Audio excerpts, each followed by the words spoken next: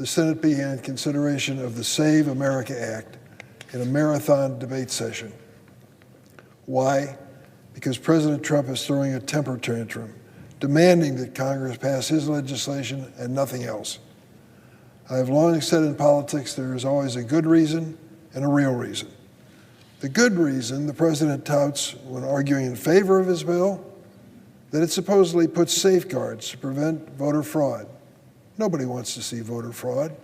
That's a good reason, isn't it? But here's the truth. Federal law already prohibits citizens from voting in federal elections, non-citizens from voting in federal elections, and cases of non-citizens voting are extremely rare. In 2024, the Bipartisan Policy Center decided to figure out how frequently we encounter voter fraud in American elections. The Conservative Heritage Foundation election fraud database found in the period 1999 to 2023, 24 years, how many cases do you think they found of voter fraud? Incidents where non-citizens successfully cast ballots. Out of the millions and millions of votes that were cast, they found exactly 77 in a 24-year period. 77. Barely more than 3 per election cycle. And you say to yourself, where is the voter fraud that is leading the Republicans now to create new obstacles for voters to face if they want to register to vote? What's the real reason then, if there aren't only 77 cases of voter fraud in 24 years? I'll tell you, it's for MAGA Republicans to cling to power by rigging the elections in November. It was the same motive when it came to creating new congressional districts for Republicans. This president is scared to death of what's going to happen when the American people finally get to say the last word on his policies. And so he wants to change the election rules. Hard to imagine. He's very blatant about it. They're not hiding it. The lead sponsor of the bill, the senior senator from Utah, said this weekend, and I quote, "Republicans will lose power, likely for a long time, if we don't get Save America passed. Unless we change the rules on registering and voting, even though there's little or no evidence of fraud and abuse, this Republican senator who's leading the charge concedes the obvious. It'll hurt them in the next election if they fail to pass this bill. They don't think they can win the election fair and square, so they need to change the rules and make it harder for eligible voters." So what's in this Republican political life raft that's on the floor? Among the provisions is one that requires all states to obtain proof of citizenship in person. 2 critical words, in person, from people looking to register to vote. In their bill, a driver's license, the most common form of identification in America, and most real IDs, would not be enough to register to vote. You need more. You've got to prove your citizenship before you can register under the Republican plan. Only birth certificates, passports, similar documentation would count. Well, let's go through those. How many Americans actually know where their original birth certificate can be found? And how about those who have a birth certificate with the maiden name of a woman who's married or in a hyphenated relationship? What are you going to do with those documents? And do you know how many Americans don't have a passport? Almost half of the people living in America have no passport. Half of the population. You say to yourself, well, go get a passport. There can't be much to it. Have you tried lately? You know what it costs? $165. So before you get to vote, you got to write a check for a passport for $165. That applies to 146 million Americans. And how long does it take? Well, I can tell you the people work hard to get out the millions of passports each year, but we're talking about 3 or 4 weeks, in some cases months. If you put an extra $60 on it, make it $225, they'll expedite it. That's your poll tax. You want to vote? You want to register? You got a passport? If you don't, get ready to fork over $165 to over $200 for a passport. And when you consider how long you have to wait, how long you have to wait for the opportunity to have this passport, maybe you're not doing it in time for this election. That's the Republican plan. Make it more bureaucratic and more cumbersome and more confusing, despite the fact there is little or no evidence of voter fraud in the United States. What this amounts to is a modern-day poll tax for a passport. This bill would also unfairly impact married women who've taken on their spouses' names. They either have to amend their original proof of citizenship documents or go through paperwork and a bureaucracy to register to vote. You're going to hear from my Republican colleagues about how this bill has been updated to accommodate people that don't have the required documentation. But the fact remains, unnecessary barriers are being put in place to block access to the ballot for no apparent reason. 77 cases of voter fraud in 24 years. Is that a national scandal? Is that a national crisis? Of course not. Here's the good news. At this moment, my Republican colleagues in the Senate don't have the votes to pass the bill. So now the question is, will the majority leader throw out the Senate rules and bend to the president's pressure? I certainly hope not. If we truly believe, as President Johnson said, that we must not refuse to protect the right of every American to vote in every election that we participate in, then we must reject this terrible legislation which will deny the right to vote to eligible voters across the United States. The Save America Act is an affront to the fundamental right to vote, and I'll be voting no. I yield the floor.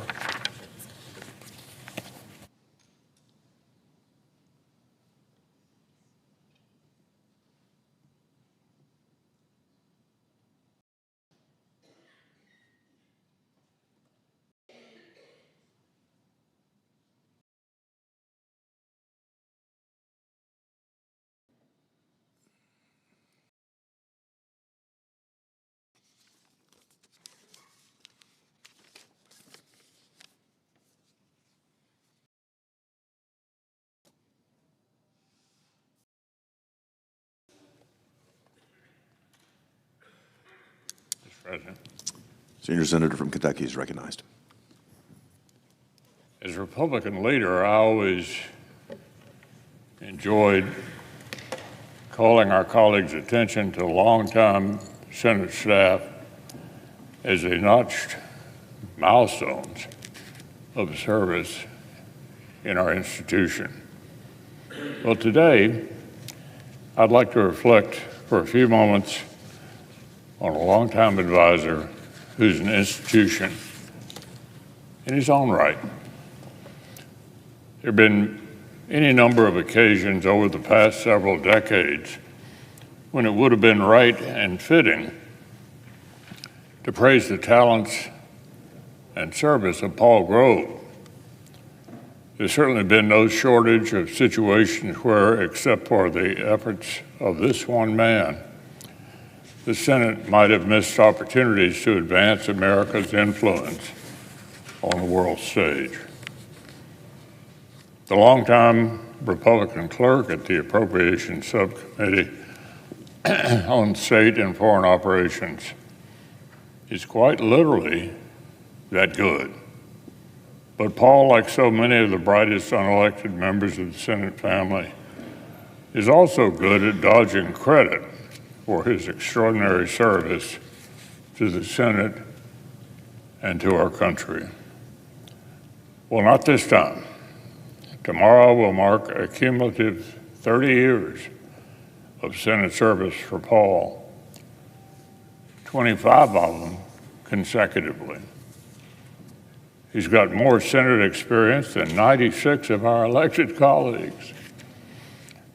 And as his first Senate boss, I'm invoking my right to say a few words about it. Long before Paul Grove was the Senate's resident expert on the levers of American soft power and our trusted emissary to the furthest corners of Southeast Asia and even beyond, he was a junior legislative aide to a freshman senator. And if memory serves, I initially paid him to advise me on, believe it or not, health care policy. In that sense, Paul's career resembles many Capitol Hill success stories. Show up with intelligence, a good work ethic, and let the rest of it sort itself out. But we do respect to the many thousands of smart and hardworking staff who've walked these halls, Paul Grove's engine runs on an even rarer fuel, a deep, sincere, and abiding belief that the task before him was good and worthy of his best. My fellow appropriators understand that when folks complain about how the sausage is made here in Washington, they're referring to us and the complex ways that we try to keep the lights on around here. But if you're ever tempted to think it's all a bunch of grizzled paper pushers and number crunchers untethered to the real world, I would encourage you to spend some time with Paul Grove. My good friend Robin Cleveland, who preceded Paul at the subcommittee, described him as a true believer. That's dead right. He's a true believer in the dividends of American leadership, the power of our influence, and the prospects of democracy, even in places where it seems to be on the ropes. Perhaps that's why the only thing ever pulled Paul away from the Senate and our important role in shaping American foreign policy was the chance to go even closer to the front lines. By the time Paul returned from several years in Cambodia, where he supported fledgling democracy movements across Southeast Asia, he was the obvious choice to help me lead the subcommittee. And while no one could fill Robin's shoes, Paul brought his own, and they fit perfectly. His approach, certainly less profane, but no less fortunate and formidable. Ask anyone from the State Department who's dealt with Paul whether it's worth trying to dodge his pointed inquiries. During my time as chairman, Paul and I crisscrossed the world together. And I learned the hard way that Paul's approach to trip planning could have made even our late friend, the intrepid John McCain, think twice. On my first CODEL to Iraq and Afghanistan with Paul, he had us wake up in Pakistan, attend briefings and lunch in Afghanistan, refuel in Oman, and have dinner in Turkey. Paul may have been the only one still awake during that dinner. And I tried to institute a maximum 2 countries per day rule after that. In capitals and far-flung outposts alike, Paul's devotion to our mission made me smarter and more effective. And I'm sure my successors at the subcommittee, Judd Gregg and now Chairman Lindsey Graham, know the feeling. No doubt, so did full committee leaders like Ted Stevens and Thad Cochran and Richard Shelby, and now Susan Collins. When I look back on this chapter of our work together, I'm particularly grateful for Paul's focus on a cause that's come to mean a great deal to both of us, the pro-democracy movement in Burma. As the old saying goes, success has 1,000 fathers. Needless to say, Washington hasn't exactly jumped to claim credit for the modest progress of Burma, brave champion of democracy. Like our dear friend Aung San Suu Kyi, who sits today in house arrest under the thumb of a military junta. And yet for friends of the people of Burma, Paul Grove has been a constant presence. Scrutinize every development, pressing successive administrations towards sensible U.S. policy that counters PRC influence and holds the military junta to account. and tending the embers of hope for people who have faced far more than their fair share of hardship. Paul has been to the bottom of seemingly intractable challenges across the globe, but never lost sight of America's interest in resolving them. He became a master of using the power of the purse to compel transparency, extract justice for Americans, reward dedicated partners in oil, or sometimes replace squeaky gears in the machine of soft power. Frankly, to the extent that America has had more responsible friends and capable allies in the fight against terrorism, or communism, or authoritarianism, it's been in no small part due to Paul's dogged efforts. So, Mr. President, I've been fortunate to get have the opportunity to hire a lot of very smart and dedicated young people. Have I managed to draw on their talents for as long as I've been able to learn and lean on Paul Grove. So today, with 30 years under his belt, it's a good time to say thank you, Paul.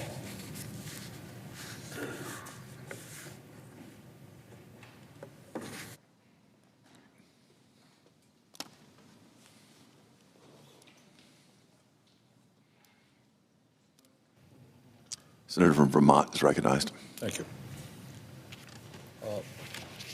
Mr. President, at a time when our country faces unprecedented crises, the United States Senate has spent an entire week debating a problem that essentially does not exist. The goal of the SAVE Act that is on the floor right now is to make certain that non-citizens do not vote in American elections. I don't know that anyone disagrees with that. And the good news is that non-citizens do not vote in American elections. Study after study has shown that the number of undocumented immigrants voting in American elections is virtually non-existent. We are debating a problem that does not exist. The Conservative Heritage Foundation found that over a recent 24-year period, 24 years, there have been a grand total of 77 confirmed instances of undocumented immigrants voting in the United States. 24 years, 77 undocumented immigrants voting.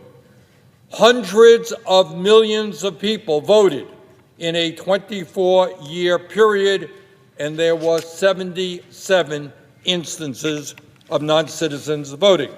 That is according to the Conservative Heritage Foundation. What about individual states who have looked at this issue? What have they found? Well, the state of Utah found that of the state's 2.1 million registered voters in 2025 and 2026, a grand total, all right, here we go, a grand total of 1 non-citizen registered to vote in that state. And that individual never cast a ballot. 2.1 million registered voters in Utah, no non-citizens registered to vote. 2024, Idaho reviewed its 1 million registered voters and found 36 possible non-citizens registered to vote.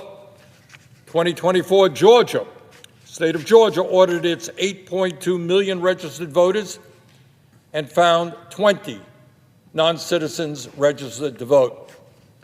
Overall, not only are there a tiny number of people undocumented who are registered to vote, most of those citizens have never even voted. They just registered to vote for whatever reason and were properly removed from the voter rolls. Let us be clear.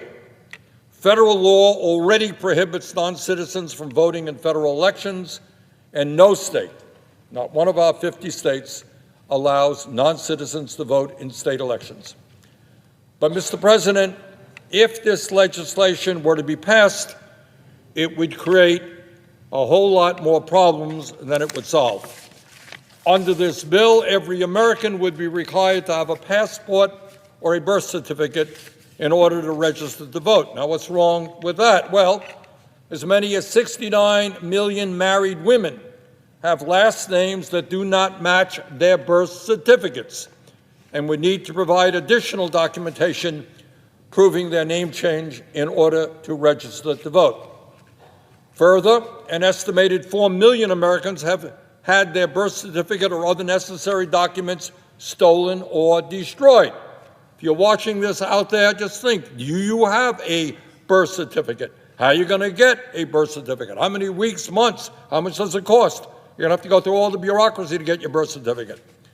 Even worse, want a passport to vote? Well, half of Americans, 146 million people, don't have a valid passport. Those who would need a passport to vote under this bill would have to spend $130 to renew a passport or $165 for a new one. And by the way, you're going to have to wait up to 6 weeks to get it. So, make no mistake about it.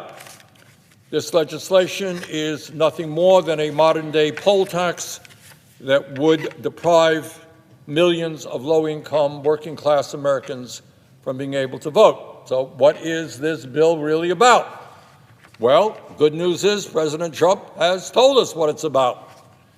Trump has said that if this legislation were signed into law, Republicans would, quote, never lose a race. For 50 years, we won't lose a race, end of quote. Well, my understanding of election reform would be to make sure that the United States made it possible for more people to participate in the political process, make sure that we had one of the highest levels of voter participation rather than one of the lower rates of voter turnout in the world. In other words, we want to strengthen our democracy, not throw millions of people off the voting rolls, so, to quote President Trump, Republicans would never lose a race.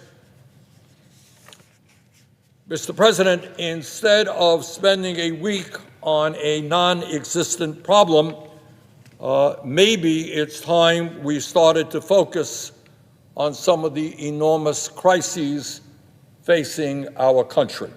And let me just take a moment to mention a few. Never before in American history have so few individuals had so much wealth and so much power. During the Gilded Age in this country with Rockefeller and Carnegie, you had a handful of people who had enormous wealth and enormous power. Nothing compared to what exists today. Today we have more income and wealth inequality than we have ever had in the history of this country. Think that might be an issue that we should be talking about?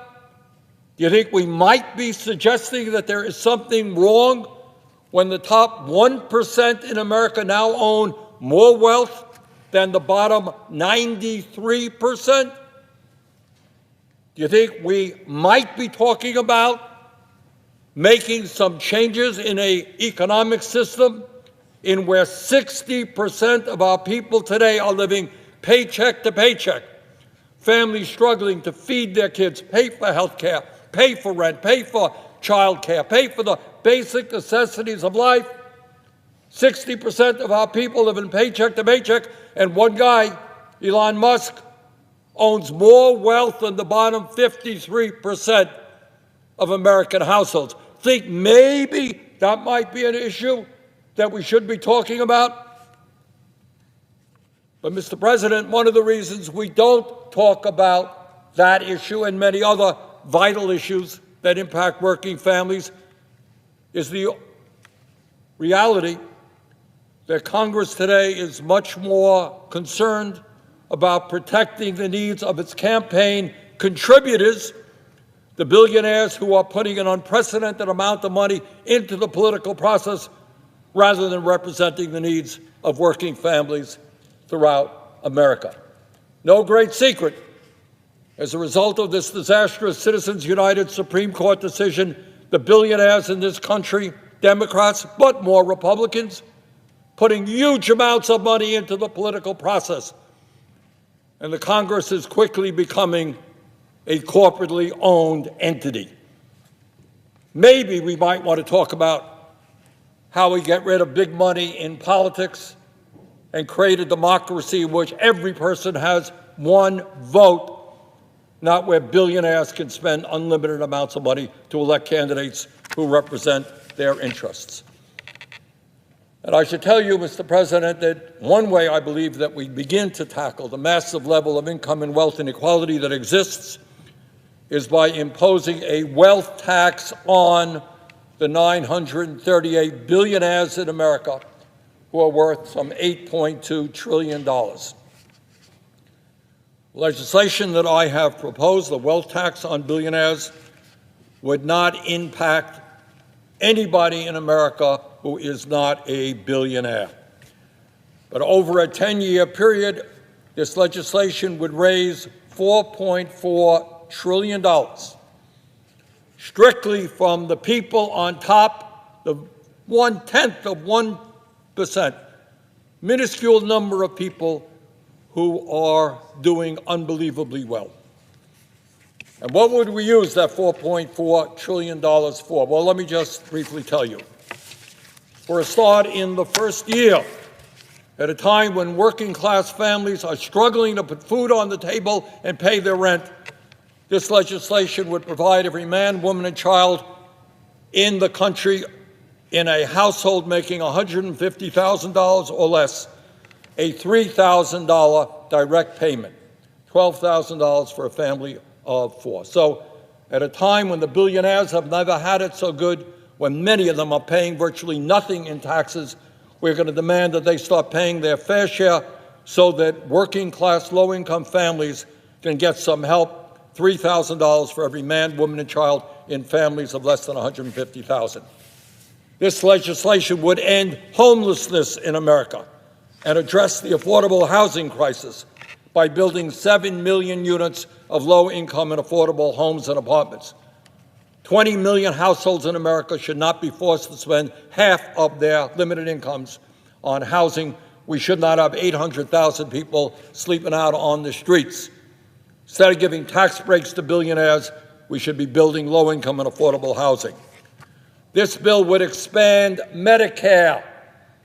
In Vermont and all over this country, you got elderly people, can't afford dental care, can't afford hearing aids, can't afford vision care.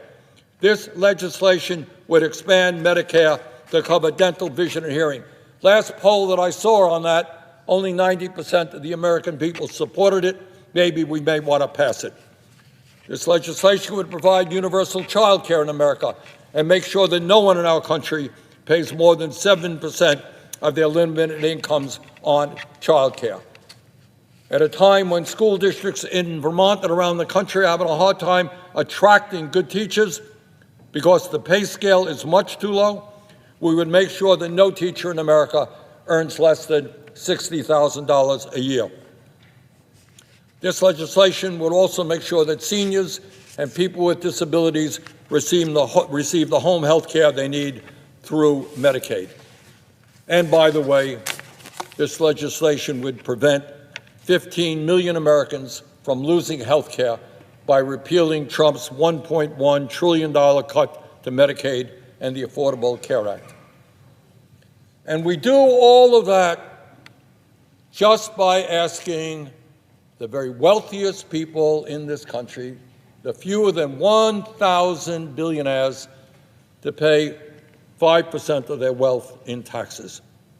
And you know, after that, I know people, editorial writers all over America, very worried about what happens to poor Mr. Musk and Mr. Bezos and Mr. Zuckerberg. The good news is they will still have enough money with their hundreds of billions of dollars left to feed their families. I don't want anybody to think that the Musk family or the Bezos family will go hungry. We leave them with hundreds of billions of dollars.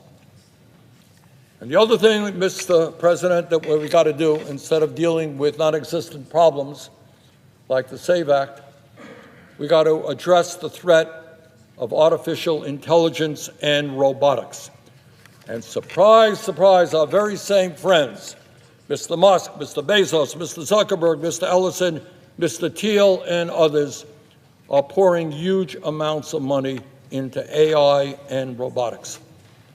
Left unchecked, these technologies will bring about a massive transformation of American economic, political, and social life. That's what we're talking about. And that transformation of American life, economic, political, social, is being pushed by a handful of multi-billionaires. And it is time for the United States Congress to say, slow it down. And it's not only what it will do to throwing millions of workers off of their jobs, hooking children to artificial intelligence. I've talked to a number of scientists who believe that we're not talking about science fiction anymore, in the sense that if AI continues to develop and become smarter than humans, the truth is AI may become independent of human control and threaten the very existence of humanity. Now, I know that the future of humanity and the existence of whether or not we survive, not quite as important as dealing with legislation dealing with a non-existent problem like undocumented people voting. But maybe, just maybe, we might want to spend a few minutes determining whether or not we should slow down AI so that humanity survives, so that tens of millions of people do not lose their jobs, so that kids do not lose their mental health by becoming addicted to AI, etc. So bottom line, Mr. President, there are enormous issues facing this country. It is no great secret that the American people increasingly understand that the work of this Congress right now is to protect the 1% and wealthy campaign contributors. And maybe it's time we started worrying about working families and ordinary Americans. Thank you, Mr. President. I yield the floor. Senator from Ohio is recognized. So I actually would like to continue exactly the theme that my colleague from Vermont brought up. Except I think before we talk about artificial intelligence, we should talk about natural intelligence. And it absolutely goes against natural intelligence for us to sit here in this chamber knowing that we have 260,000 working American families who work for our government, who are doing their job and not getting paid. That, to me, is the crisis we should be talking about. And yes, I agree with my colleague from Vermont. We should not be worried about Mr. Musk or any of the other billionaires going hungry. I worry about our TSA agents going hungry. I worry about our Coast Guard people going hungry. I worry about the people at FEMA going hungry. And yet, with total disregard for over 250,000 families, we sit in this chamber and we're getting paid. Everybody here is getting paid, and yet they're not. And I applaud my colleague from Vermont who's walking out of the floor, caring about working Americans. Why don't we care about them? Why don't we fund DHS now? Why don't we worry about those families who, by the way, according to the last Secretary of Homeland Security, the last one said, and I'm going to quote here, the average TSA agent lives paycheck to paycheck. We've taken away 3 paychecks. 3 paychecks we've taken away from them. If there's ever a time that we need to fund DHS, it's now. This is not a Republican secretary saying that. It's a Democrat Secretary of Homeland Security saying that. I don't understand how in a leadership role, which is what we are here in the United States Senate, we would allow the suffering of 260,000 families to go with this much contempt and instead fund DHS in its entirety. Allow those families to get paid. Mr. President, you were a business guy like I was. Could you ever look at yourself in the mirror when you owned your businesses and know because of your actions, the people who worked for you weren't getting paid and were suffering? It's impossible. I remember when I started my first business, I felt the weight of success because I had to take care of my family. But those early families for that first business that I bought, every day I walked in, I felt this incredible responsibility. Like, man, if I made bad decisions, like if I make a bad decision today, people will go hungry who work for me. And that drove me to succeed. We are totally disconnected here. We sit here in this chamber, it doesn't even touch any of us. And I think that's a disgrace. I think we should very simply do what's always been done before we became this hyper-partisan chamber. We fund the government responsibly. And then, if we have policy disagreements, we can sit down. By the way, right now, just down this hallway, there is Democrat colleagues and Republican colleagues of good faith sitting down to negotiate differences to get the Department of Homeland Security funded. We have American citizens that are paying taxes to fund a government to work that is not working. I know that sometimes pleading with my colleagues to have some level of humanity is ineffective, because quite frankly, maybe this place takes a little humanity away from you. Maybe you don't see how these decisions affect many, many people. So with that, Mr. President, I'm going to ask a very, very, very simple request. Very simple. I'm going to ask unanimous consent that this body, the United States Senate, proceed to immediate consideration of calendar number 156, H.R. 4553. I further ask that the substitute amendment at the desk be considered and agreed to, the bill as amended be considered and read a third time and passed, and that the motions to be considered be made and laid upon the table. And what this means in English to the person who may be watching is this funds the entire Department of Homeland Security for 2 weeks. Everybody gets paid up to date. We get the department open, and then let the work that's being done now proceed. I ask that that happen. Is there an objection? Senator from Michigan is recognized. Mr. President, I object.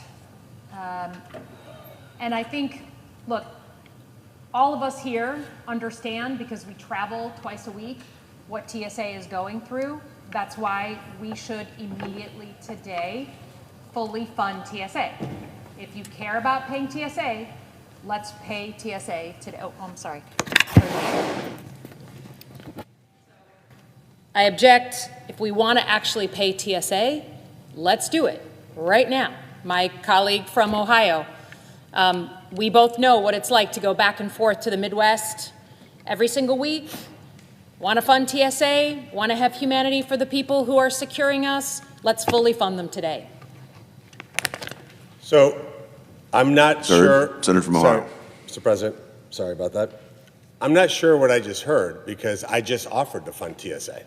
I just offered to fund the Coast Guard, FEMA, Customs and Border Patrol, Secret Service, the Federal Law Enforcement Training Centers, USCIS, Homeland Security Investigations. So let's do it for 2 weeks. Let's do that for 2 weeks. Down the hall, there are senators of good faith that are getting together to end this political charade. So to my colleague, I will yield the floor for a simple question. Why would you want to fund just TSA and not the Coast Guard? Not, for example, in your state, the American Immigration Council is that deals with 102,700 undocumented immigrants in Michigan. Why wouldn't you want enforcement around that? Why wouldn't you want to fund the department that allows people like me, who when I was 18 years old applied for citizenship, why wouldn't we want to fund 3,300 employees, some of them in your state, that actually process legal immigrants? Like, why wouldn't we fund that? Why wouldn't we fund 7,000 special agents that are there to stop transnational criminals? Why wouldn't we fund 200 employees that fund, and you were a CIA agent, that fund biological nuclear threat prevention. Why wouldn't we do that? Why wouldn't we fund 60,000 employees at Customs? You care a lot about the bridge that was hopefully due to be opened from Canada. You need Border Patrol agents there. You need Customs there. Why wouldn't we fund that? Why wouldn't we do that? Why wouldn't we do that? Why wouldn't we do that for 2 weeks? 2 weeks. And then we can get together. Why wouldn't we do that? Why just fund one narrow slice of the Department of Homeland Security? I'm just curious why you would do that. Will the senator yield? So here's the thing. I think Michigan's recognized. I'm sorry, pardon me. I think it is not hard to notice that right now our country is going through a pretty fundamental conversation about the role of ICE and law enforcement in our city streets. We know that it's a cultural conversation in the United States of America because the previous Secretary of Homeland Security got fired because of the disaster that went on in Minneapolis. I sat, as you did, in the hearing with Mark Wayne Mullen yesterday because we need a new Secretary of Homeland Security. Every American in the world, Democrat and Republican, understands that's because ICE so deeply contradicted American values in our American cities. So we're having a full-on cultural conversation about the role of law enforcement in our streets. In the meantime, you and I can agree every day of the week on the role of Border Patrol, CBP, FEMA, which we desperately need, Coast Guard, which no one has more Coast Guard pretty much than Michigan. So I'm ready to fund those things now. But I don't think we can ignore the fact that ICE is right now an unsettled issue in the United States of America. We're not settled. People are negotiating because we're not settled. And even this week, the President of the United States sent a letter down here to talk about the reforms he acknowledges we need in some form or fashion. Now, some of those reforms to me are like basic and don't go far enough, like we won't deport American citizens. But even the president acknowledges we have a problem with ICE. So let's excise that one part that we are having an American conversation on and then fully fund the other stuff here and now today. That's what I'm proposing. Will you yield for a question? Of course. Thank you. Look, I appreciate, and I know you're a person of good character, by the way. I genuinely believe that. But that's not what you're asking for. You're asking to fund just TSA. But meaning the question is this: why would we use 260,000 people and their families as pawns in a negotiation? Why wouldn't we pay all those people? So will you consider adding a bill that I've put together that says that as long as we haven't fully funded the government, we get money taken out of our paychecks, not held in suspension, that we actually would lose compensation, about $500 a day, every day that goes by where we haven't fully funded the government? Would you consider adding that to your resolution? Will you yield? You have the floor. Sorry, I don't know the rules here, but sorry, Mr. Speaker, if you have to. The Senator from Michigan is recognized. Thank you. So first of all, the President is enjoying this debate.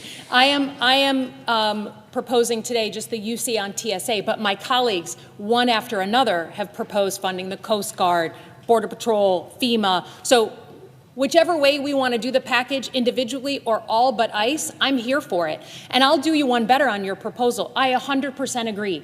When I first came into Congress in 2019, we were in a government shutdown in the first Trump administration, right? President Trump had a shutdown. That's how I came into Congress. And my very first bill as a congressperson, bipartisan, by the way, the Problem Solvers Caucus, a bunch of us did it, was that if the government isn't fully funded, then congresspeople, A, do not get paid, and B, I'll go one further, are not allowed to have government pay for their travel back home, meaning they have to sit their butts down in Washington and negotiate and get it done then and there without taking taxpayer dollars to go back home. So whether you want to add a $500 fee, whatever it is, this body is for appropriating money. So I'm here for whatever you want to propose. But I think you have to acknowledge, even the president acknowledges at this point, that the American public, Democrat, Independent, and Republican, does not like American citizens being killed in our streets. They do not like going into a human being's home without a judicial warrant.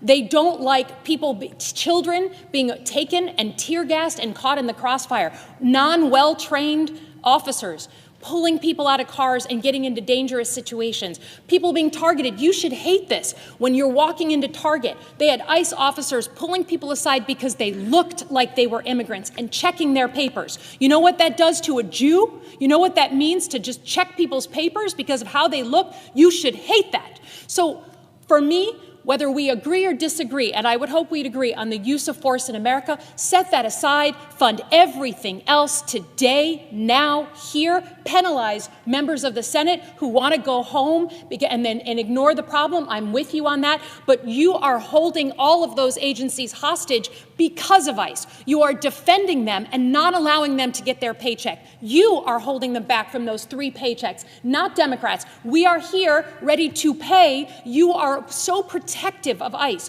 so protective of this president that you will not fund the other parts of DHS, and that is our Homeland Security. I know about that. That is my entire life. You know, you care about that. I know you do, Senator. So please, just excise the thing we're not agreeing on, fund the rest of it, let's get on with it, and understand that the American public have made their voice clear on this issue. We yield for... Senator from Ohio is recognized. So, Homeland Investigations is part of ICE. It's 7,000 special agents that work for ICE that stop transnational criminals. You're not suggesting that we not fund them, are you? I'm suggesting that we get everybody in a room. Sorry, if I can yield. That we get everyone in a room on Homelands on the ICE issue. Lock them in a room here in the Capitol. Our negotiators. I need the president to send his envoy so we can actually make some decisions. It has been hard to negotiate with Senate Republicans on this issue because they need the blessing of the White House. Get all the players in a room. We will sit down. I'll do it. I'll be here all day and all night, all weekend. But I got to tell you, you can't use one group of people as a shield to not fund all the other border missions, all the other funding of the FEMA. You can't do it. So one more question, with your permission. So nobody on your side has agreed to fund USCIS. You have not suggested that. USCIS is an independent part of the Department of Homeland Security. That has not been suggested by any Democrat. I appreciate that you are. Nobody has agreed to fund the Bioweapons of Mass Destruction Agency, not been suggested. And you've specifically, meaning not you personally, the Democrat senators have specifically said they do not want to fund customs, which you understand really well what customs means, and border protection. Like that, these agencies that are listed on this board, there has been no movement among Democrats to fund this, and this is why my point is the same. I'm not suggesting to my colleague from Michigan at all that we permanently fund this forever. What I'm saying is 2 weeks. Let's reopen the Department of Homeland Security for 2 weeks. Let's let people of good faith, you and I, look, we agree on what you said. Let's take our paychecks away. Let's prevent us from flying home. Let's make us, I'll use your words, keep our butts here until we get this done. If that means today, tomorrow, Saturday, Sunday, we can play pickleball in between, it'll be fantastic, okay? But we don't leave. If that means right through Easter, by the way, we do not leave this chamber, and we lose pay every day that goes by until we've funded the whole thing, because we can work it out. We can work this out. But I look at some of your colleagues who said they're serene as to where we are on this. I don't think there's 260,000 families that are serene about this, and I don't think you are either. So again, I would just ask that you amend your resolution to say let's fund the entire department for 2 weeks. We don't want to defund ICE. I'm not hearing you say that. I hear some of your other colleagues say that, but we're not looking to defund ICE, and we're certainly not going to stop Homeland investigations. Let's fund the whole thing for 2 weeks. Let's get the American people to understand we can get things done. Let's not absolutely leave, forget D.C., let's not leave this chamber, the Capitol, until we get this done. That's my ask, that's my plea. Sir from Michigan. I ask unanimous consent that the Senate proceed to the immediate consideration of Calendar 362 S4127, that the bill be considered read a third time and passed, and the motion to reconsider be considered, made, and laid upon the table. Is there objection? Mr. President, Senator from Ohio is recognized. reserving my right to object, just to be clear what was just proposed. What was just proposed is to fund just TSA. Nothing else. Nothing else. And what's wrong with that, in case you didn't hear the peanut gallery, what's wrong with that is that there's hundreds of thousands of other government employees who, for no fault of their own, they did nothing wrong. They didn't do anything to do with what happened in Minneapolis. No role in that whatsoever. They go to work every day, doing the best they can to keep us safe. Mr. President, yesterday, for the first time in my life, I attended a dignified transfer ceremony in Dover. I'm thinking to myself, these 3 Ohioans, what did they die for? They died to preserve freedom for us. They didn't ask any questions. They went willingly. They volunteered. Can we honor their sacrifice by saying, do the right thing? Fund the Department of Homeland Security for 2 weeks. Senators, stay here without pay, not held pay, docked pay, because we haven't done our job. Article 1, we are the power of the purse. So I would ask one last time before concluding this. Can I get my colleague from Michigan, who's a good person, to agree to amend her proposal to fund the entire Department of Homeland Security for 2 weeks and then force every senator, and I think that she has the influence to convince her colleagues to stay here without pay until this gets done. Is there objection to the request? Yeah.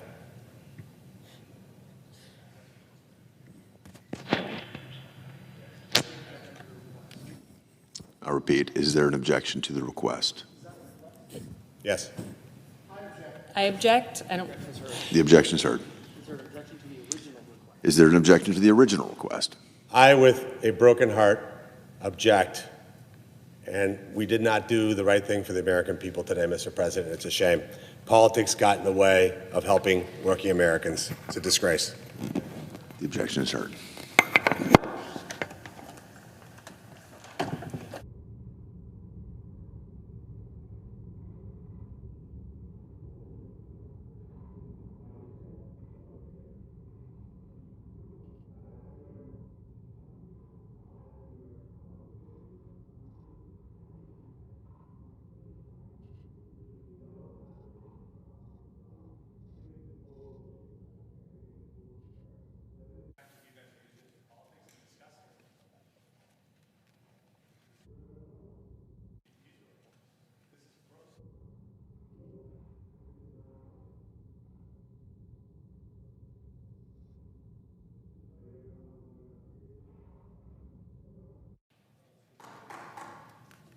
Senator from Colorado is recognized. Thank you, Mr. President. And I'm going to switch gears a little bit here. I want to talk a little bit about the SAVE Act. Now, despite its name, SAVE Act's not going to help you or anyone in America save on anything. It won't help you save on your gas bill, your medicine, your rent. It won't help you save on student loans or child care, what you pay for your utilities. This bill has nothing to do with money at all, and it certainly isn't about helping Americans. We're going to fight against this bill with everything we've got, and it will fail because it's bad for the country. And that's right. The Republicans know the bill will fail, and they are intent on dragging this out for hours, for days, that could be spent addressing the real issues that Americans face. The cost of gas is rising every day, week after week. In parts of Colorado, the price of gasoline has almost doubled in the last several weeks. That's money taken straight out of your pockets. Grocery prices are going up. Doctors' visits are going up. Housing costs are going up as well. Right now, 1 in 3 American households spend more than 30% of their income on housing, 1/3. And when they're not shelling out for rent, they're shelling out more for health care. Despite living in the wealthiest country in the world, Americans pay the highest costs for health care globally, and in many cases get worse results. But we don't have to tell all of America this. We don't have to tell all of you this. You already know it. You're living it every single day. At the checkout line, in the pharmacy, the doctor's office, when you pay your electric or water bill. And here's what makes it worse. You're doing everything right. You're working longer hours, picking up second jobs. You're cutting back in every way you can to make ends meet. You're skipping vacations. You're delaying buying a home. You're putting off starting a family. Some folks today are even skipping doses of medication just to stretch their prescription a few more days. This is not because you want to, but because you have no choice. You see no other way. A year ago, at his inauguration, our president promised lower prices and no more foreign wars. This administration has already spent $20 billion of your dollars waging war on Iran. And the war has gotten bigger, bloodier, and more expensive every day since. Just today, the Pentagon announced their plan to ask Congress for $200 billion to fund the war in Iran. $200 billion. That's money that we don't have. Our deficit last year was somewhere in the vicinity of $1.75 trillion. And yet, Congress is going to be asked to borrow $200 billion more, to add that to the national debt.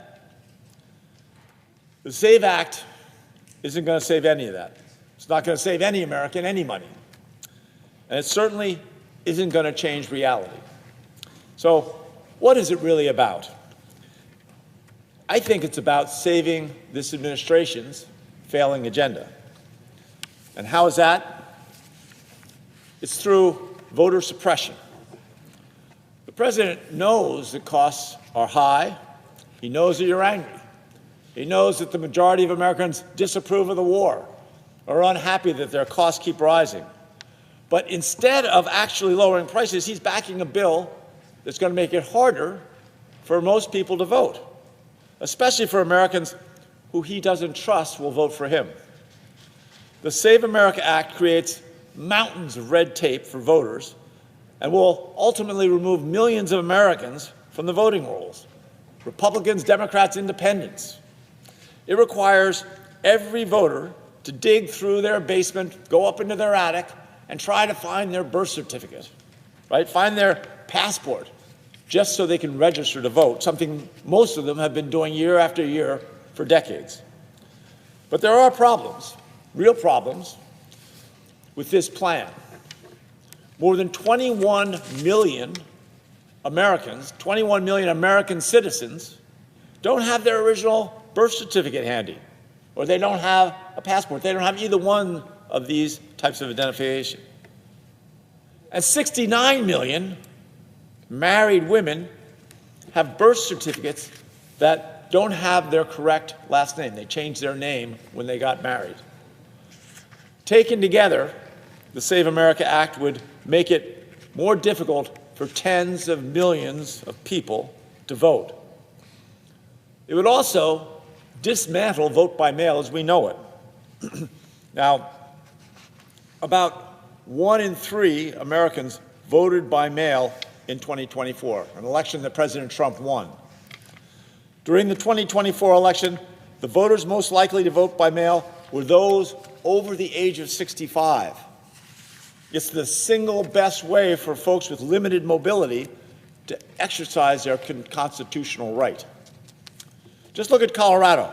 Almost 99% of Republican voters in Colorado voted by mail in 2025.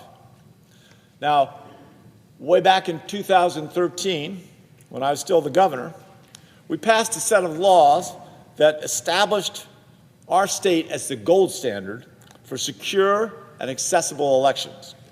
We started by making voting as accessible as possible. We established one of the first universal vote-by-mail systems in the country. Now, you can still vote in person, but every single Coloradan gets a ballot mailed to them. Now, these reforms were largely created by Republican county clerks working with our Republican Secretary of State. Vote by mail has proven to be less expensive, more secure, and people love it. The turnout just goes up. It's perhaps the single most effective way to increase voter turnout. Today, as I said, every single registered voter gets a ballot in the mail. Every ballot that they receive in the mail is printed on paper, meaning that we have a physical record across the entire voting system that can be easily audited, even the faintest hint of fraud. And we go beyond that. I mean, it is basic common sense. The ballot arrives weeks before the election, gives Coloradans plenty of time to research the candidates, talk around the kitchen table who they think is going to do the best job, and submit their ballot by mail or go drop it off at a ballot box. And even if voters wait until the last minute, they can still register to vote and vote on Election Day. Now, Colorado Republicans were behind this initiative literally every step of the way, because this was about making voting, the act of voting, making that easier for everyone. Coloradans, Democrats, Republicans, independents, we have almost a third, actually we have more than a third independents now. Everybody loves this system. During the 2025 election, 98% of all the Coloradans who voted by mail. They submitted mail-in ballots. They dropped it off or they put it in the mail.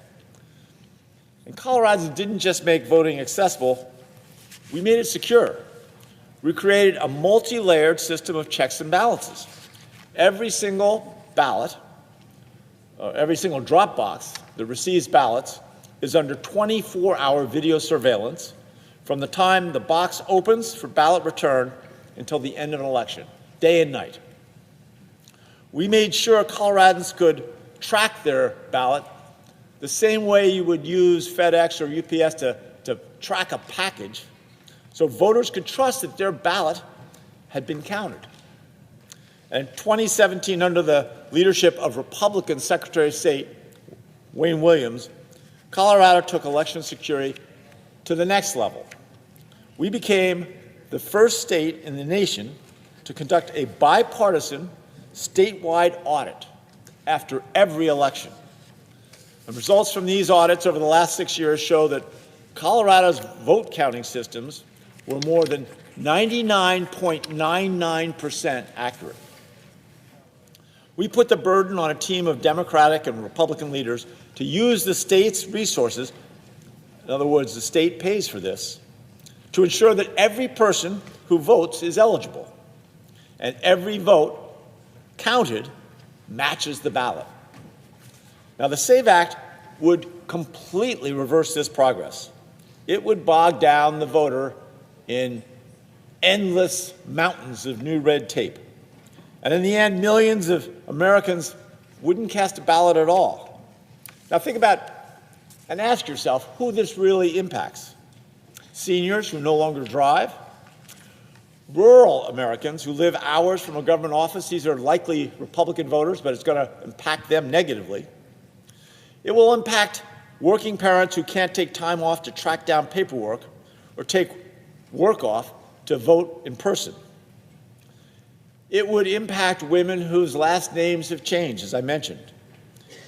At the end of the day, none of it helps you, the voter. It's all a distraction, a rather large distraction. I mean, every hour that we're spending in the debate about the Save America Act is an hour we're not spending bringing down the cost of groceries or housing, health care. While Americans are worried and continue to worry, and they are worried, while Americans are worried about costs, they're worried about their families and their future, the administration is relitigating the 2020 election and waging a war most Americans don't want. All of this chaos, from Colorado to Venezuela to Iran to Minnesota, it's one big distraction from this administration's failure to lower costs for Americans. The bill was never about saving Americans money. They call it the SAVE Act, creates a misrepresentation. But what we should be here today to accomplish is to figure out how to save money for the Americans, the American people, for all of you. If your agenda is working and you're delivering on promises, you don't have to make it harder for people to vote. I would argue that agenda might not be working. I think the results, if your agenda is working, and the people speak for themselves. So let me spell it out. Americans want lower costs. Not wars abroad, not violence in the streets. Americans are looking literally for any sign that this administration still sees them, still sees the rising grocery costs, the gas prices, the huge bill increases from doctors' offices. Excuse me. This administration refuses to acknowledge these problems exist.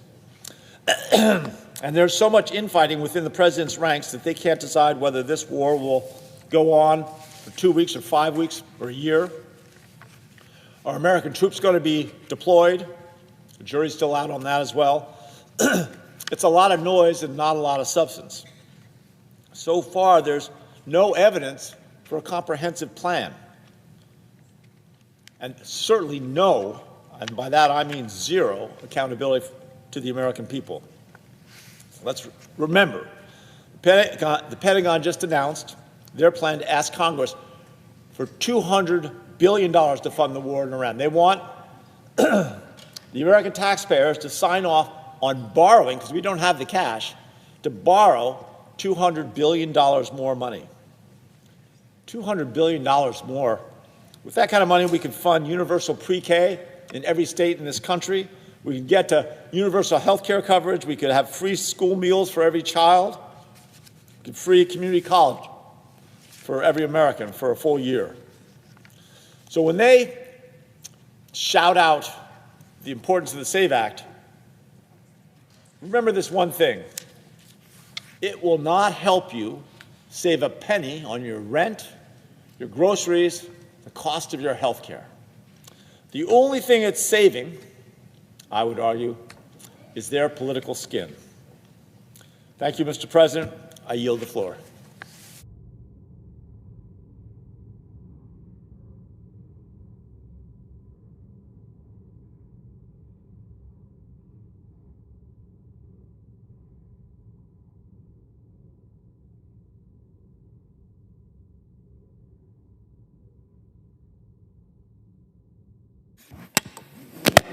Mr. President, I'd like to note the absence of quorum. The clerk will call the roll. Ms. Also-Brooks.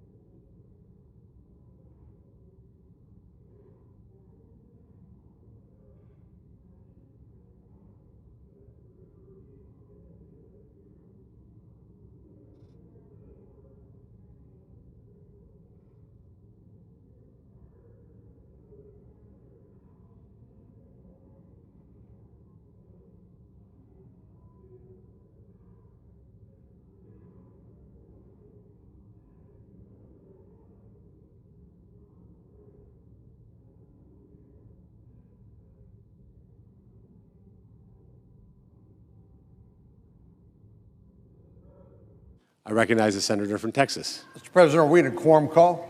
Yes. Mr. President, is everything okay? Perfect. Nothing to see here.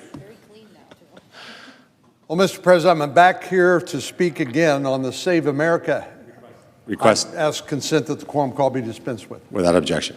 I'm back again, Mr. President, to address the Save America Act. And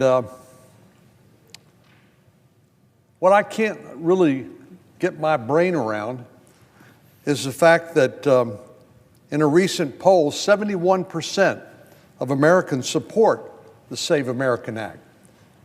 Now, there's no secret that our nation is politically polarized, but when 71% of Americans think that this is a good idea and we can't get it done, is pretty hard to explain. So let me try. So why would you say that we oppose only American citizens being able to vote? Why would you say that? Why would you oppose the proposition that only American citizens can vote? And why would you oppose the proposition that in order to cast a ballot, that you need to produce an ID, a picture ID? Well, maybe there are other explanations that I haven't thought of, but the explanation that occurs to me is because you think that illegal aliens should be able to vote. Maybe you think that people should not have to produce a photo ID so they can pretend to be somebody they are not and cast a ballot on their behalf. I wish our Democratic colleagues would just come out and fess up and admit that that's their motivation. Letting illegal aliens vote and letting people commit voter fraud by pretending to be somebody they're not because they're not required to produce a photo ID. Well, I can think of maybe one other explanation. So you remember back, Mr. President, when the President spoke at the State of the Union, he asked for all the members of the audience there assembled before him in front of the whole country to stand if you support law enforcement and public safety and not illegal immigrants. All Republicans stood, all Democrats sat on their hands. And I found it particularly telling when some of the TV camera zoomed in on some of the Democrats who were very, if I'm interpreting their body language correctly, they were very uncomfortable because they knew that what they were doing was wrong, but they felt like for some reason they had to do it. And then there's the decision of the President to eliminate the nuclear weapons program of the Iranian regime. The Iranian regime is the #1 state sponsor of international terrorism. They've had American blood on their hands for 47 years since the Iranian Revolution, produced these explosively formed penetrators that killed or maimed service members of the United States over many years. Their proxies, the Houthis, Hezbollah, Hamas, and the Shia militias, they have American blood on their hands.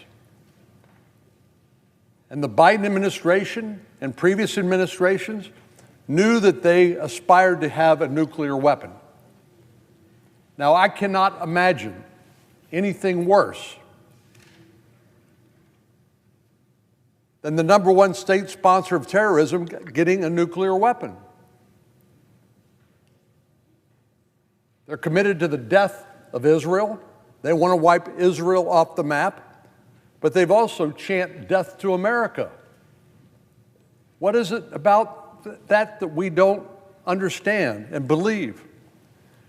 And thank goodness President Trump had the courage, political and otherwise, and the confidence in the United States military to do what needed to be done in order to protect our own troops in the Middle East and help prevent Iran from getting a nuclear weapon. What do our Democratic colleagues do? They said, well, Trump started a war and there's no identifiable end state, so we oppose what President Trump is doing. So Trump derangement syndrome causes people to do really strange things, to take the side of the #1 state sponsor of international terrorism that wants a nuclear weapon, to cause members of Congress to sit on their hands rather than to support and applaud our law enforcement personnel that keep our communities safe. And now we see this happening at our airports across the country, where because of Democratic obstruction, our TSA agents, the people who are maintaining security at the airports, they now miss 2 paychecks. And for what good reason could that be? Well, I think it's Trump derangement syndrome.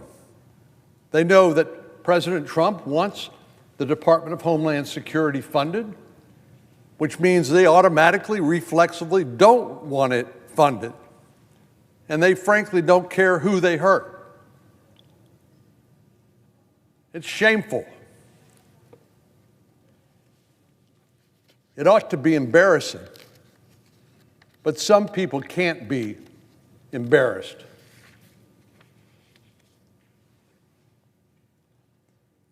So Democrats are now forced into a strange posture on this Save America Act, which requires proof of citizenship to vote and proof of identification in order to cast your ballot.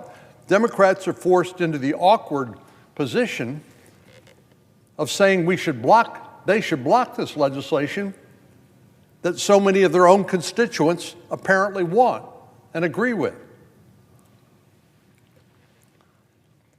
I have to say, listening to some of the what passes for arguments on the other side, I find myself unpersuaded by their fear-mongering. I remember I asked in the Judiciary Committee the other day, I asked the ranking member, the Democratic whip, Senator Durbin from Illinois, I said, what is it that what Democrats dislike about the Save America Act? He said, well, it will disenfranchise people. Well, not if you can show you're an American citizen, not if you have photo ID. You're not going to be disenfranchised. So that must mean that you're worried about disenfranchising non-citizens, illegal immigrants. You're worried about disenfranchising the election cheat, who wouldn't be required to show photo ID, but yet casts a ballot pretending to be someone they're not.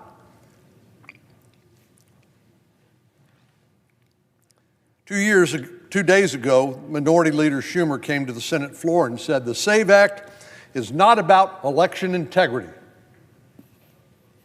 It is voter suppression.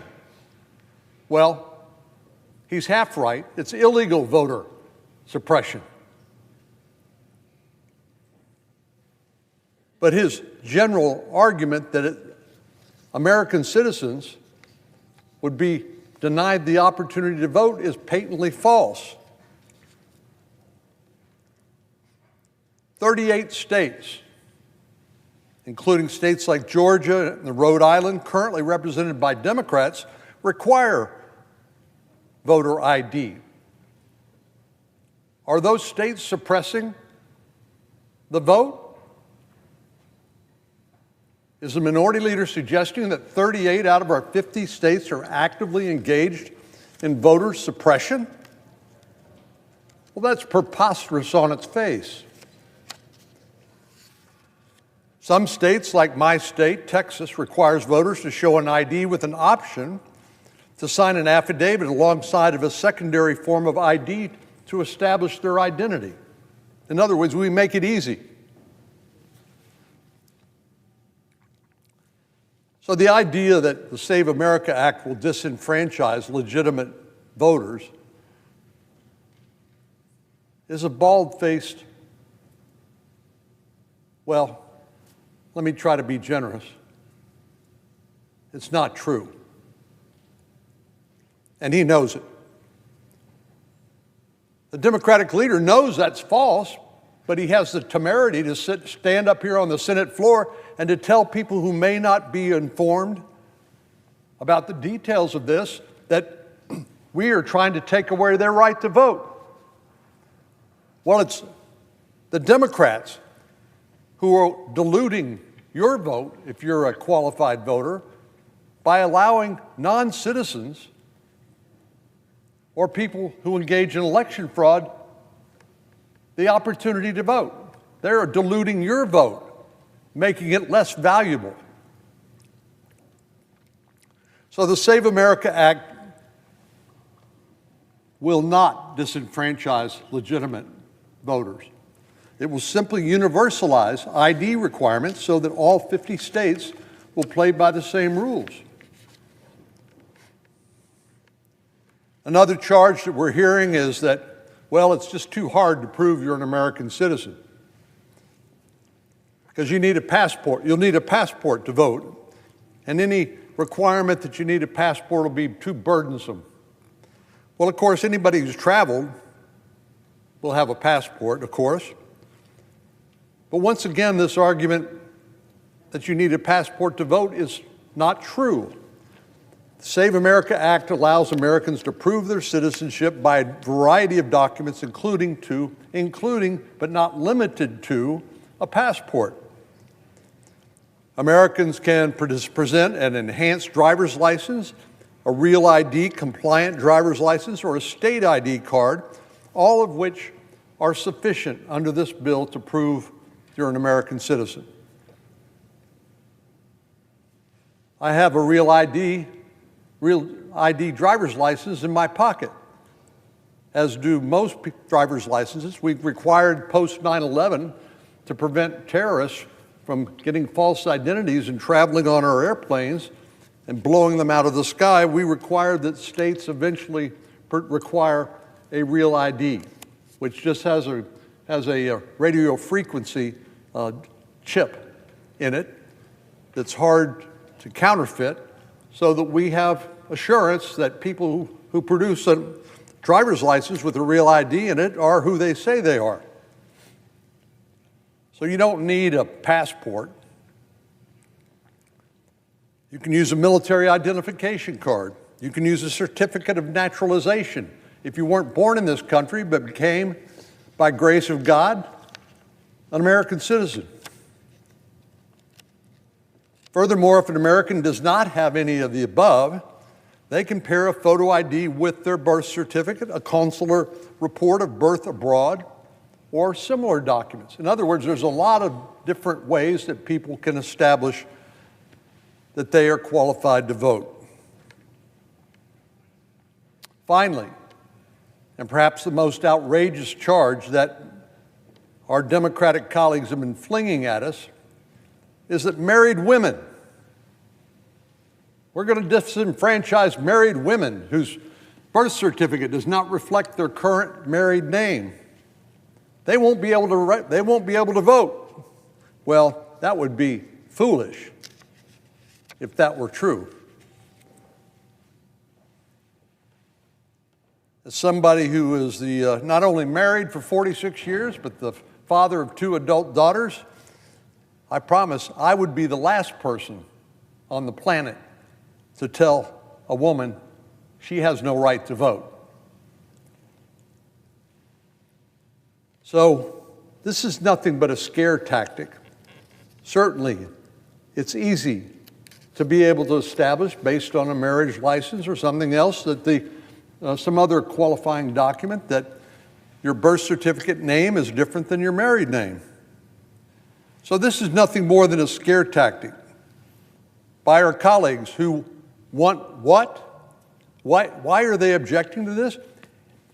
Well, let me put it less charitably. They want to make it easier for people to cheat. That's a harsh statement, but you tell me what the other alternatives are. They want to make it easier to cheat. The reality is that the Save America Act provides a process for anyone who changes their legal name for reasons of marriage or otherwise to register to vote. And anyone who's already registered to vote at the time they change their name would just have to update their voter registration. Well, I think women, voters, should be offended that somehow they're not capable of being able to identify themselves either with a marriage license or a birth certificate, or that it's just too hard for them. They can't figure it out. That's insulting.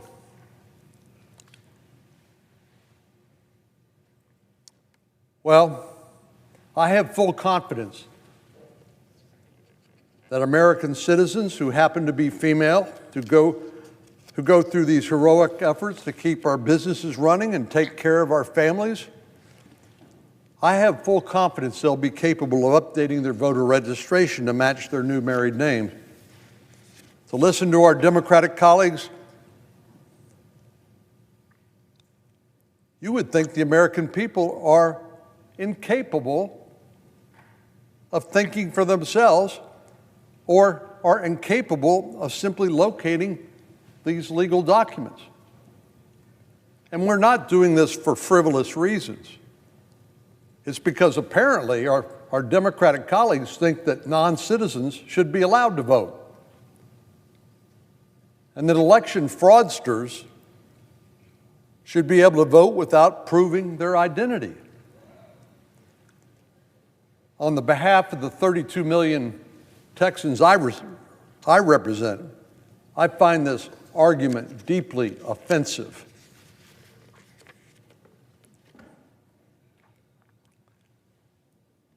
America is the greatest place on earth. What we have here is the envy of people around the world who want to come here because of the opportunities that this great country provides. But one of the most important aspects of America is that our laws are passed by elected representatives and that our laws are legitimized by the consent of the governed, who cast a vote on behalf of those office holders, the members of Congress, on their behalf. And these are positions of trust that we hold. But the authority comes from the voters and comes from the citizens, not illegal immigrants, not election fraudsters. That undermines the very foundation upon which the legitimacy of our government rests. I think a country with citizens bright enough to put a man on the moon and to build the strongest, most powerful military in the world and the greatest economy the world has ever known, I think those folks are smart enough and capable enough to be able to locate their driver's license when they cast a ballot and to establish their citizenship in order to qualify to vote. Any suggestion to the contrary is ridiculous. Mr. President, I yield the floor.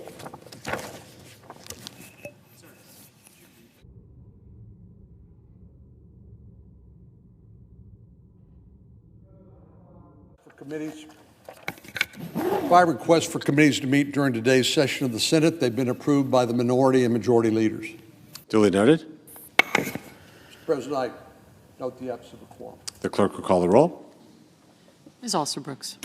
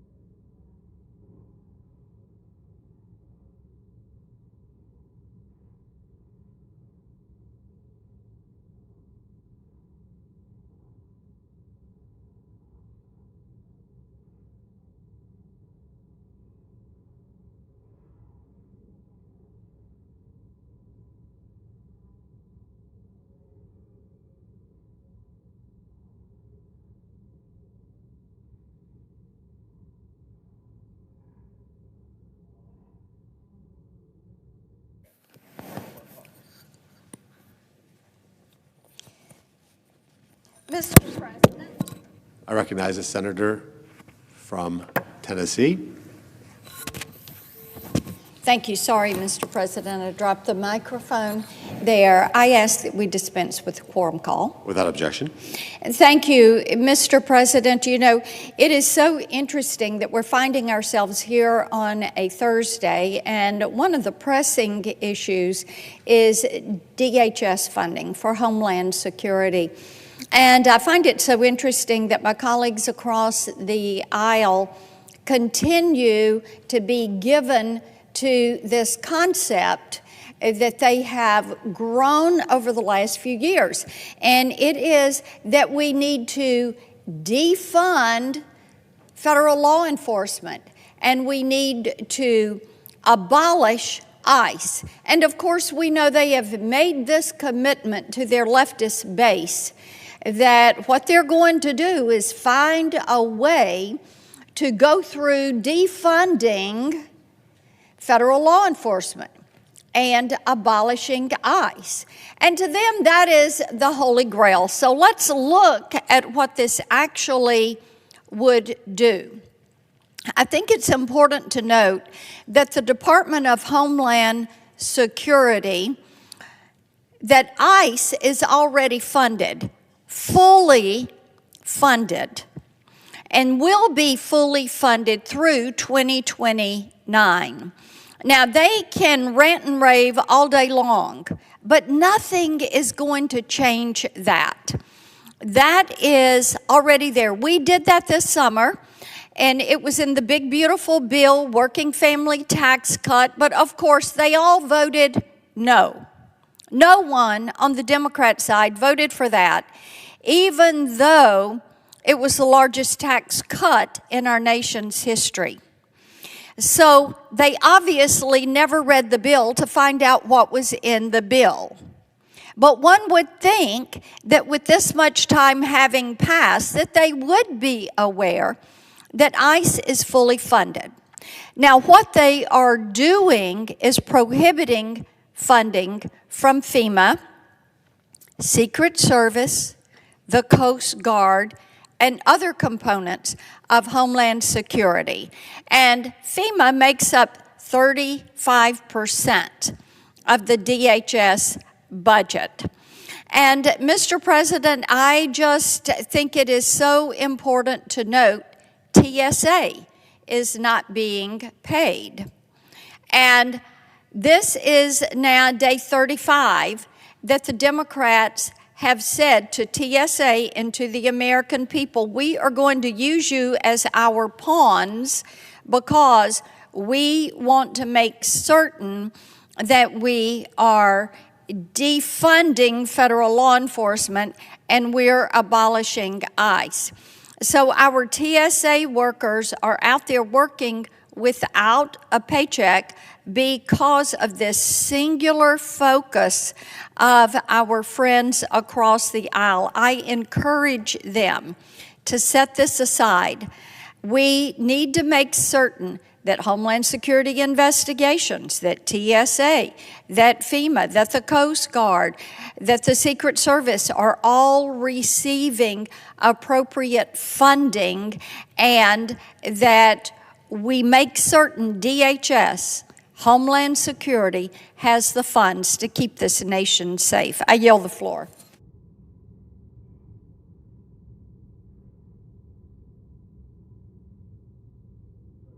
I recognize the senator from North Carolina. Mr. President, I rise today to honor the life, service, and long-awaited homecoming of Private Luther LaRue Dusty Rhodes of Eddyville, Henderson County, North Carolina, a United States Marine who gave his life in defense of our nation during World War II.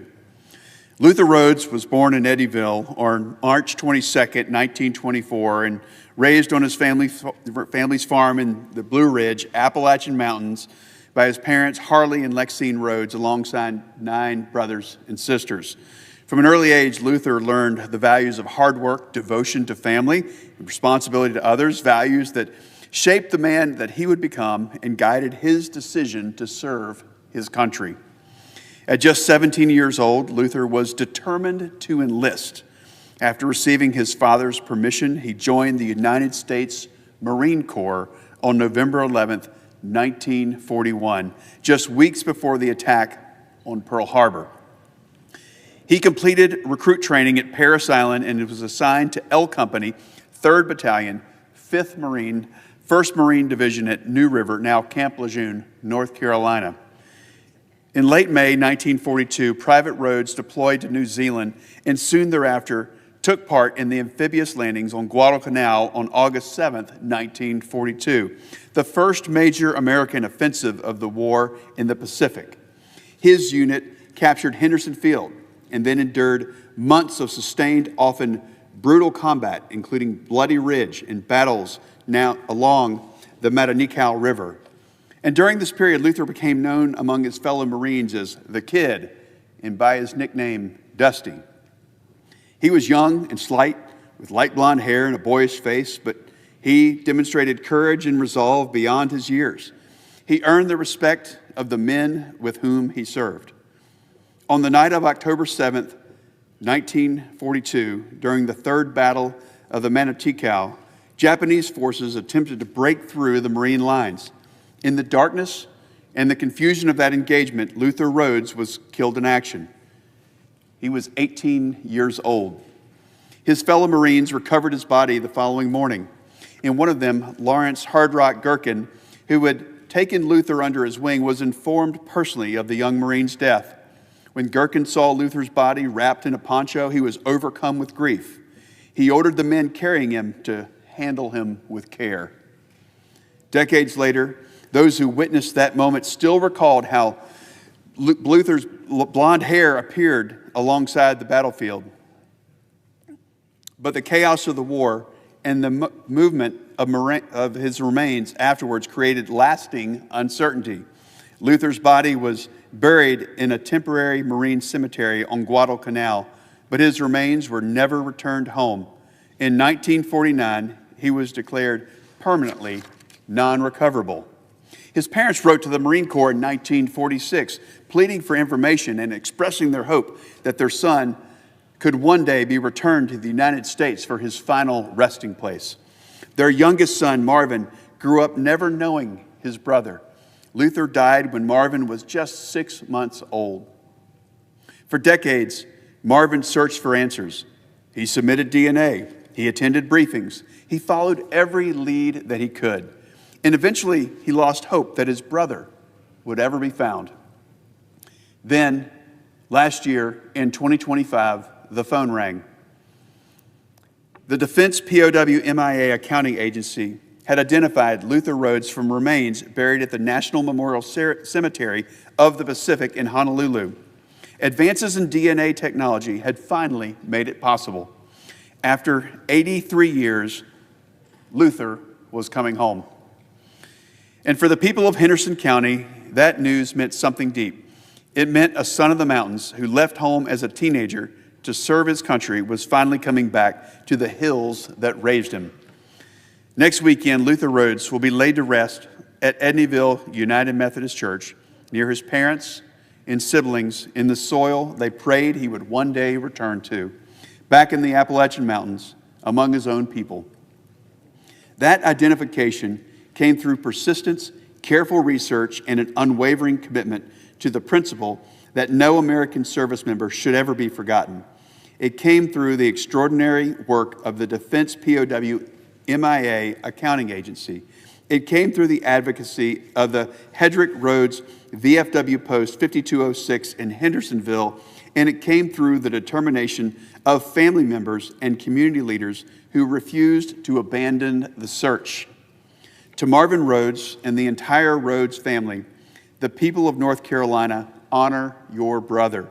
We honor your sacrifice, and we are grateful that Luther is finally coming home. Mr. President, I ask that my colleagues join me in honoring Private Luther LaRue Dusty Rhodes, United States Marine Corps, and in reaffirming our commitment to never cease our efforts to account for those who remain missing in action. May God bless the memory of Luther Rhodes, and may God bless the United States of America.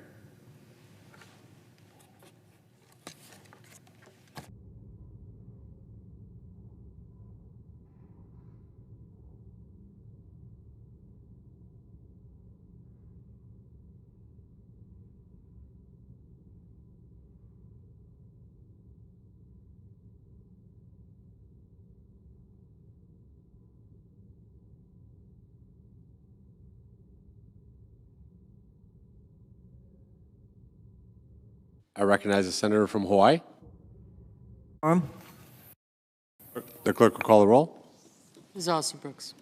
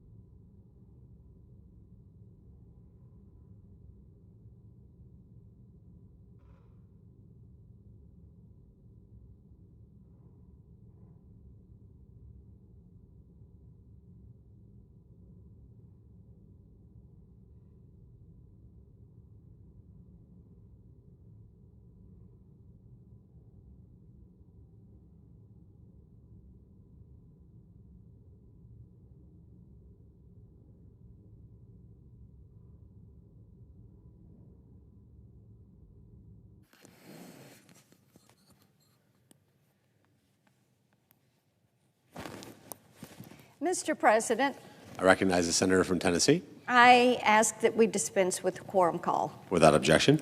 Thank you, Mr. President. I had spoken a little bit earlier about what was happening with Homeland Security funding, and one of the things that we are hearing from so many school groups and church groups, people and families that were coming up for spring break, is their disappointment with these long lines at the airport and difficulty in making those travel arrangements. And again, Mr. President, I think it is so important to encourage our colleagues across the aisle to accept some of the concessions and the offers that have been made to them in order to fully fund DHS and focus on our nation's security. But as I mentioned earlier, they choose not to do that because they want to abolish ICE.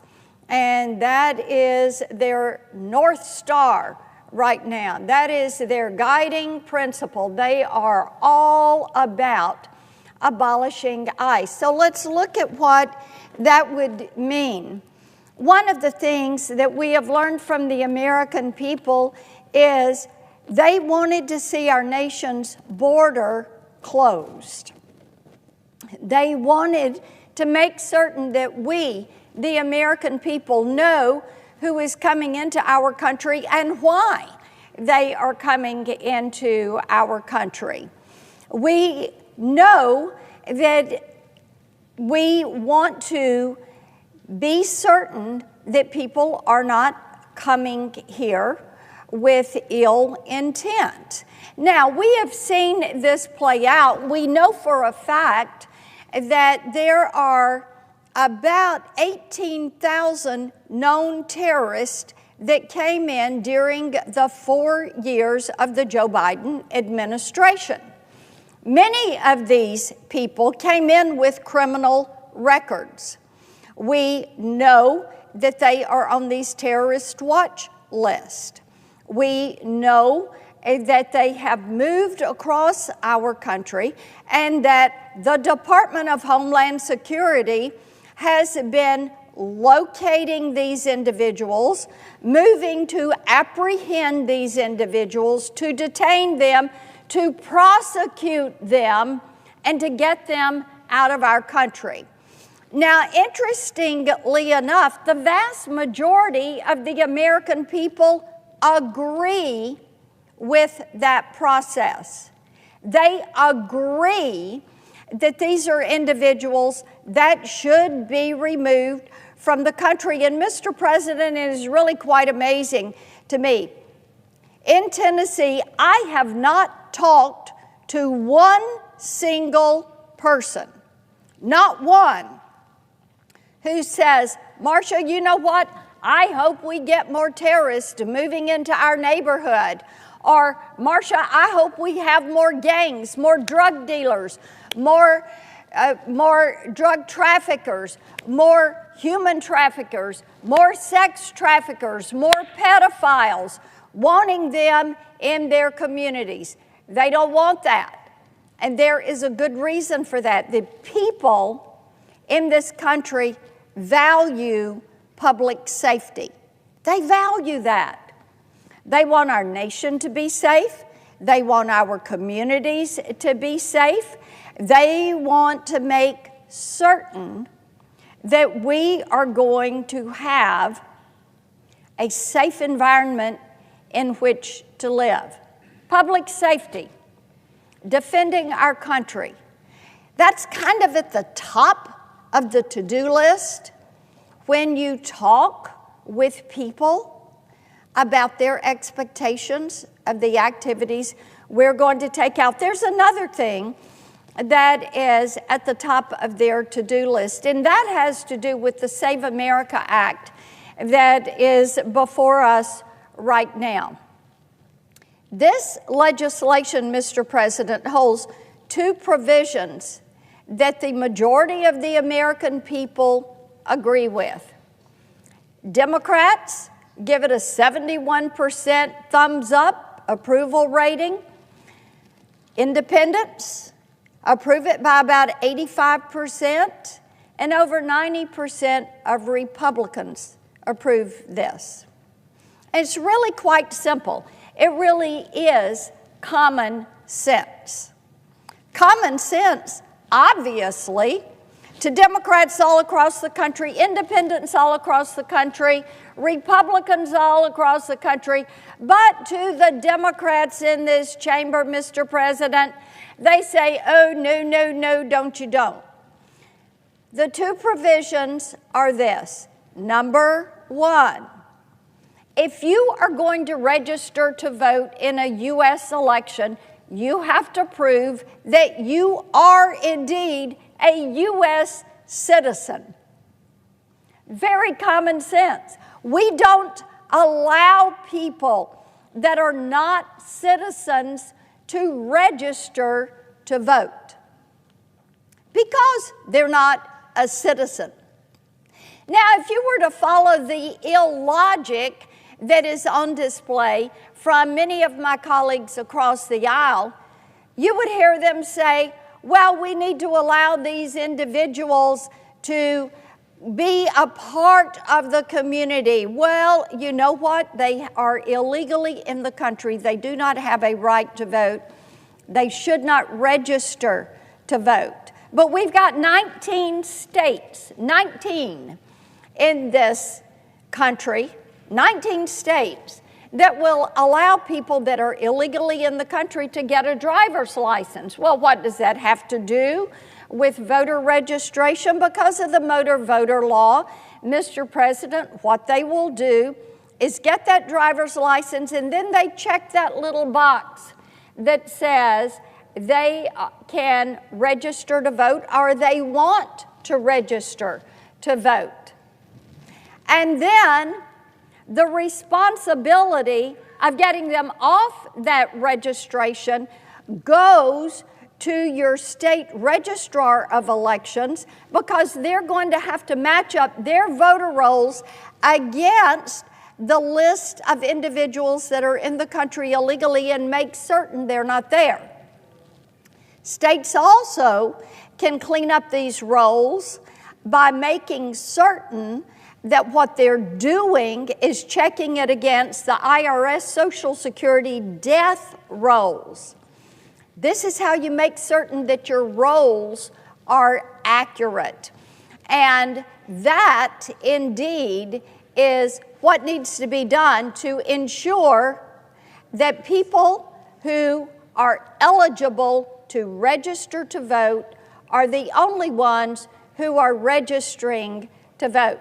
Now, there is another thing that can be done to help with making certain that we're respecting citizens, respecting the one person, one vote, and making certain that we are respecting that right to cast that ballot. And that is having individuals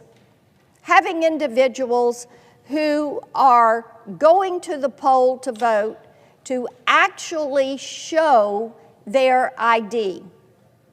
Now, in Tennessee, we do this.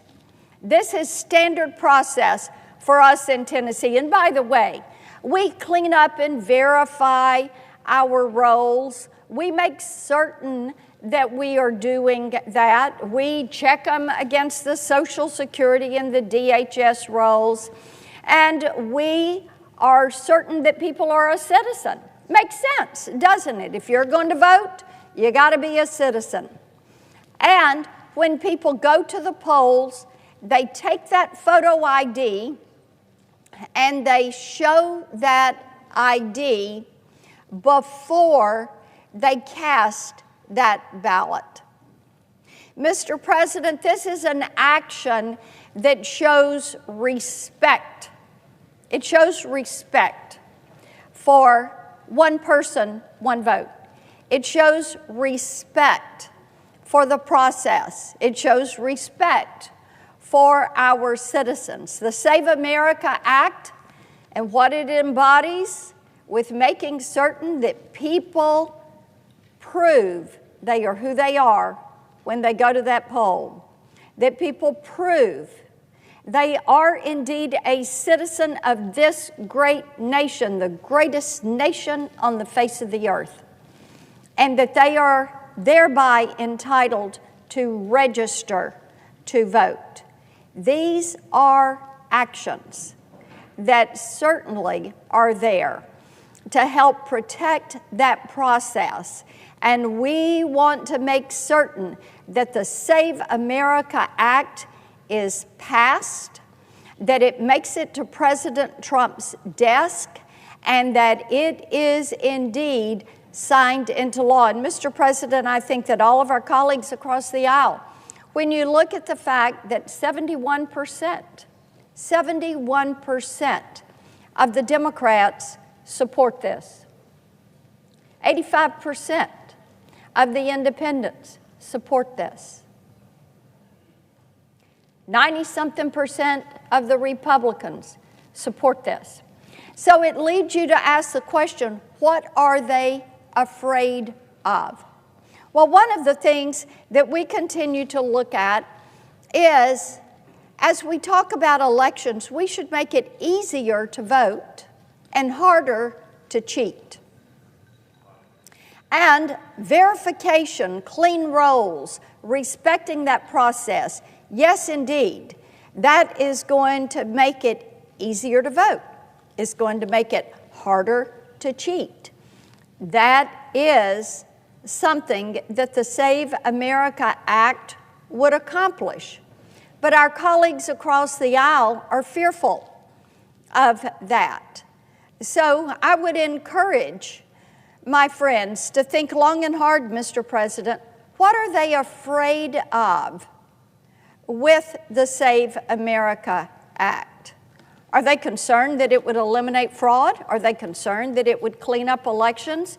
Are they concerned that our counties and states might verify and clean up those voter rolls? Why would they not want to do this? I was doing a telephone town hall with Tennesseans the other night, and we had several thousand on the phone, and a gentleman asked this question, and he said, I don't get this. What are the Democrats afraid of with the Save America Act? And I told him, I said, you know what? I don't get it either. Because if we want to preserve one person, one vote, if we want to make certain we are protecting your right to make certain your vote counts, then these two steps would go a long way to giving individuals the confidence that they want to know that their elections are going to be fair.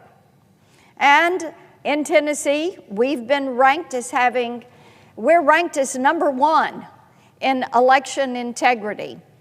We go through all these steps, and it would be a wise move for other states to begin through this process. I would encourage these 19 states that don't require you to show identification, or either don't require you to show citizenship, or don't require documentation to register as they're going to vote. I would require them to look very closely at this, to respect the voter, and to make certain their roles are cleared. Mr. President, I yield the floor, and I note the absence of a quorum. Roll. Ms. Alston-Brooks.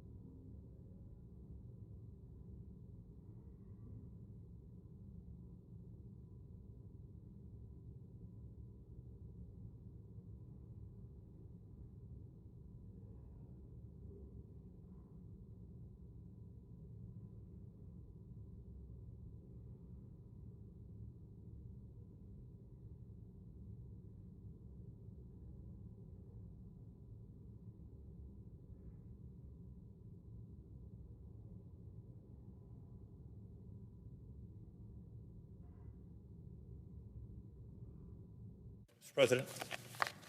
Senator from California. Request that we suspend the quorum call. Without objection. Okay. Mr. President, I also ask unanimous consent to use a framed photograph as an exhibit during my remarks. Without objection. Thank you, Mr. President. I've been saying all week, colleagues, that Democrats would be here on the floor fighting this Republican voter suppression bill, this so-called Save America Act, tooth and nail for as long as it takes. And we're keeping that promise because Republicans are trying to pull off this bait and switch for the American people. Let me be clear, this bill is anything but a voter ID bill. If you're a married woman who chose to change her name when she got married, you could be kept from registering to vote under this bill. If this bill were to pass, vote by mail, that option would be gone. No excuse absentee voting, that too would be gone. Your driver's license, which most people think would be sufficient under a voter ID law to access the ballot box, not good enough anymore. Why? It's because the American people are tired and angry about the Donald Trump disastrous agenda, the failures of the Republican majority to improve their lives. And instead of facing the consequences of their actions and owning their record, they want to change the rules of our elections to avoid consequences from the voters. And I can't help but note the timing of this debate. 61 years ago this week, President Lyndon Johnson came to the Capitol and addressed a joint session of Congress, delivering a powerfully important message to his fellow Americans, a message that is still resonating to this very day. He said, quote, "Rarely are we met with a challenge, not to our growth or abundance, our welfare or our security, but rather to the values and the purposes and the meaning of our beloved nation." A challenge to the values and the purposes and the meaning of our nation. That's a pretty good summary of what's happening this week. President Johnson went on to say, and again I quote, "Every American citizen must have an equal right to vote. There is no reason which can excuse the denial of that right. There is no duty which weighs more heavily on us than the duty we have to ensure that right." End quote. President Johnson was speaking not just to Congress, but to America in the days after Bloody Sunday, when civil rights activists, including former Congressmember John Lewis, when they were violently attacked and beaten crossing the Edmund Pettus Bridge as they marched for the right to vote. Now, many of us have treasured memories with John Lewis. And Mr. President, I keep this photo in my office where it inspires me every single day. In the weeks that followed Bloody Sunday, our country and Congress rose to meet the moment, and coming together, Congress passed one of the most significant pieces in our nation's history, the Voting Rights Act of 1965. Yet here we are today debating a bill that would turn back the clock, that would do so much to deny so many their most fundamental right as Americans, our right to vote. That's shameful. In this country, the right to vote is a sacred thing. After casting our ballots, so many people are so proud to share with their friends, share with the public that they have participated in our democracy. They've done their civic duty. They wear buttons. They wear stickers, which is why we cannot allow these efforts to restrict voter access that are at the heart of this bill. Now, doing so would be an enormous and dangerous step backwards. Under, again, the so-called Save America Act, all 50 states would be required to send their voter rolls, including a lot of private information of voters, to the Department of Homeland Security. I spoke a couple of days ago as to why the Department of Homeland Security is the last entity you would want handling this vital information. Now, once there, known election deniers who have been appointed by the administration would certainly run these lists through the Department of Homeland Security's SAVE program, different kind of SAVE than the name of this bill, the SAVE program, and they would then give back to states lists of names of voters that should be removed from their lists. And colleagues, as you know, a substitute amendment has been filed for the Save America Act that's before us, that now forces further reliance on unreliable data from the Social Security Administration. Now, it wasn't that long ago that we discovered that data was being misused by DOJ with a secret agreement to share the data that they got their hands on with outside political groups seeking to overturn election results. To my colleagues on the other side of the aisle, let me be abundantly clear with this point. This is not an accusation. Trump's Department of Justice has admitted to this in court. And here's another admission that the administration has made. Quote, due to misspellings of names, transposed numbers, or incomplete information, the SAVE program may produce inaccurate results. End quote. Again, this is not theoretical. This is not an accusation. It is happening right now. 12 states have chosen or have been politically pressured to cooperate by providing the Trump administration with their voter rolls. And there's been analysis and review of how this demonstration is going. NPR reports that as of December, the information of more than 47 million voters have been run through the SAVE program at DHS. And that means the administration is already flagging American citizens, eligible American voters, to be purged from the rolls. And colleagues, you know what happens when a voter has been purged from the rolls. The burden falls on the voter to undo it, to navigate bureaucracy in order to prove their citizenship once again, and to register to vote once again. But many won't even know there's a problem until they show up on Election Day and they're turned away because even though they've been voting there for years and years and years, all of a sudden, they're not on the list. Texas is one of those 12 states. And again, the review of the activity that's already happening by DHS and this so-called SAVE program, in Travis County, 25% of the flagged names had already proven their citizenship. 1 in 4 voters. And in Boone County, Missouri, another state that's participating, more than half of the voters that DHS told those states to remove were citizens. So let that sink in for a moment. 25 to 50% of the names were flagged in error. 1 in 4 voters? Half of voters? Can you see how this would be a huge problem? Eligible voters being removed from the rolls and even referred to DHS for possible criminal investigation.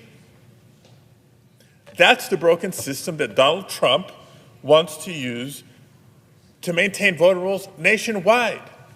And that's the question being posed to the Senate and to Congress. I don't know how Democrats are responding. So the question is really, is this what Republicans want too?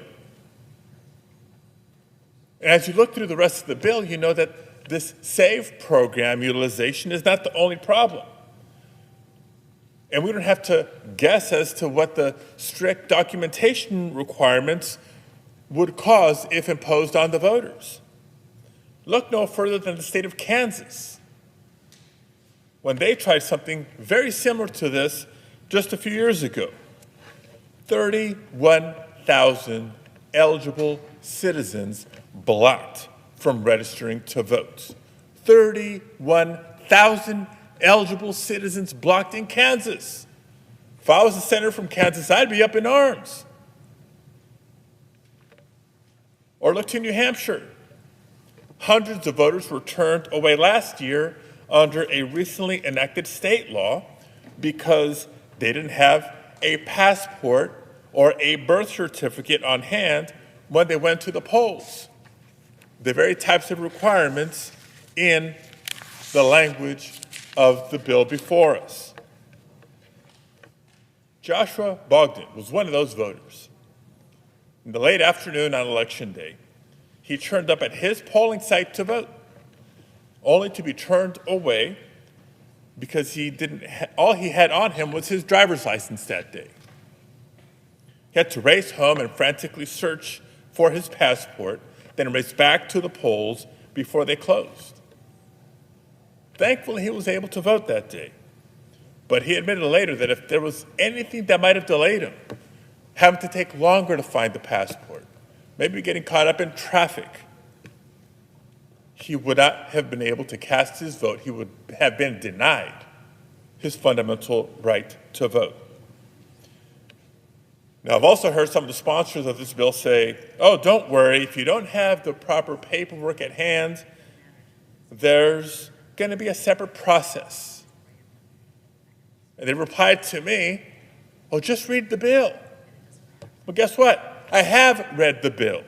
And I'll tell you about this last-minute provision, this last-minute affidavit process that's been inserted into the bill to try to provide cover for those hiding behind the true intent. The fact of the matter is that there's no clear standards for this alternate process that they're pointing to. There's no clear explanation to how it would work. All we do know is that if this bill were to pass and be signed by the president, it would go into effect immediately. So let's be clear about what's fundamentally happening here. Maintaining accurate voter rolls is vital for our elections. It requires precision. It requires transparency.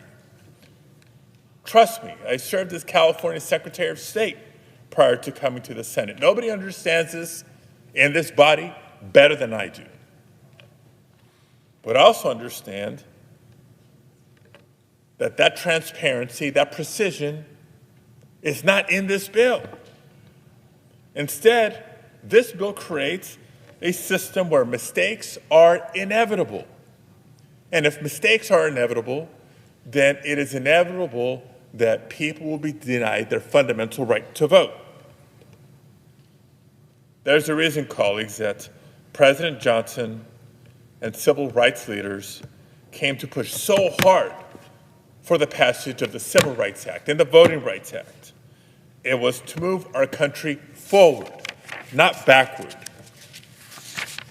But this bill, this so-called Save America Act, would be a huge step backwards for our country. Democrats are prepared to meet this challenge. We'll continue opposing this bill. I'll say it again, today, tonight, tomorrow, for as long as it takes. Nothing is more fundamental in our democracy than the right to vote, and we will do everything in our power to protect it. Thank you, Mr. President. I yield the floor.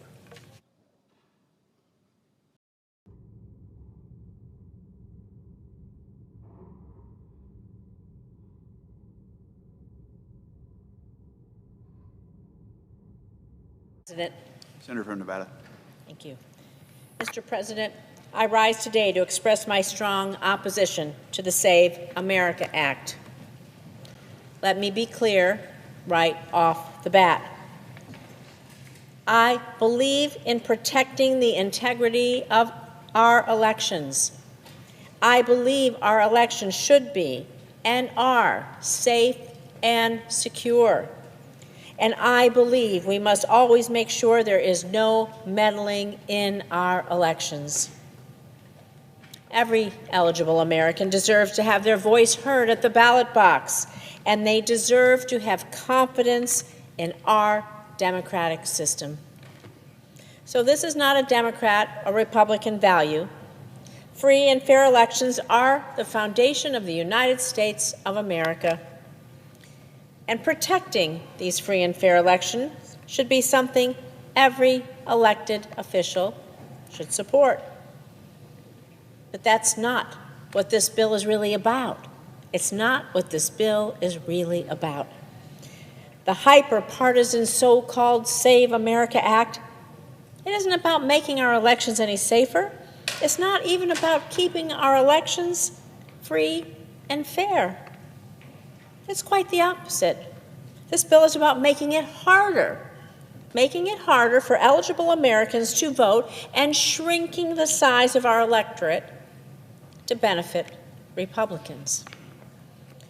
This bill would impose strict restrictions on Americans' ability to vote, restrictions so severe that a woman who gets married and changes her last name could be barred from voting because her last name doesn't match her birth certificate. Think about that. You take your husband's name, now you can't vote because your current last name doesn't match your birth certificate. You know, you see Donald Trump and Washington Republicans, they're so afraid of being held accountable for their actions and their jobs and what they're doing, that they're trying anything that they can possibly do to prevent people from voting in order to increase their odds in this year's midterm elections. They know their actions to raise gas prices, cut your health care, increase costs for illegal tariffs, groceries up, rent up, utilities up. They are not popular with the American people. And that's why Trump first tried to rig congressional maps in red states like Texas and Missouri to give Republicans an advantage. And when that didn't work, Washington Republicans, well, they decided to push a hyper-partisan bill. You heard me right. Instead of working to improve your lives, to improve lives of Americans by lowering costs at the kitchen table, by expanding access to health care, and face the voters on the merits of their work, they would just rather restrict the electorate. In other words, they just want to stop people from voting. And at a time when families are struggling, we're struggling to make ends meet, when people are being squeezed by rising prices at the grocery store, now at the gas pump, going higher and higher every day, well, and at the doctor's office, if you still have insurance. Washington Republicans have chosen to focus all of their efforts, every single one of them, on preventing people from voting. Washington Republicans not lowering your costs. They're not helping working families get ahead. Instead, they're making it harder for Americans to exercise their constitutional right to vote. So let's not kid ourselves here. Washington Republicans are using this totally unnecessary and harmful bill, well, as a distraction. A distraction from the fact that families are struggling to keep up with the rising costs of their lives. A distraction from the fact that gas prices are going up every single day. A distraction that groceries are more expensive, and they're going up every single day, along with the price of gas. It's a distraction from the fact that too many Americans are just worried about how they're going to afford their health care and their medication, and what tough choices they may have to make in order to make ends meet. These are the things that really keep people up at night, and these are the things that the Senate should be focused on. And so Trump and Washington Republicans have done absolutely nothing to lower the price of your groceries or your gas, and nothing to make sure that your health care is more affordable. Washington Republicans simply don't care about your monthly bills going up and up. Instead, we're debating a bill that does absolutely nothing to make life more affordable for anyone. So what should we be doing? We should be working together to protect against real threats to our elections, like foreign interference, voter intimidation, and making sure that every legal vote is counted, not creating new obstacles for Americans who are simply trying to exercise their constitutional right to vote. We should be working together to address real threats and the real challenges that American families are facing today. It said taking care of your family, kids going to school, rent, groceries, utilities, opportunity. We should be working together to address those financial pressures that families are under, to come up with the good solutions, good policies that will actually make a real difference for people in their lives at their kitchen table. And that's really what we've been elected to do. And so we owe it to the voters to do that, and we also owe it to the voters to protect their right to vote in future elections. So to be clear, I will not support policies that make it harder for eligible Americans to vote. And so I urge my colleagues to reject the Save America Act and get back to focusing on what actually matters to the American people, lowering everyday costs, making life more affordable, and a good future more attainable. Thank you, Mr. President. I note the absence of a quorum. Ms. Elsa Brooks.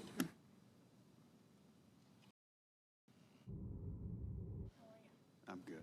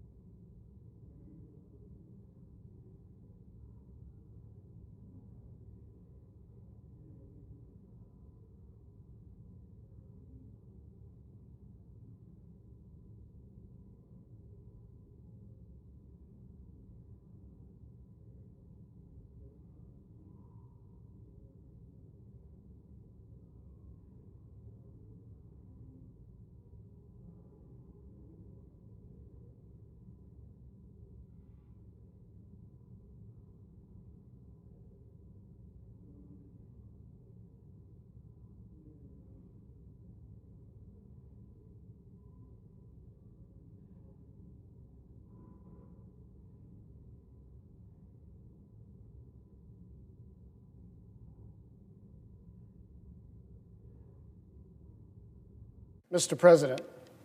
Senator from Hawaii. Mr. President, I ask unanimous consent to vitiate the quorum call. Without objection.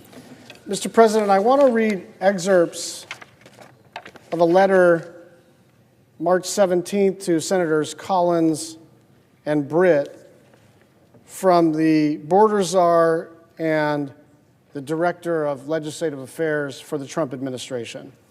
And I won't read the whole thing, except to point out that there are 5 substantive areas in which the administration expressed a willingness to enact reforms. Now that sounds kind of encouraging, but I want to read the 5 points. I'll summarize. The first is we will expand the use of body-worn cameras by DHS law enforcement undertaking immigration enforcement operations. Fine. Let's codify that. I think the retention of data is important. I think the last time we talked about body-worn cameras, there was a willingness to fund body-worn cameras. There was a willingness to indicate that it was the policy that people should wear body-worn cameras, but there was not yet a willingness to codify that requirement in federal law. But that's workable. The second thing is the administration will limit civil immigration enforcement activities at certain sensitive locations, like hospitals and schools,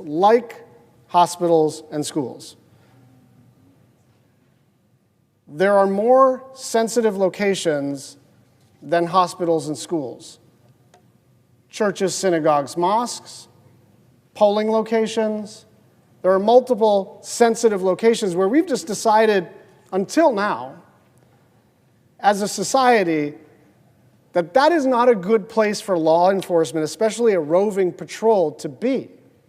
The government should not be in a church or a synagogue or a mosque or a temple. The government should not be in a hospital conducting immigration enforcement.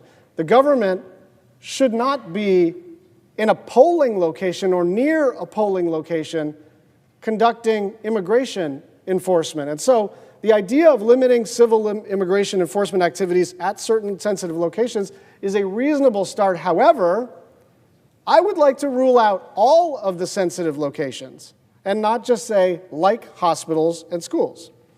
Now here's where it gets a little like those are fine. That's workable, that's negotiable. I want to take you through the next 3 bullet points. This is the third bullet point, starts with the administration will adhere to current law that affords Congress oversight of DHS detention facilities. It's literally saying, we got 5 concessions we're willing to make, and one of them is to adhere to current law. What in the hell is happening to this country where it is a concession from one political party to the other to adhere to federal statutory law? That is not a concession. That is not something we have to negotiate for. That is not a show of good faith. It's also a concession that they were not adhering to current law until now. This is an offer. We offer that we're going to follow the law. The fourth point is the administration will enforce the use of visible officer identification. I think that's also referring to a current federal statute. And by the way, the question of masks is a little sticky. There's no question in my mind that masks are being overused, and there's no reason that ICE officers and ICE officers alone all have to not reveal their face, their badge number, even what agency they work for. The reason people trust their local police department is because when something happens, you see the face, hello, I'm Officer so-and-so, how can I be useful? There are some very narrow circumstances, an undercover operation, or if an agent has been doxxed, where you may want to protect their privacy, but that is not the norm, and it has become the norm within ICE. And here's the final bullet point. The administration will adhere to existing law and practice of not deporting any U.S. citizens. That's a concession. We're not going to deport any U.S. citizens in violation of federal law. That's a give to us? That's not a give to anybody. That's the federal law. And this was what was sent as a, look, we're working on it. And so all of this is to say, we're not that close to a deal on ICE. It's not that discussions are not ongoing. It's not that there aren't people of good faith trying to figure out how to both fund this agency and reform this agency. Those conversations are going on, but there's not a serious person in this building who thinks a deal is imminent. There is not an imminent deal. By the way, even if we had conceptual agreement, it takes time to draft legislative text, vet legislative text, get House and Senate, Republicans and Democrats, and the White House on board. We're not that close. And in the meantime, TSA workers are not getting paid. And in the meantime, the Coast Guard has experienced a lapse in appropriations. And in the meantime, FEMA has a lapse in appropriations. And in the meantime, CISA, which does our cybersecurity in the middle of a war, has a lapse in appropriations. And so all I am asking, all we are asking, is release the hostages. These government agencies did nothing to deserve being defunded. And by the way, that's exactly what we did about 6 weeks ago, is we decided we're just not in agreement about DHS, and so let's fund the rest of the government. 96% of the government is now funded. We funded the Department of Defense, we funded the State Department, we funded the National Institutes of Health, we funded the Centers for Disease Control, we funded the Department of Energy, the Department of Interior, we funded all of those departments because they have nothing to do with the current debate. And so what I'm saying is, we're not there yet on ICE, but why in the heck would we punish TSA? Why in the heck would we punish the Coast Guard? Why would we do that? And so I am completely flabbergasted at the position of the Republicans. And I respect the person who's about to object, and we're going to engage in all of this. But let's just be really clear what their position is they won't fund TSA. They won't fund Coast Guard. They won't fund FEMA. They won't fund cybersecurity unless we attach ICE to it. Let's just be adults, continue our negotiation about ICE, and release the hostages. These are American citizens working for the government, working for the public, without a paycheck, and we could solve this right this moment. And so I ask unanimous consent that the Senate proceed to the immediate consideration of the Murray bill that is at the desk, that the bill could be considered read 3 times and passed, and that the motion to reconsider be considered made and laid upon the table. Is there objection? Mr. President, reserving the right to object. Senator from Oklahoma. Mr. President, thank you. My friend from Hawaii makes a great case in a lot of areas, and he's correct. This has been incredibly frustrating for TSA, for Coast Guard, for so many other folks that are national security professionals. DHS has 250,000 federal employees, 250,000. ICE has 20,000 of that 250,000. And the argument has been about those 20,000 somewhat, but the problem is those 20,000 also do a pretty vital job for the country. Let me give you an example. Homeland Security investigators are part of ICE. Those Homeland Security investigators are the federal agents that actually investigate human trafficking. They're the federal agents that do drug smuggling across the border. Homeland Security investigators are the investigators that actually prohibit American arms sales going out of the country to foreign nationals. These individuals are very important to us. Now, a fraction of ICE is what they call ERO, that's actually doing the arrests here, but a large portion of ICE, of those 20,000 folks, are actually doing a lot of our drug smuggling, human trafficking, arms trafficking, all those functions as well. So to be able to say I'm defunding ICE is one thing, but you're also defunding all those federal entities that are Homeland Security entities on it as well. That's our challenge in this. And as I've said to my colleagues before, when they defund ICE, at what point does it ever turn back on? At what point did I ever come back to my Democratic colleagues and say, it's time to actually fund ICE? The pressure from the hard left outside has been so focused on defunding ICE, defunding ICE, defunding ICE, that it's going to make it very, very difficult for any of my colleagues to ever vote and say they're going to do this. Now, as far as the negotiation process, my colleague from Hawaii is correct. There have been some letters that have been exchanged. Part of my frustration, and I've shared it with him before, is that the offer that he was dictating was actually made, and there was no response that came back for 18 days. So the offer was made to say, let's talk about this. Here's a proposal. 18 days later, there was a response. We lost 2.5 weeks of time in negotiation to be able to do it. Now, thankfully, it has moved past just that letter now. There's actually legislative language. That language is being debated behind closed doors now, finally, to be able to talk about it. There have been Democratic members that are meeting with the White House and with Republican members here in the Senate to be able to go more in depth, to be able to figure out what to do. It is de-escalation training. Yes, it is definitely body-worn cameras, and including how they're going to be used and trying to be able to mandate those. It's identification for officers. It's when they step out of their vehicle to identify who they are, to be able to track that. It's a lot of the aspects that have been discussed, including the warrant issue, that my Democratic colleagues have said it's really important. We want to be able to deal with the warrant issue as well. All those things are in current negotiation around legislative language. Last week, I stood here and said, why aren't we staying through the weekend to be able to work to solve this? Why are we leaving and going home?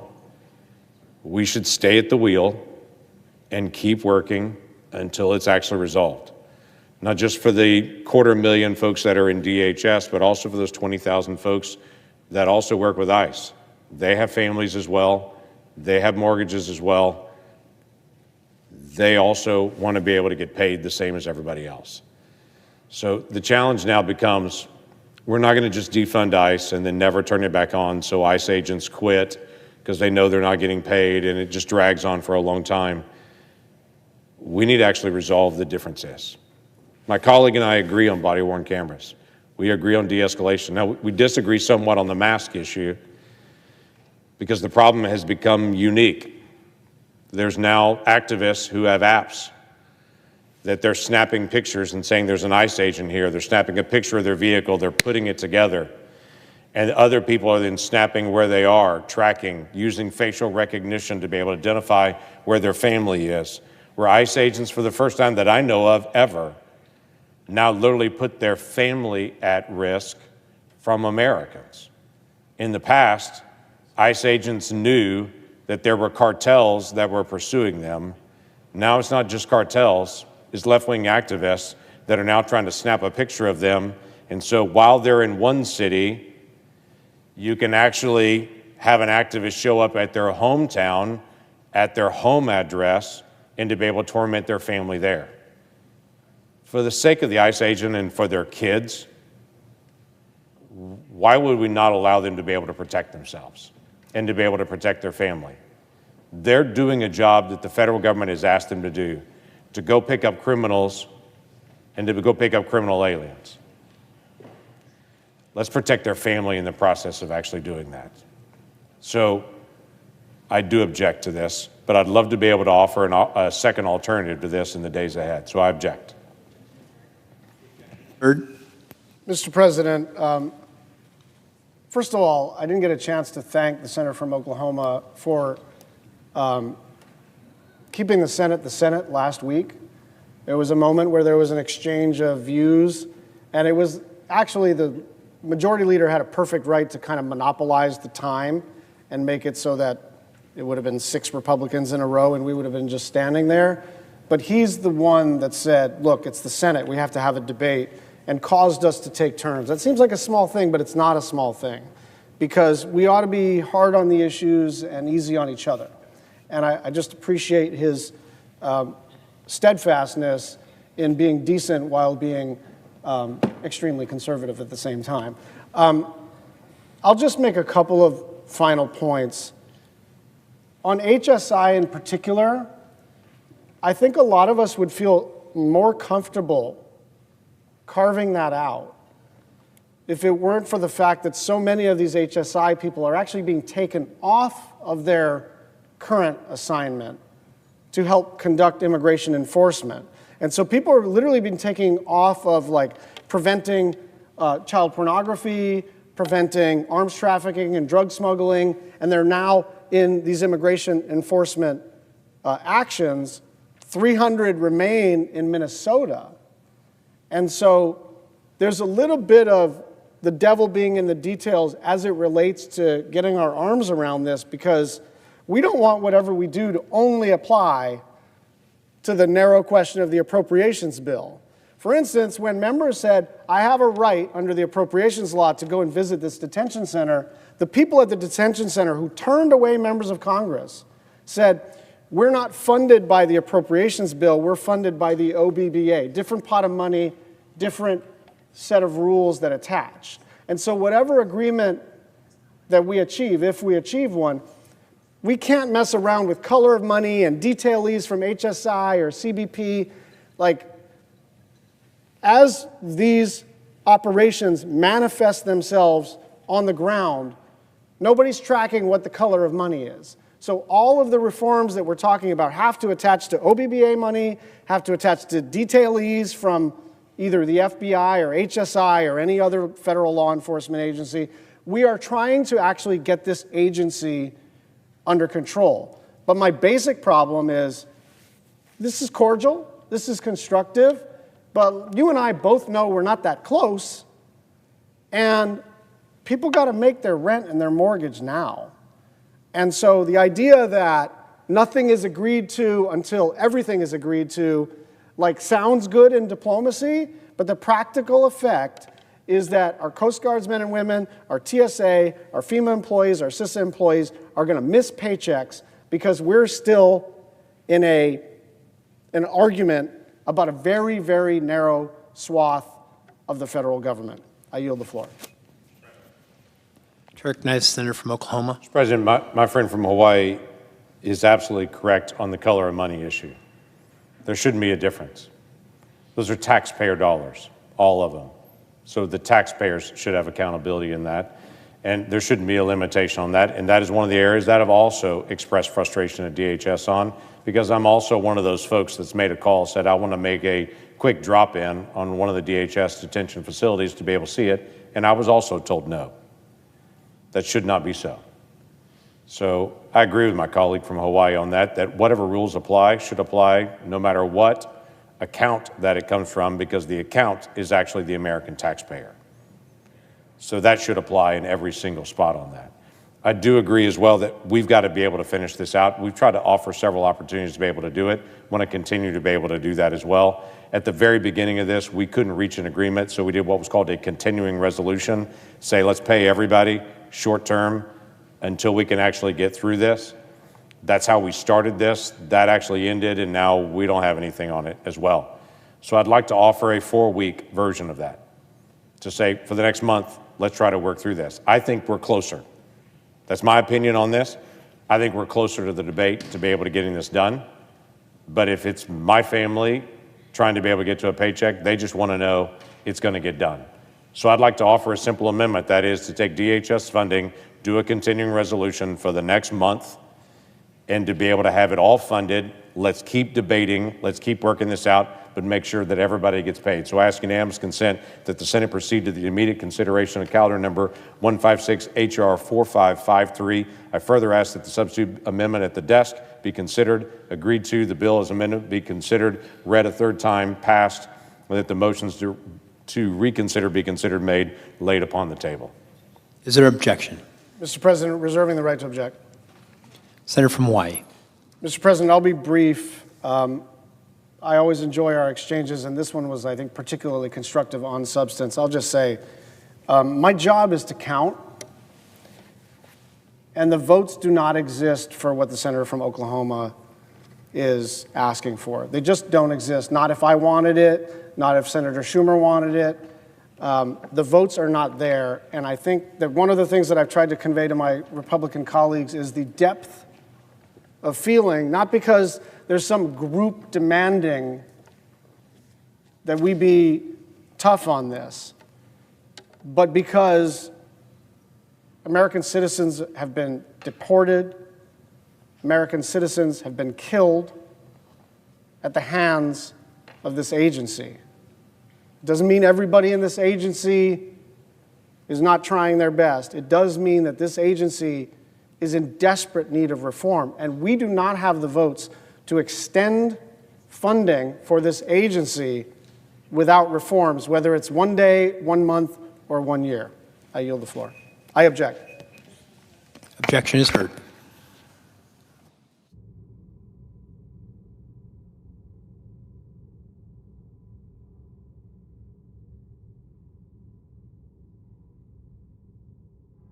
Mr. President.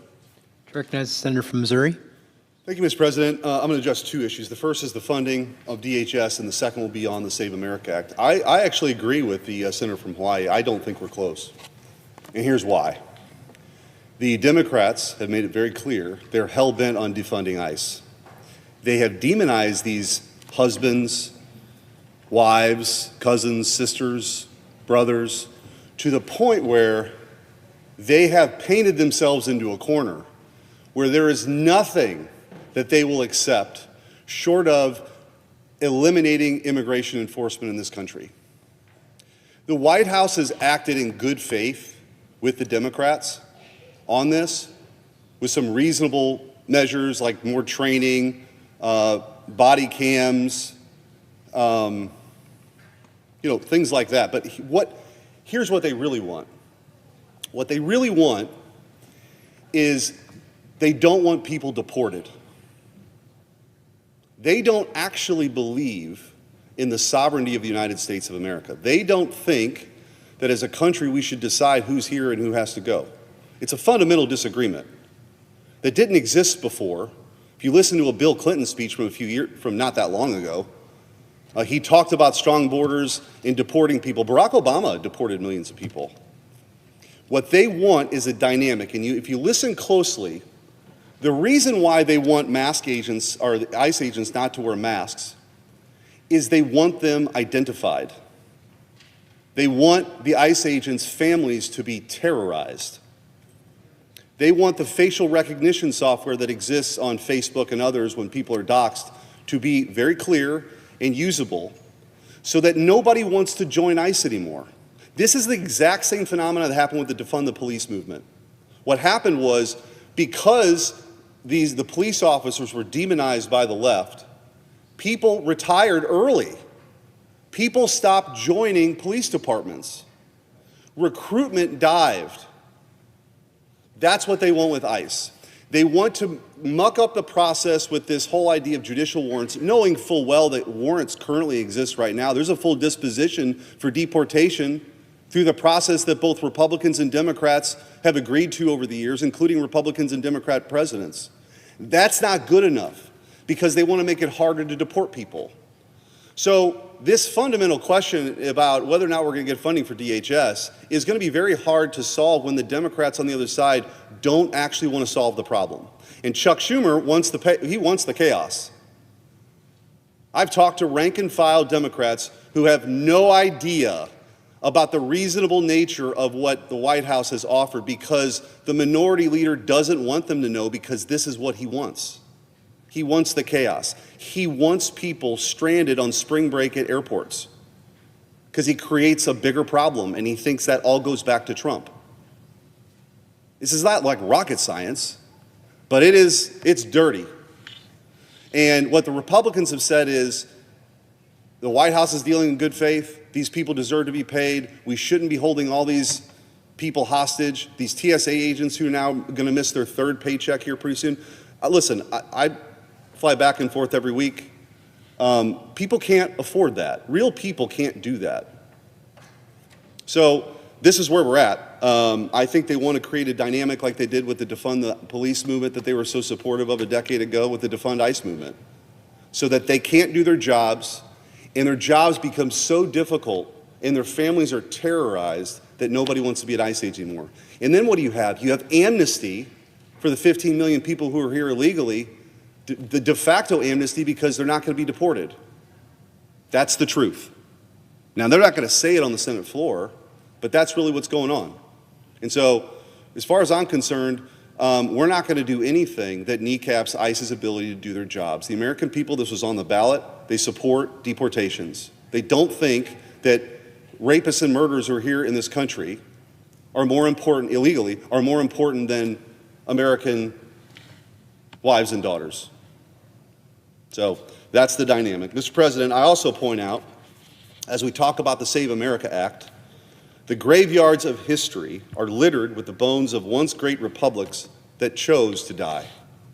Not because foreign armies stormed their gates in a single dramatic assault, but because their own leaders slowly, deliberately, and cowardly surrendered the thing that made them nations in the first place. Rome didn't fall in a day. Constantinople didn't collapse overnight. They died by 1,000 small surrenders, each one dressed up as compassion, progress, or decency, until there was nothing left worth defending. Mr. President, today this Senate stands at the same crossroads. Great republics don't die by accident, they commit suicide. And the suicide always begins when the ruling class loses the moral courage to defend citizenship, truth, and the innocence of the next generation. The Save America Act before us is not 3 unrelated titles. It's one urgent existential question. Will America still have the will to live? Or do we join the long list of civilizations that quietly chose decline? Yesterday, I answered the Democrats' lies with the actual text of the bill. Today, I rise to warn the body. We're watching a nation decide whether or not it chooses to exist. It won't happen overnight, but over time, this is what happens. First comes the surrender of citizenship itself, and that's Title I of the substitute that I've offered, Save American Voters. We just endured 4 years of the wildest open border in American history. Millions and millions and millions and millions of military-aged men from 160 different countries flooded into this nation while Democrats cheered diversity and equity. Now those same Democrats have the audacity to claim that simply asking people to prove that they're American citizens before they register to vote is somehow voter suppression. Let me translate what they're really saying. They want those people who came here illegally to vote for them to suppress the vote of actual Americans. They fear actual American citizens voting more than they fear the fraud. American elections are for Americans, and we need safeguards. When I was Missouri's Attorney General, I stood in court and fought the left's dark money lawyers to defend these very safeguards. Missouri fought back. We didn't settle. We fought back and we won. The American people deserve that same victory here. Because when citizenship becomes optional at the ballot box, the republic itself becomes optional. Next comes the surrender of truth, Title II of the Save America Sports provision of this underlying substitute. A civilization that lies about something as basic as the difference between men and women has already begun a death spiral. Title II simply says what every normal American already knows. Women's and girls' sports are for women and girls. Biological males cannot declare themselves women and steal scholarships, records, locker rooms, and safety from actual females. We have watched this fraud unfold in real time. Boys with superior strength and bone density dominating girls' competitions while the ruling class calls it inclusion. Isn't this wonderful? Isn't this progress? While they sip champagne at their cocktail parties. That is theft. That is cruelty. It is the law conscripted into service of a lie. I have 2 daughters in Missouri who love sports. They should never, ever be forced to surrender fairness, privacy, or physical safety so that Washington elites can pretend their biology is a mere suggestion and feel good about themselves at cocktail parties. A nation that tells its own daughters, they must accept boys in their locker rooms, has already lost the will to tell the truth about anything. Finally, we reach the most unforgivable surrender of all, the betrayal of our children. Title III, Save American Children. This title draws on a clear moral line against the genital mutilation and chemical castration of minors. It says that confused children do not need scalpels, cross-sex hormones, or lifelong medical dependency. They need protection. They need patience, truth, and love. What the other side calls quote-unquote gender-affirming care is nothing less than a profit-driven scandal.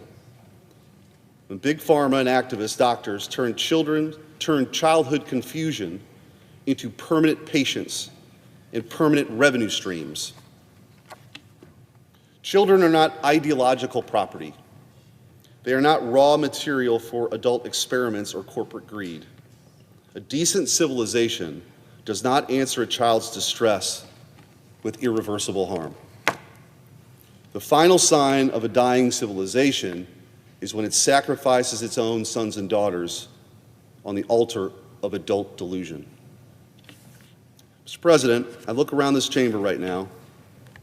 Watch the Democrats on this floor today melting down, screaming about Elon Musk, changing every subject except challenging and changing the subject on everything except the actual text of the bill before us.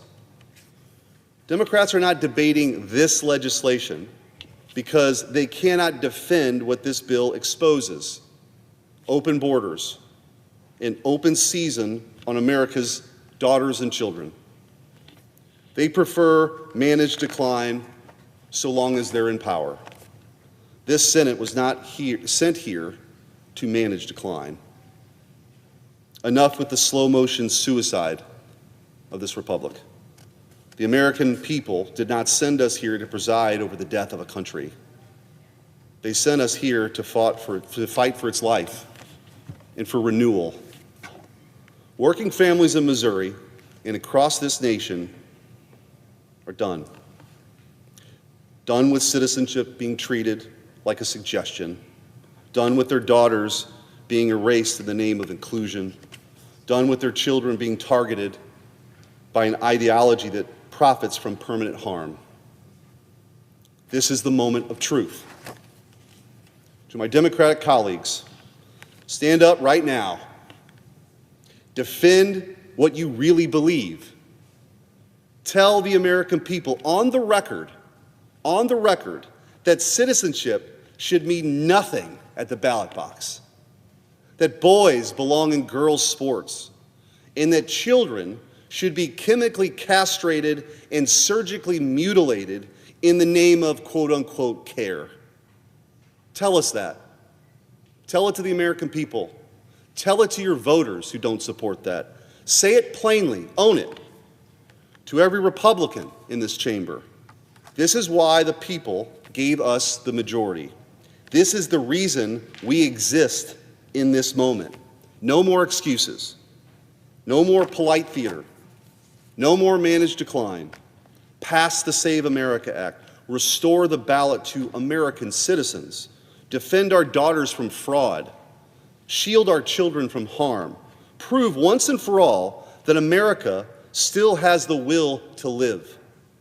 The age of excuses is over. The time to fight for the life of this republic has arrived. Mr. President, I yield. Mr. President, To recognize the senator from New York.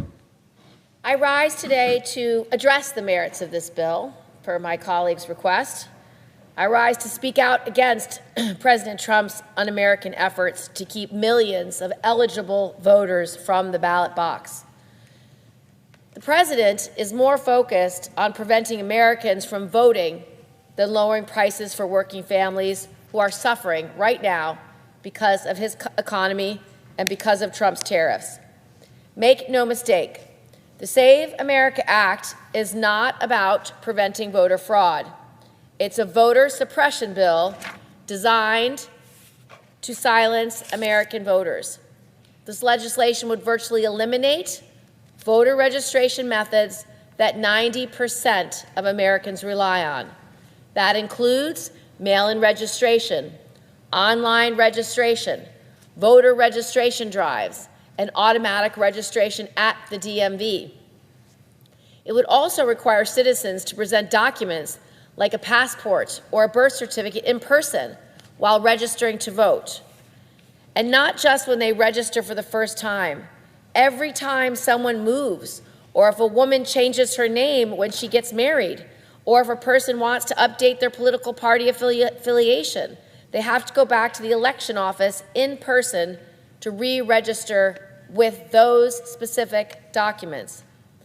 Up to half of all active registered voters, that's 100 million Americans, register or re-register to vote every federal election cycle. While coming up with these documents may sound easy, the reality is that more than 140 million American citizens, including over 5 million New Yorkers, do not have a valid passport. And getting one for the first time costs $165 and takes several weeks, if not months.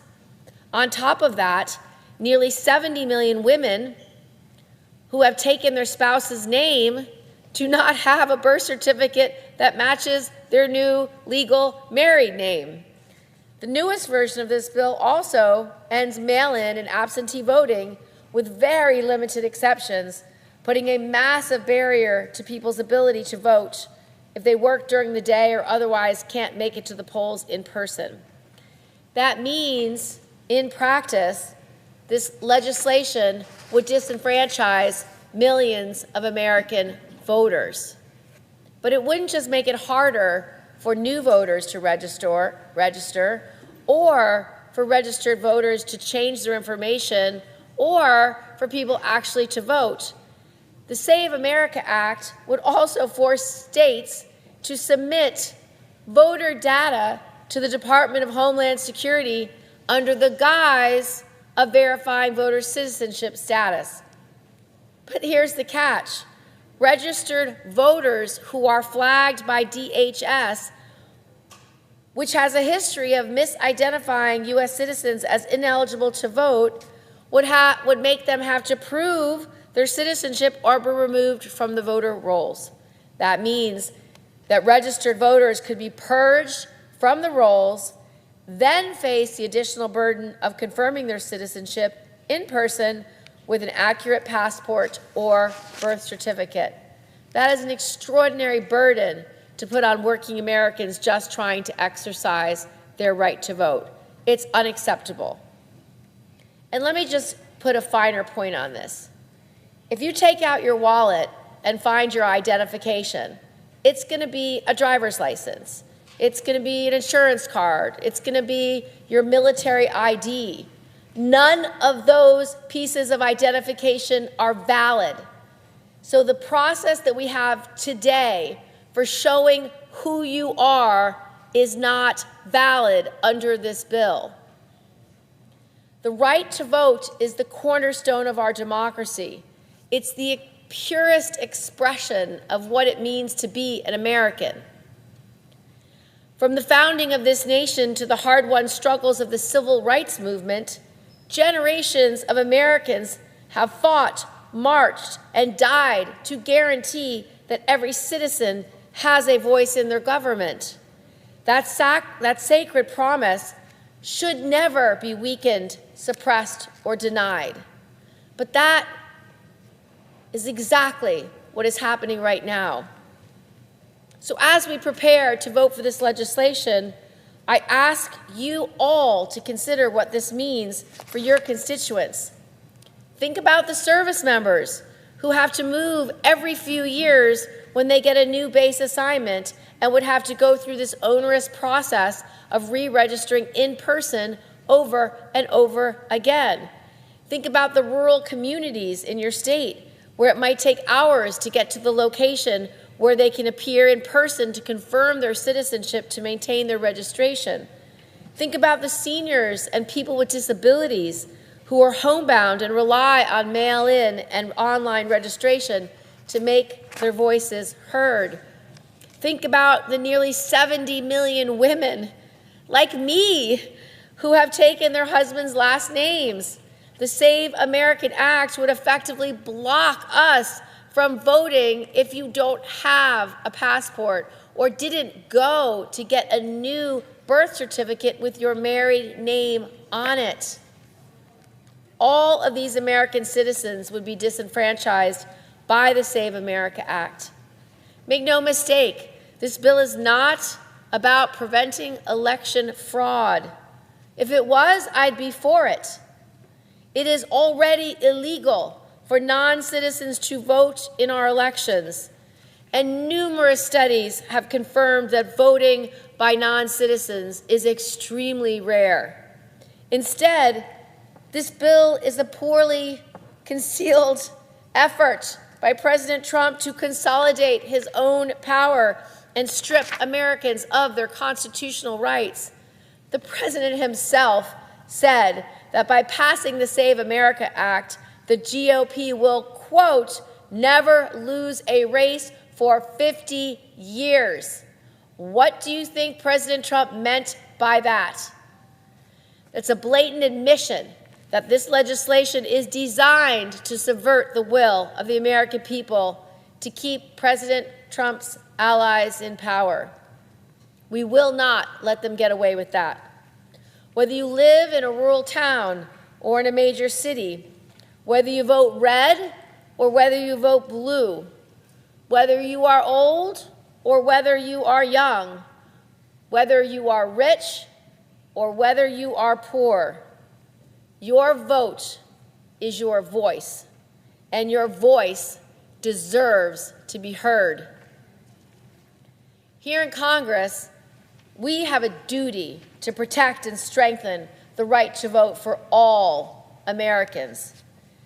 This legislation does the opposite. I urge my colleagues to vote no on the Save America Act.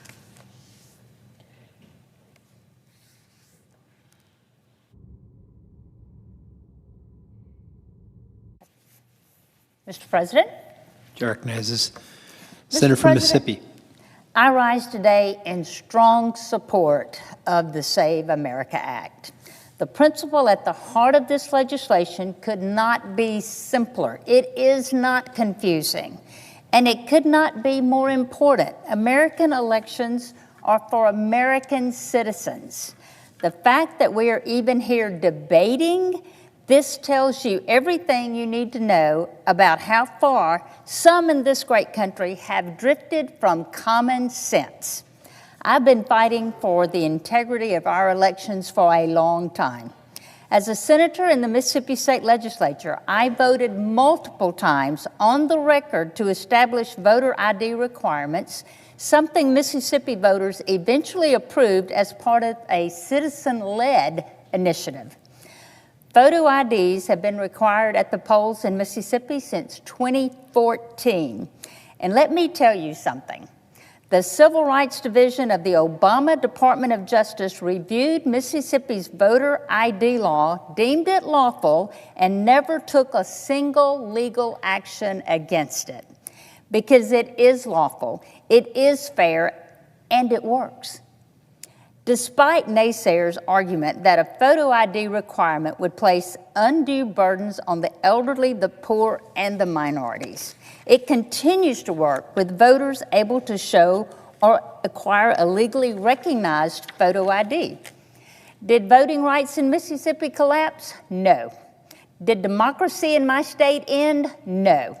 Mississippians vote and our elections are decided by American citizens who have greater public confidence in the integrity of our electoral system. That's the issue before the United States Senate today. For years now, we have heard members of this body, pundits and politicians lecture the American people about the very real threat posed by foreign interference in our elections. And they were right to be concerned. Foreign interference in American elections is a serious matter. So let's talk about foreign interference. Foreign interference in our elections is more than misleading or false posts and news stories planted online or in the media by foreign adversaries. Foreign interference has another form. If you are a citizen of another country and you participate in an American election, you are interfering in that election on behalf of a foreign nation. It's as simple as that.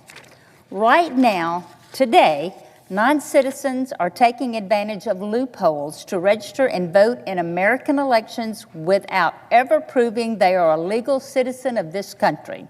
No documentation, no verification. And it's happening all over this country. In Oregon, in Pennsylvania, Montana, Arkansas, Virginia, New Jersey, the District of Columbia, the list goes on. Illegal aliens can obtain a driver's license in 19 different states. And in many of those same states, that driver's license can be used to register to vote. No proof of citizenship required. Mr. President, the American people are not naive. They see what's happening, and they've been asking us, demanding of us that we do something about it, and they are right. It is happening, and it is past time to do something about it. The Save America Act does something about it. It requires proof of citizenship to register and vote in federal elections. That is not radical. That's not voter suppression. That is a basic common sense safeguard that a big majority of Americans support, because we all know that we all have to show a legal photo ID to do most anything in this country. The bottom line is that every single vote cast by a non-citizen dilutes the vote of a real law-abiding American citizen. That's not rhetoric, it's math. We can debate a lot of things in this chamber, but we should not be debating whether American elections should be decided by Americans. The answer is yes. For a dozen years, Mississippi voters have produced photo IDs before they vote, and they do so with the knowledge that this simple act helps to ensure the integrity of their vote. This is the same goal at the heart of the Save America Act. I urge my colleagues to support this legislation. Let's defend the ballot box and restore confidence in our elections. The right to vote in this great nation belongs to the citizens of this great nation. I yield the floor.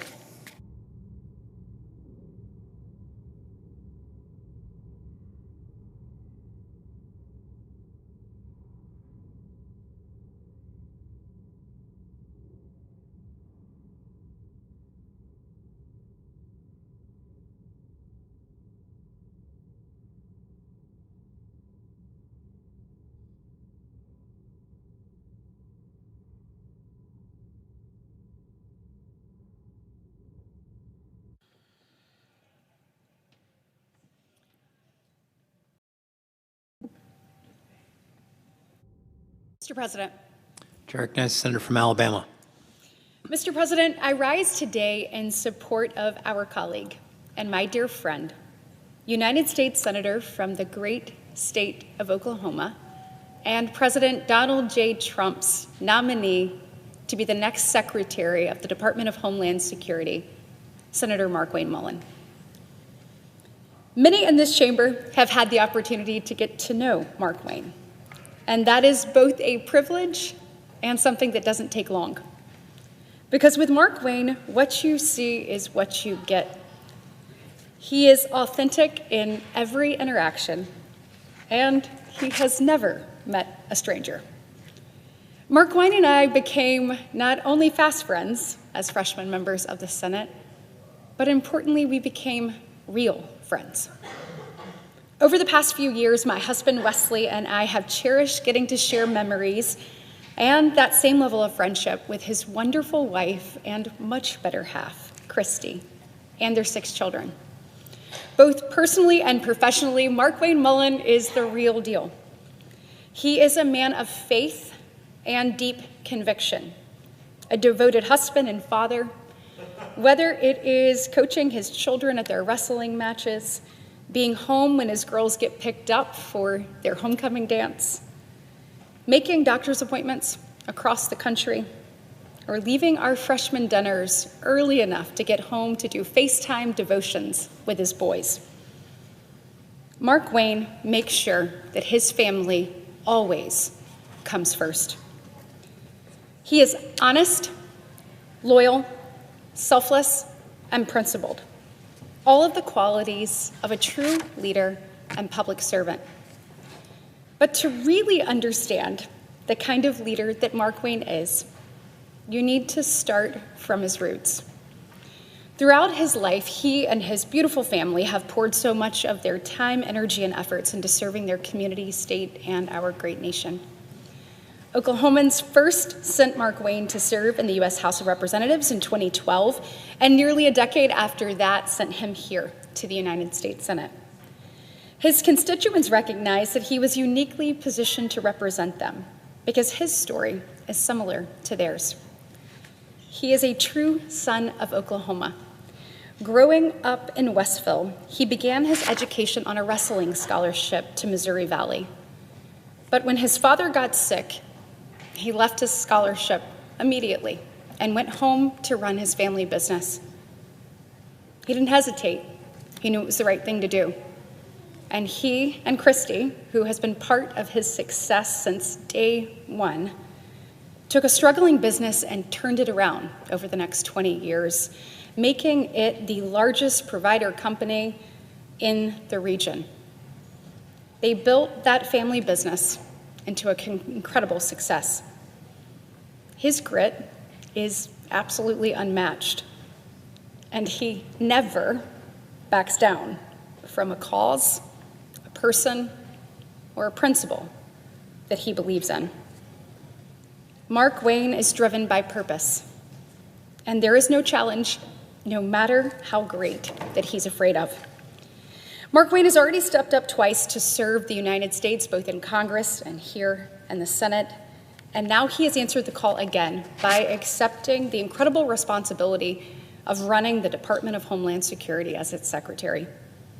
As chair of the Senate DHS Appropriations Subcommittee, I can say from personal experience that navigating the Department of Homeland Security is no small task. It is one of the largest and most complex federal agencies in our government, and the responsibilities span from our border to interior enforcement, to disaster response, to counterterrorism, to cybersecurity, to the protection of our nation's leaders, and more.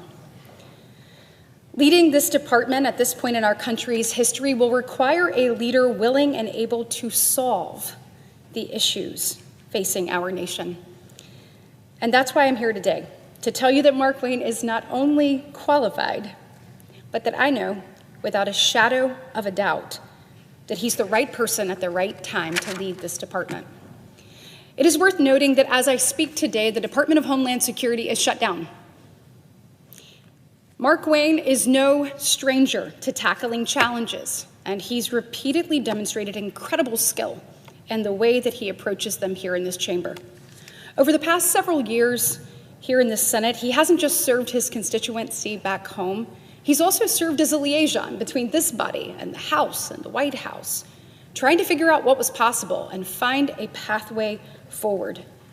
His ability to build relationships on both sides of the aisle and having the tenacity to figure out what to do and how to do it is why Leader Thune tapped him to serve on his leadership team and why Whip Barrasso has him as a deputy whip.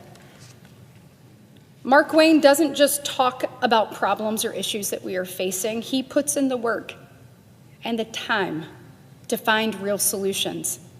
It's a rare breed in this town, and something we undoubtedly need more of.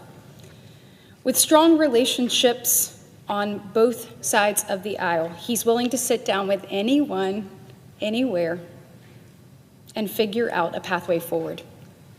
His strong character, love for our country, and determination is exactly what this nation deserves in our leaders. President Trump was elected to a second term with a clear mandate and that was to secure our border and to protect us from threats here in our interior and abroad. I have absolute confidence in Mark Wayne's ability to carry out that mission at the Department of Homeland Security. He believes in our laws. He believes in enforcing them. He knows the way you do it matters, and Mark Wayne is committed to doing it the right way. From our ICE and CBP officers to our Coast Guard service members, to the men and women at FEMA, to our cybersecurity personnel at CISA, to our hardworking Secret Service agents, to our TSA officers, and so many more. Mark Wayne will never back down from supporting you, the men and women who serve this department, the men and women who stepped up to say, we want to be a part of the mission of securing our border and protecting our homeland. He will never back down from the responsibility of ensuring the safety and security of our American citizens. He will never back down from the mission of protecting our most valuable asset, our people. He's not going to back down from protecting his family, and I can promise you he will not back down from protecting yours. I believe he is going to be the best and most consequential secretary the Department of Homeland Security has ever seen. I look forward to seeing his leadership and the success he's going to bring to our nation, and I look forward to supporting his nomination in the coming days here on this floor, and I urge my colleagues to do the same. I want to thank President Trump for nominating such a tremendous man and leader. And Mr. President, I look forward to brighter days ahead because of Mark Wayne's leadership. Thank you, and I yield the floor.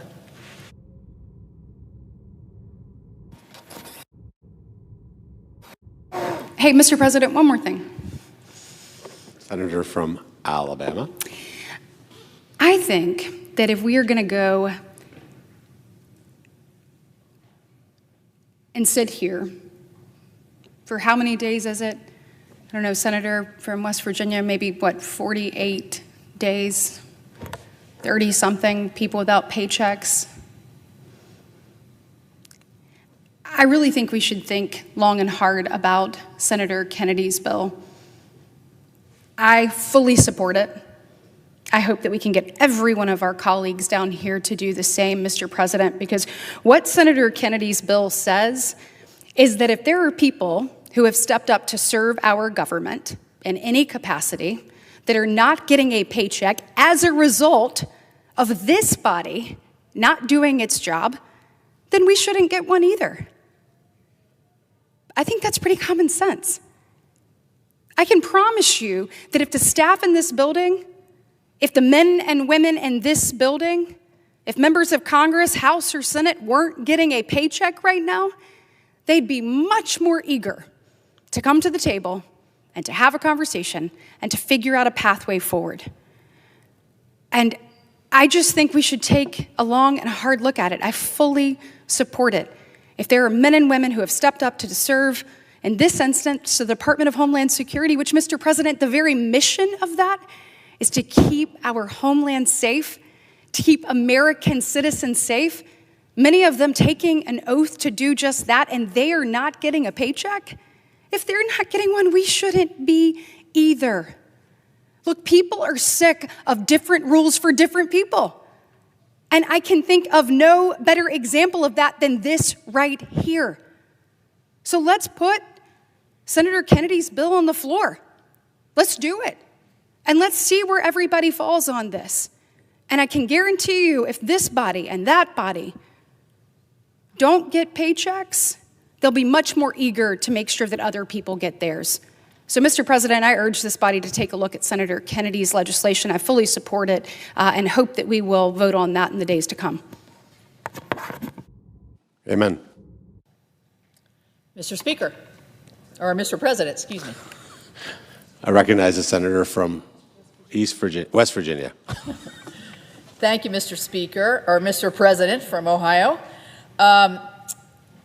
I first would like to say to my friend Senator Britt from Alabama that her introduction of our colleague, Senator Mullen, was terrific. I would say high fives to everything that you've said about our friend Mark Wayne, and I know that he will lead that organization in a stellar way, and I look forward to his leadership. So this week, the Senate officially begins debate on a package of common sense, I'm probably going to say it about 10 times, common sense measures that should unite all Americans. Americans deserve to have confidence that every vote that is cast and counted comes from an American citizen, and that the system itself is fair, secure, and transparent from start to finish. You know, that confidence is not automatic. It must be earned, must be maintained and reinforced through clear, consistent standards that people understand. It sounds pretty simple. The bill we are considering on the floor right now is something that we should all agree on. Specifically, here's what it does. It requires all voters show a photo ID. Think of all the times that we show photo IDs. This is not an onerous or a discriminating task. It requires all voters provide proof of citizenship when registering to vote. And it ends the abuses of the absentee voting system that we have seen in several states. In addition to these simple, straightforward policies on voting, the bill has two more common sense measures. It doesn't allow men and women's sports, and I have long championed this issue of such importance to our girls in West Virginia and across the nation. And it does not allow transgender mutilation surgery for children. So, common sense. So let's discuss the substance of this when it comes to elections. The Save America Act reflects the basic expectation that America's elections need to be safe and secure. It does not reinvent the wheel. It simply reinforces standards that most Americans already are abiding by. Think about it. In everyday life, as I said, we are routinely asked to verify who we are, whether it's to board a plane, check into a hotel, start a new job, drive, or even visit the doctor's office. No one views these steps as extraordinary. Maybe 10, 15, 20 years ago, maybe, but no longer. No one sees them as controversial. Applying similar standards to our elections is not radical, it's just common sense. The Save America Act ensures that those who are registered to vote are actually those who are eligible to vote. It ensures that the person who shows up to cast a vote, a ballot, is in fact who they say they are. And these are not extreme ideas. They're very practical. Reasonable steps that align with how we secure other important aspects of our society. In fact, more than 80% of Americans support ID requirements, including a strong majority of Americans. And the majority of states, including my state of West Virginia, already require some form of ID to vote, and we have for years. Let me turn to the other core principle of this bill, and one that I believe most Americans consider simply fundamental. Only American citizens should be able to vote in our federal elections. It's not a partisan statement. It's a basic premise of what it means to have a sovereign democracy. Voting is one of the most important rights that we gain as citizens. Whether you're a born citizen, a naturalized citizen, it is a precious right. And with that right comes the responsibility to ensure that it is reserved only for those who are legally eligible. The Save America Act makes that expectation explicit by requiring proof of citizenship at the point of registration. Again, not complicated, it's not controversial, it's basic, it's common sense. It's about ensuring the integrity of our federal elections is not just protected on Election Day, but it's protected at the front end of the voting process. As I said, it seems common sense because it is. And you might wonder why we would need a policy to enforce this. But in 19 states, individuals who entered our country illegally are able to obtain driver's license. It's a pathway in many states to the ability to vote. It provides them an opportunity to register and vote without a proof of citizenship. The Save America Act closes this illegal voting loophole by requiring photo ID to vote, proof of citizenship to register, and requiring states to remove non-citizens from the voter rolls. Americans do not want illegals to vote. In fact, 62% of Americans support proof of citizenships in order to register to vote. The bill also addresses an issue that has generated a lot of discussion in recent years, which is absentee or mail-in voting. Let me be clear, this legislation does not eliminate absentee voting or mail-in voting. There are legitimate reasons why people vote like this. Could be an illness, disability, military service, being away from home for business or pleasure, or other hardships that prevent someone from voting in person. These voters have absolutely need to continue to have access to the ballot. But what the bill does is draw a clear line between access and abuse. In some states, we've seen practices that go well beyond traditional absentee voting. That includes mass, unsolicited mailing of ballots to individuals who not request them. Let's say you had a family of 5. Let's say the kids have left, all 3 of them. They're still registered. You get 5 ballots. You can send them in. That's fraud. Or it includes also automatically enrolling voters in advance in absentee voting simply because they had used it once before. These kinds of policies raise serious concerns about ballot security and ultimately public confidence, most importantly, in the outcome. The Save America vote puts guardrails in place to prevent those abuses while still preserving absentee voting for those who truly need it. And I'll note, this issue is not an issue in West Virginia. It has not created major challenges for us. In the 2024 general election, only 2.9% of our West Virginia ballots cast mail-in ballots. We have early voting. Over 40% of our electorate votes on early vote. Our system has a more traditional, secure approach, and it's one that has helped maintain confidence in our elections. That's the balance that this bill is trying to strike, protecting access while ensuring integrity. It's just common sense. Ultimately, this is about preserving confidence in our democratic process. When people trust the system, our participation grows. Outcomes are respected, and our institutions are strengthened. This is something every American, regardless of party, should agree on. And that's why this effort matters. And that's why these common sense protections deserve serious consideration. Mr. President, I also must address a separate matter that grows more serious with each passing day, and that is the Democrat-led shutdown of DHS. Today marks day 34 days of political brinksmanship. 34 days where partisan posturing has taken precedence over the safety and security of the American people. Enough is enough, especially now. Last week, we saw 2 terror-related incidents play out in Virginia and in Michigan. These were not distant threats or hypothetical scenarios. They were real events that underscore the very real dangers we face every day. And yet, this very moment, the department charged with helping to prevent, detect, and respond to such threats remains hamstrung by a lapse of funding. I really find it deeply troubling and frankly unacceptable that my Democrat colleagues have chosen to let disagreements over policy escalate into a full-scale funding lapse for our critical national security operations.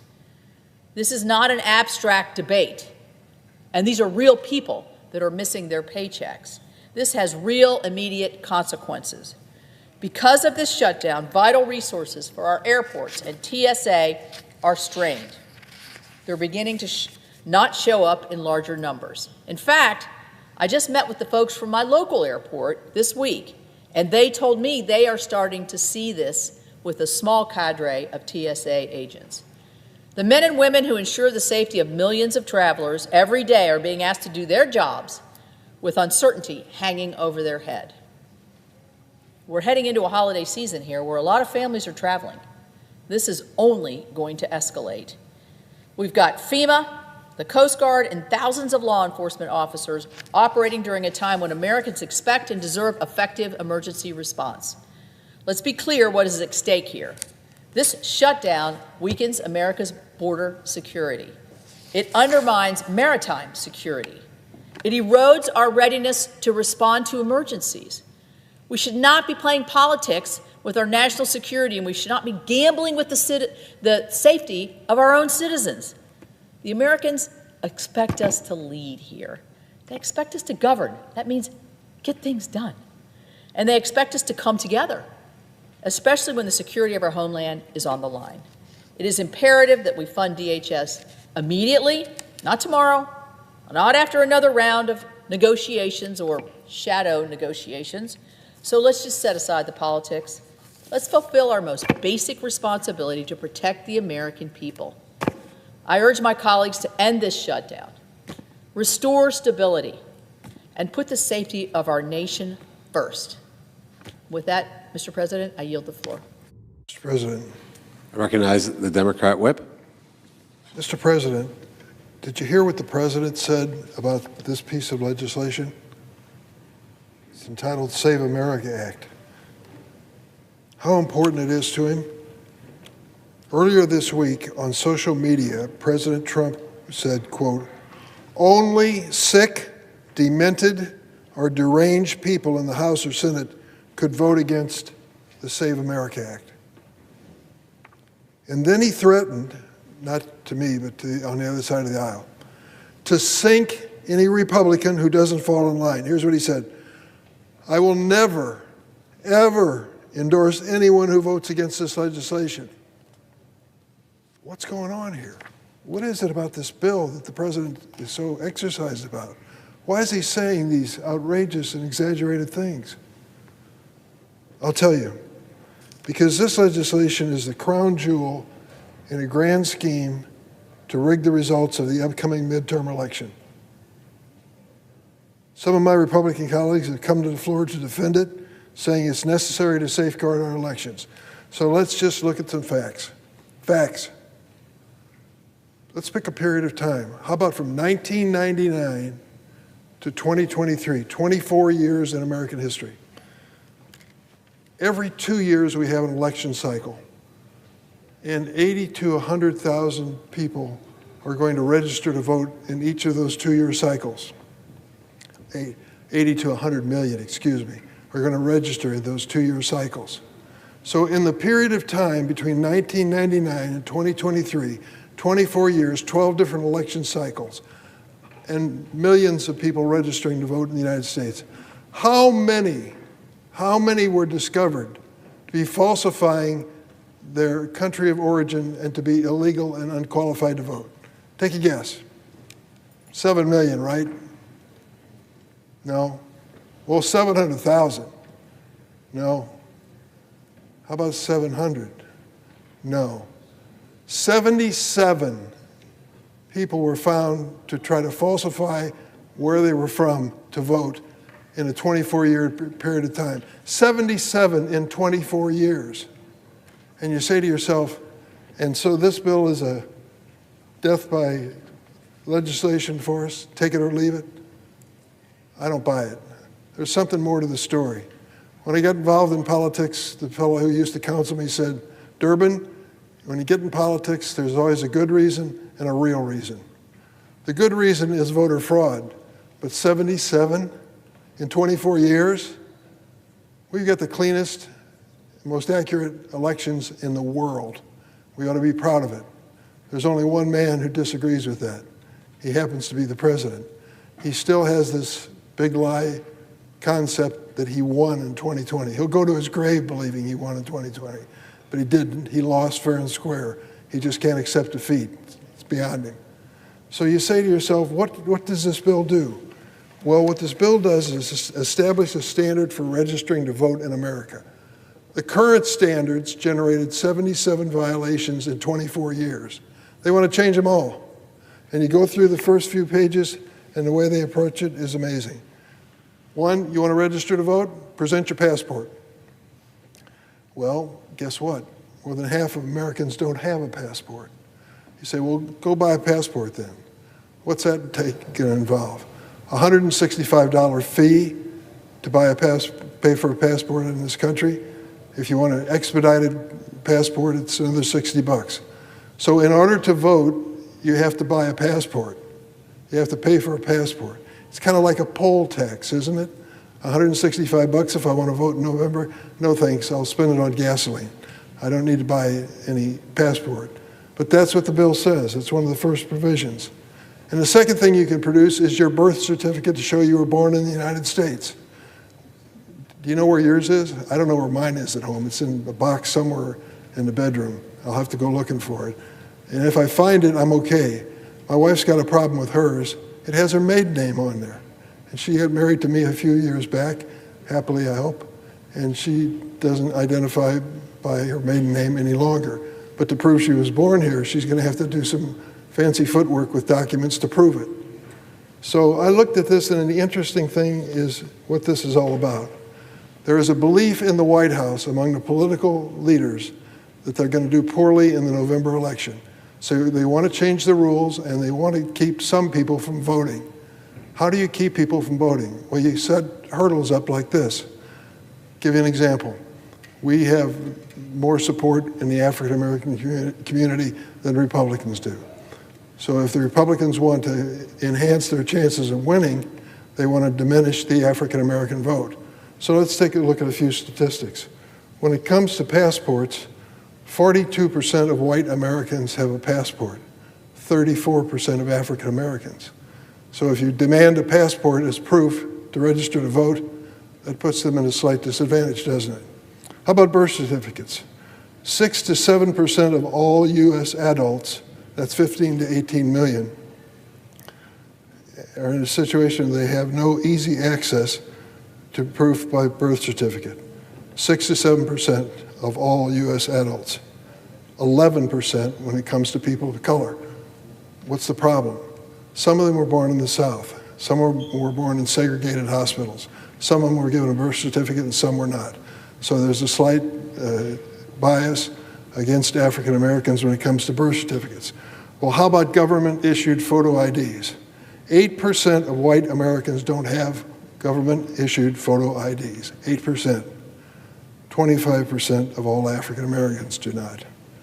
How about low-income people who may be inclined to vote for Democrats, perhaps?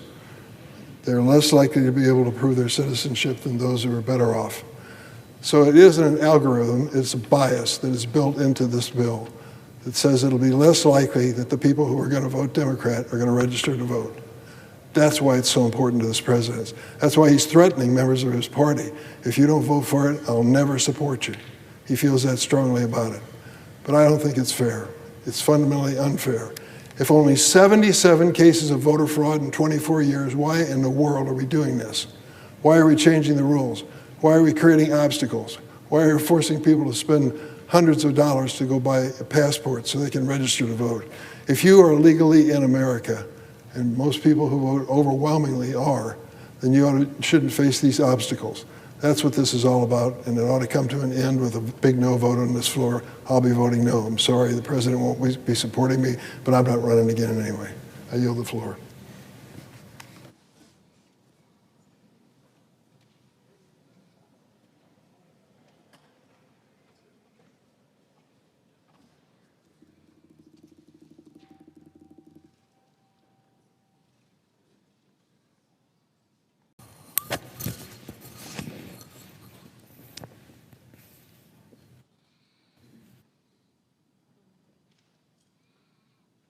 Mr. President. I recognize the senator from Hawaii. Mr. President, I rise in strong opposition to the so-called Save America Act. What it should be called is the Save Trump Act. This bill is not about protecting elections. It is about making it harder for eligible Americans to vote. And Republicans know it. Right now, my Republican colleagues are trying to hide the ball. They talk about voter ID at the polls as if that is all this bill requires. But that is not the case. That is not the truth. The truth is that this bill requires every American, millions of Americans, to provide documentary proof of citizenship, like passports or birth certificates, in person, just to register to vote. Okay? Right now, we have a situation where millions of Americans are voting, but suddenly that is not going to be okay. This bill will require every American to re-register, register, and show proof of citizenship. So Republicans are hoping that Americans won't know the difference between having to show a photo ID when voting and the requirement to prove citizenship in order to even register to vote. Let me be clear. This bill is not just about showing a picture ID when voting. This bill is about having to prove citizenship in person before you can even register to vote. The SAVE Act will make it harder, more expensive, certainly less convenient to register to vote. Republicans know this. This is the part that the Republicans are not talking about as they continue to sell the SAVE Act as a voter ID bill. It's the part that Republicans are hoping people will not notice or understand until it is too late, until they are told, wait a minute, you can't even go to the polls or you can't even vote unless ahead of time you register by proving your citizenship. So because once Americans do understand what this bill does, it becomes clear. This bill is not about securing our elections. It is about controlling which Americans get to participate in them through imposing onerous voter registration requirements. And let's be very clear about something else. Non-citizen voting in federal elections is already illegal. It is a federal crime. If a non-citizen illegally votes in a federal election, they could be prosecuted and even sentenced up to 5 years in prison. Who is going to commit this kind of fraud knowing that they could be in prison for 5 years? And as my colleague just mentioned, my colleague from Illinois, there have been so few of these kinds of so-called fraud in the years that millions and millions of people have been voting. So Republicans would like the American people to believe that non-citizens are voting in our elections in the thousands. And the truth is, non-citizen voting is extremely rare to be practically non-existent. The Cato Institute found that voting by non-citizens in the United States is virtually non-existent. The Heritage Foundation found fewer than 70 instances of it over a 40-year period. Think about it. Millions of people vote every year, and the Heritage Foundation, only 7 instances in over 40 years of people voting.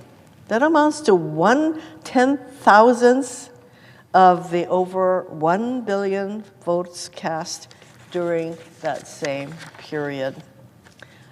And we all know the Cato Institute and the Heritage Foundation are not liberal think tanks.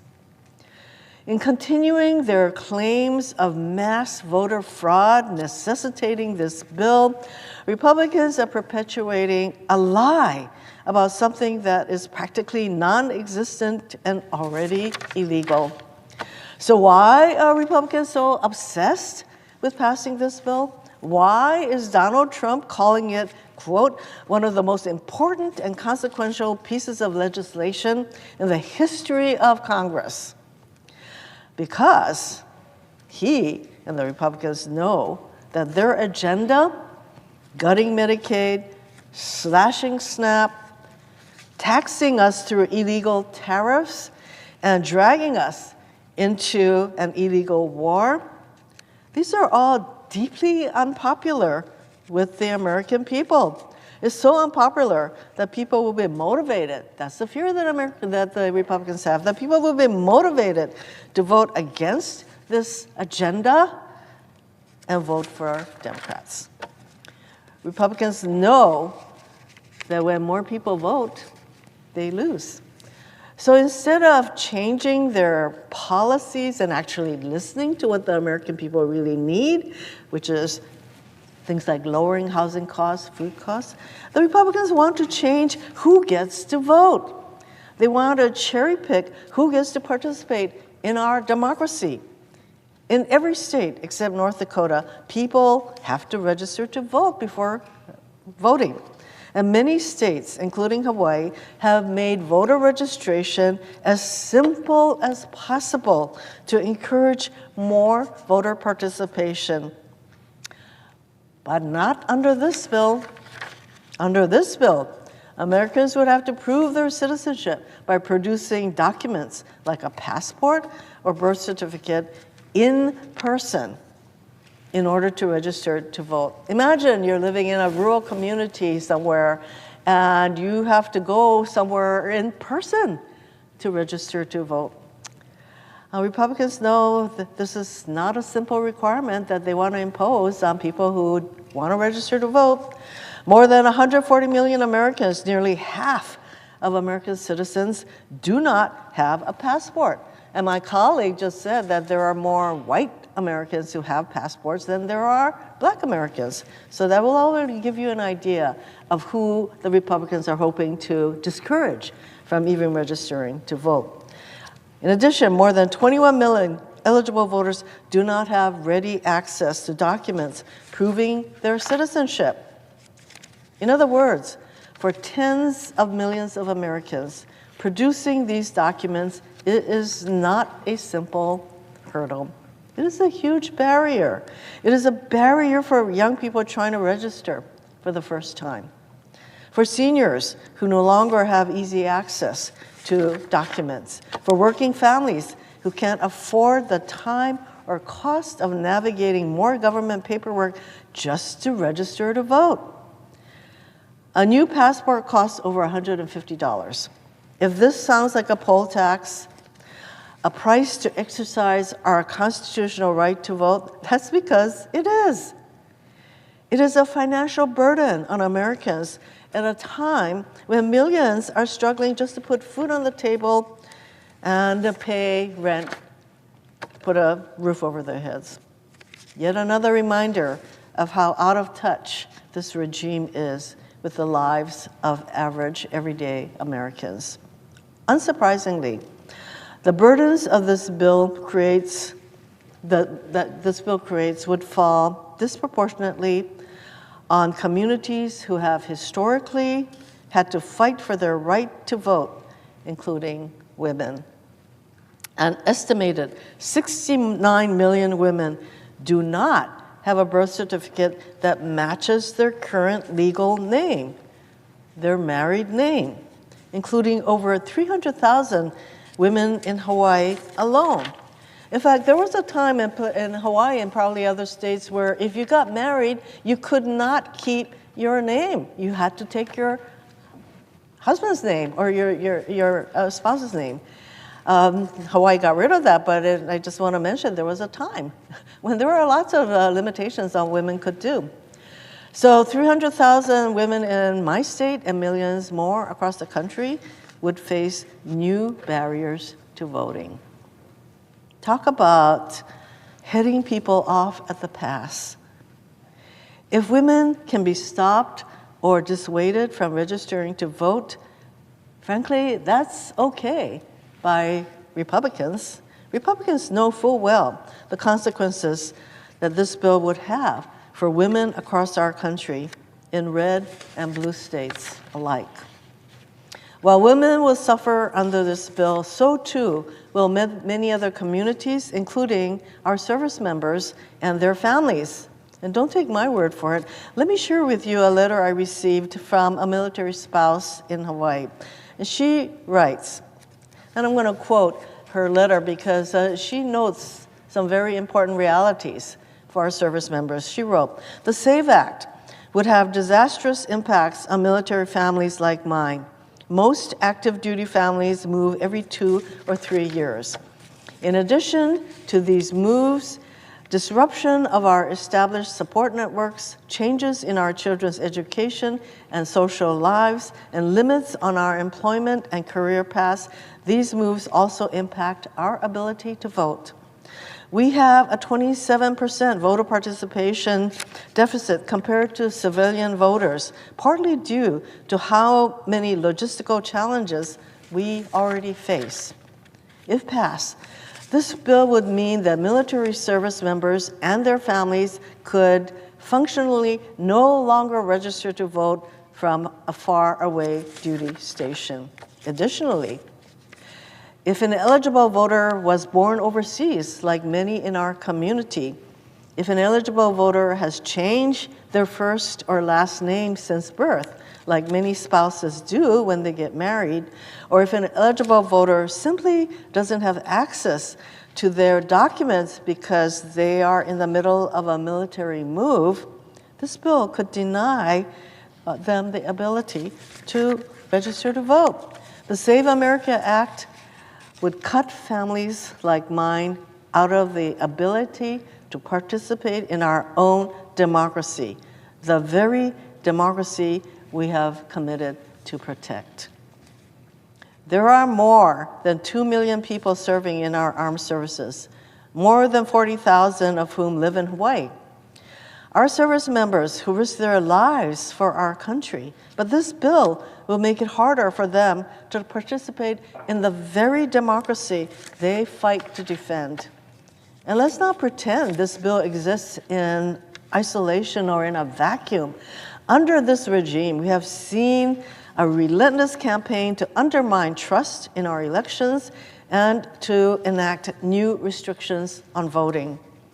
Under the direction of Attorney General Pam Bondi, the Department of Justice has sued 29 states and the District of Columbia, demanding these jurisdictions hand over their voter rolls and all the personal data contained in these voter rolls. Now, what are Trump and the person he considers his lawyer, Pam Bondi, going to do with all of this information?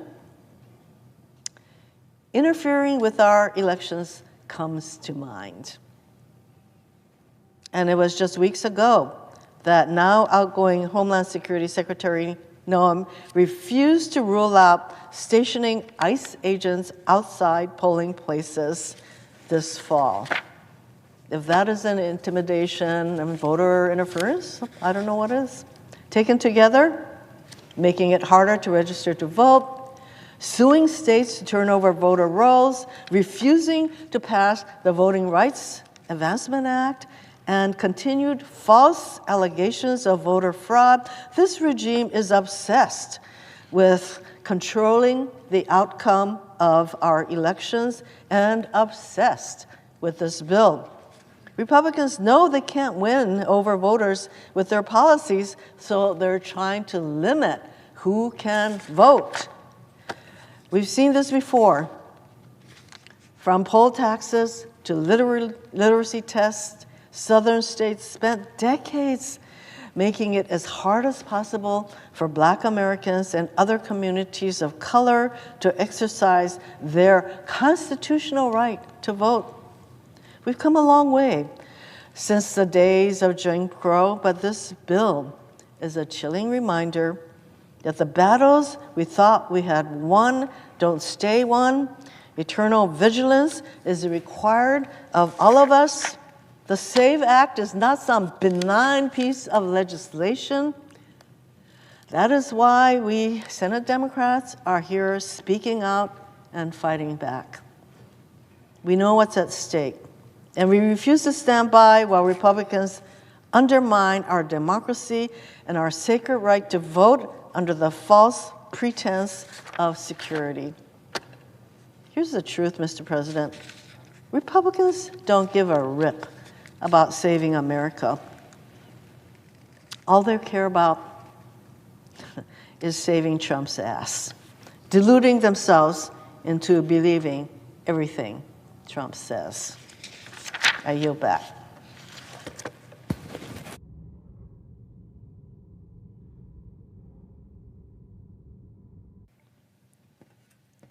Mr. President. I recognize the senator from Nevada. Thank you, Mr. President. I rise to join my Democratic colleagues today in opposition to the Save America Act, which is really just President Trump's and Republican leadership's shameful and disingenuous attempt to interfere with our elections and make it harder for American citizens to vote. Republican leadership has given two reasons why they want to pass this bill. I have been listening to the floor debates. I have been talking to some of my colleagues, and I want to address some of the arguments on the other side that I've heard, because they're just not true. The first is that illegal immigrants are voting in our elections, and that's why we need the Save America Act. The second is that it's just common sense that this is just a voter ID bill, and that's all we need. Now, I'm going to break down these two things. I want to make it very clear from the outset, this bill is not just a voter ID bill. Keep that in mind. But let me jump to the first argument. I want to make something very clear. The United States of America has the most safe and secure elections in the world. It has been proven over and over again, including in my state in Nevada. I know. I served as Nevada's Attorney General for 2 terms. That's 8 years. And I helped prosecute voter fraud. In fact, I was part of an election fraud task force in my state with the Secretary of State and our federal law enforcement, the FBI, every election season. In that 8 years, I can count on 2 hands how many cases of voter fraud we found, and they were all prosecuted. Now, Democrats don't oppose this bill because it would stop non-citizens from voting. In fact, we completely agree that non-citizens should not be voting. That's why it is already illegal for non-citizens to vote, and why every state has a process to ensure people who register to vote are citizens. The bill that we are talking about today is a solution in search of a problem that does not exist. As you have heard my colleagues say, the Conservative Heritage Foundation has a database of non-citizens voting that shows there have only been 77 cases between the years 1999 and 2023. 77 cases in 25 years of non-citizens voting. And why do we know that? Because they were caught and prosecuted. And in each one of those individuals, they were held accountable by the authorities. In Nevada, a local news investigation found that out of the more than 7 million votes cast in our elections in Nevada since 2008, the number of votes cast by non-citizens was exactly 2. Not 2,000, not 200, 2. So if you want more proof that this is a massively overblown problem, last year, President Trump's own Justice Department opened an investigation over alleged voter fraud in Nevada during the 2020 presidential election. President Trump lost the state of Nevada in that election by more than 33,000 votes that year. But what did President Trump's Department of Justice find? Well, the investigation closed this January without a single charge of voter fraud. Now, I personally find it curious that there was no investigation in my state into fraud during the presidential 2024 election where President Trump won, only the election that he lost, but so be it. I am here to tell you, we have the most safe and secure elections in the world, and non-citizens are not voting wholesale in them and out there running rampant. We know the data. And not only do we know the data, we have it because they have been successfully investigated and prosecuted when in the extremely rare cases that they are caught. So that's the first argument that my colleagues are saying. There's so many non-citizens voting, we need this law. That's not true. Here's the second argument. Republican leadership are saying that we need to pass the Save America Act because it is just a voter ID bill. It is just a voter ID bill. And everybody shows ID no matter what they do. You got to show ID to drive. This is the same thing. Well, let me just tell you, this could not be further from the truth. The reason this bill is so outrageous is because it goes far beyond showing just a driver's license or voter ID when you vote. It is about voter suppression.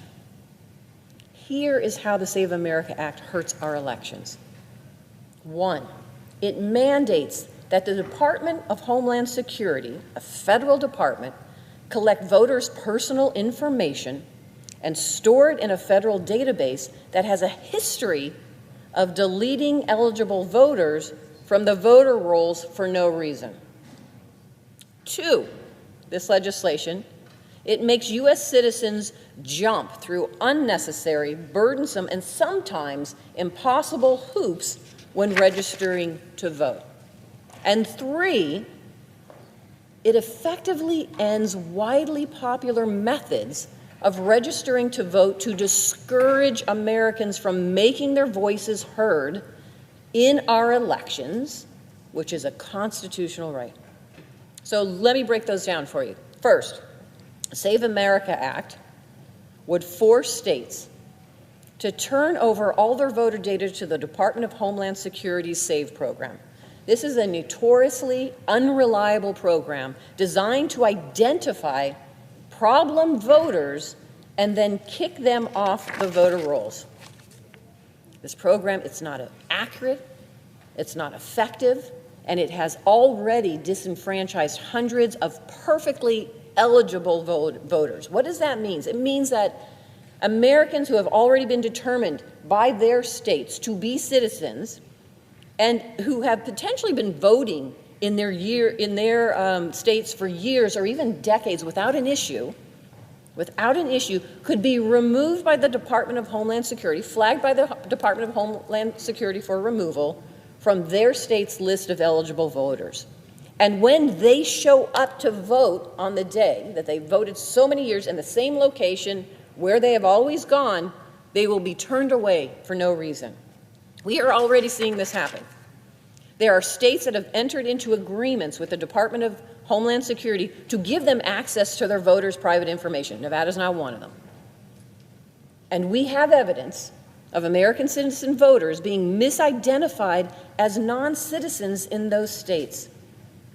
If this bill goes into effect, who knows how many Americans are going to be kicked off the list of eligible voters from their state, only to show up on Election Day and be told they need to re-register and produce numerous documents proving they are citizens. Let me take it one step further. The Save America Act mandates that states need to remove eligible voters off their list if they have not presented the documents mandated under the bill, under this legislation, to prove they are U.S. citizens. Now keep this in mind. I'm going to walk you through this. You've been voting in your state for the last 30 years, 25 years, same location, your library, wherever you go, you're voting. All of a sudden, you're being told by your state, sorry, you were flagged by Department of Homeland Security, you can't vote on the day of the election. And now you say to yourself, okay, I don't understand this, but how do I re-register? What do I have to do? You now have to either have a passport or a birth certificate. A passport or a birth certificate, and you have to go in person now to re-register to vote.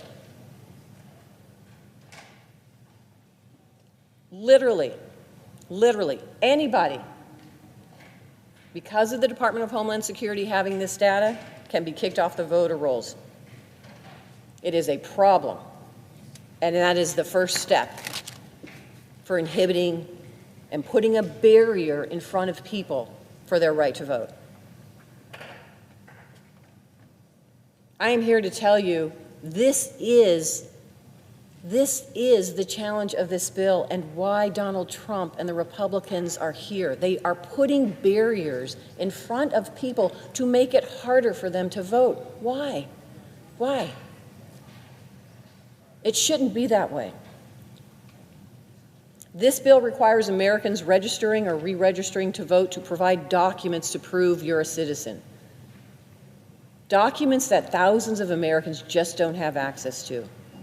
If you are a victim of DHS's erroneous voter roll purge and need to re-register to vote, or if you simply want to register to vote for the first time, this bill would require a document that confirms that you were born in the United States or that you're a naturalized citizen. Does a driver's license alone do that? No. Neither does the real ID for my state and most states. That is not enough. Even presenting your birth certificate wouldn't be enough to prove citizenship. Americans would be required to present their birth certificate and a valid government-issued photo ID card, like a driver's license. Now, a passport would be enough to prove citizenship, but half of Americans don't have a passport. Half. And that's true in Nevada, too. Roughly 56% of Nevadans have a passport. That means nearly half the people in my state would have to have their birth certificate or other documentary proof of citizenship on hand. And if they wanted to get a passport, it would cost $165. That's not an amount most Nevadans can shell out, especially with prices so high these days.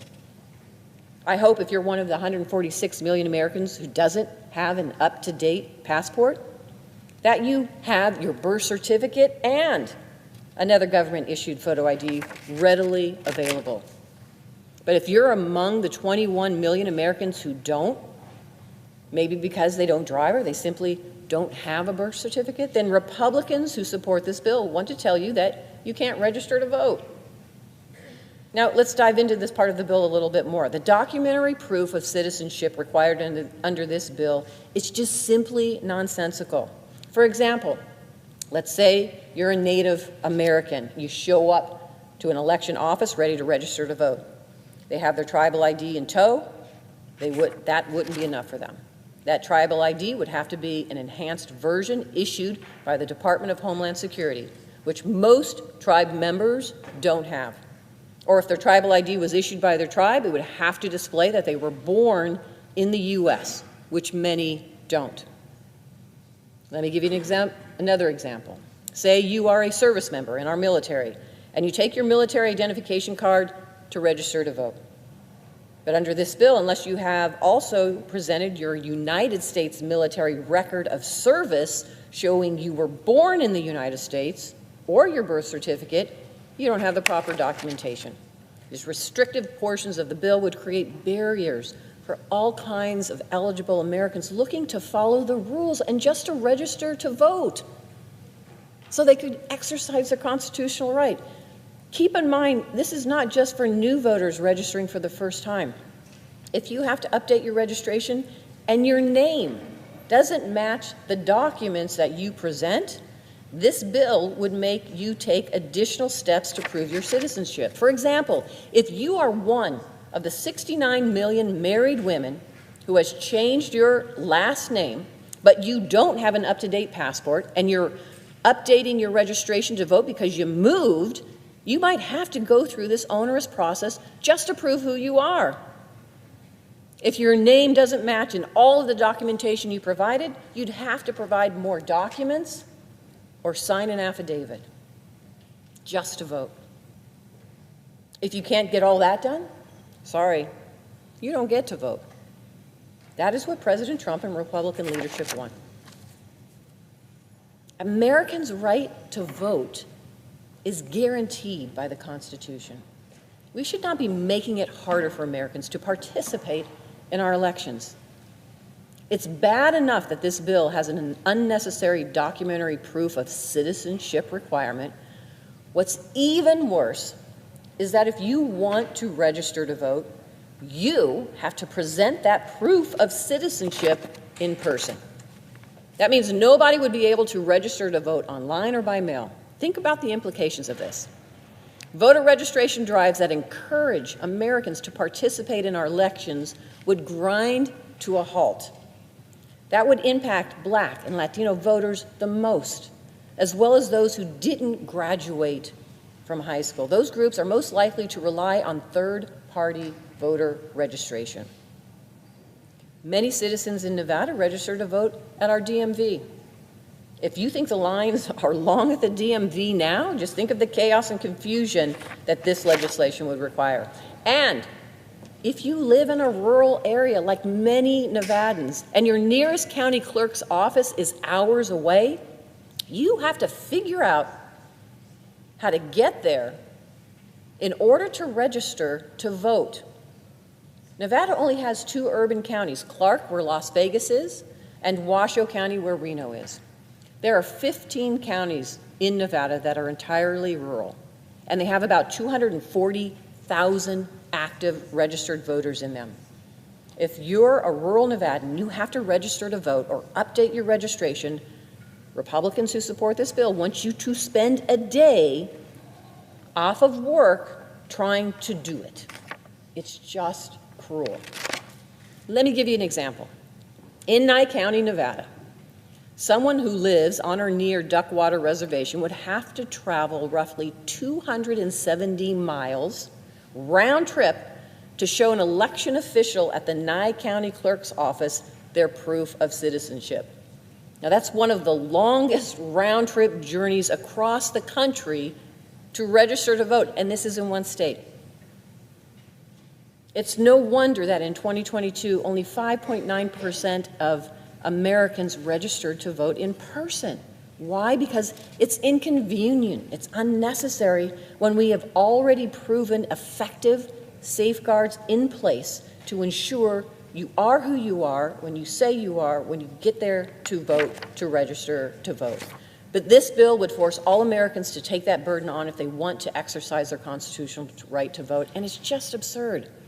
Not to mention, if it were to pass, this legislation would go into effect immediately, without giving states any additional resources to implement these complex provisions. Most bills that significantly alter our systems give plenty of time to ensure a smooth transition into the new system, but not this bill. President Trump and Republican leadership want to make sure it's done in time for the upcoming midterms because they are afraid of what American voters using their voices to speak out against them would say and how they would vote. We all know why Republican leadership want to pass this bill. They want to pass it badly because they think that they will lose this election in this midterm because their current policies are extremely unpopular with Americans, raising costs in this country instead of lowering them, kicking millions of Americans off their health care, and starting an unauthorized war with no exit strategy. That's an awful record for Donald Trump's Republican Party. And through our elections, Americans have a chance to make their opposition to his policies heard at the ballot box. But Trump's Republican Party is trying to prevent them from voting. They're trying to choke off American votes in a desperate bid to stay in power. This bill goes beyond bad faith. It is just vile. Instead of trying to make Americans' lives better and passing legislation people actually want, instead of supporting our democracy, our Constitution, President Trump's Republican Party and followers now want to pass this bill and make it extremely difficult for millions of Americans to exercise their right to vote. Why? Because President Trump is afraid of being held accountable by the American people. Save America Act would require states to turn over voter information to the Department of Homeland Security. It would kick millions of eligible voters off the rolls. It would make it infinitely harder for Americans to register to vote, and it would cause chaos in our states.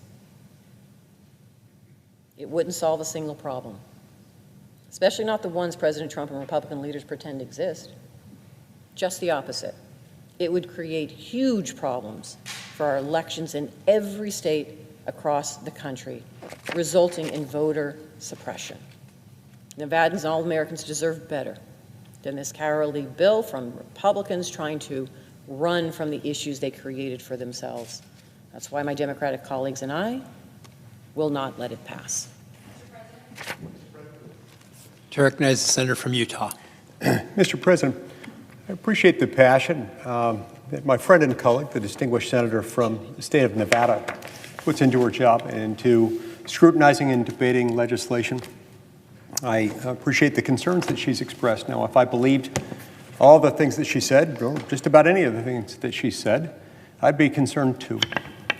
Fortunately, for all of us, the things that she's saying about this bill are either in some instances incomplete, leaving out material information to complete the picture, resulting in a much different impact than has been suggested, or in other cases, they're completely wrong. Let's go back to a few first principles about what the bill actually does. There are two basic precepts of the bill. The fundamental purpose of it is to make it easy to vote and hard to cheat. We do that through two principal mechanisms in the bill. One requires proof of citizenship upon voter registration, and the other requires voter ID at the time and place of voting. Now, as to the citizenship component, contrary to what was being suggested briefly for a moment, I was almost led to believe in some of her remarks that this would require Americans en masse to go and immediately re-register.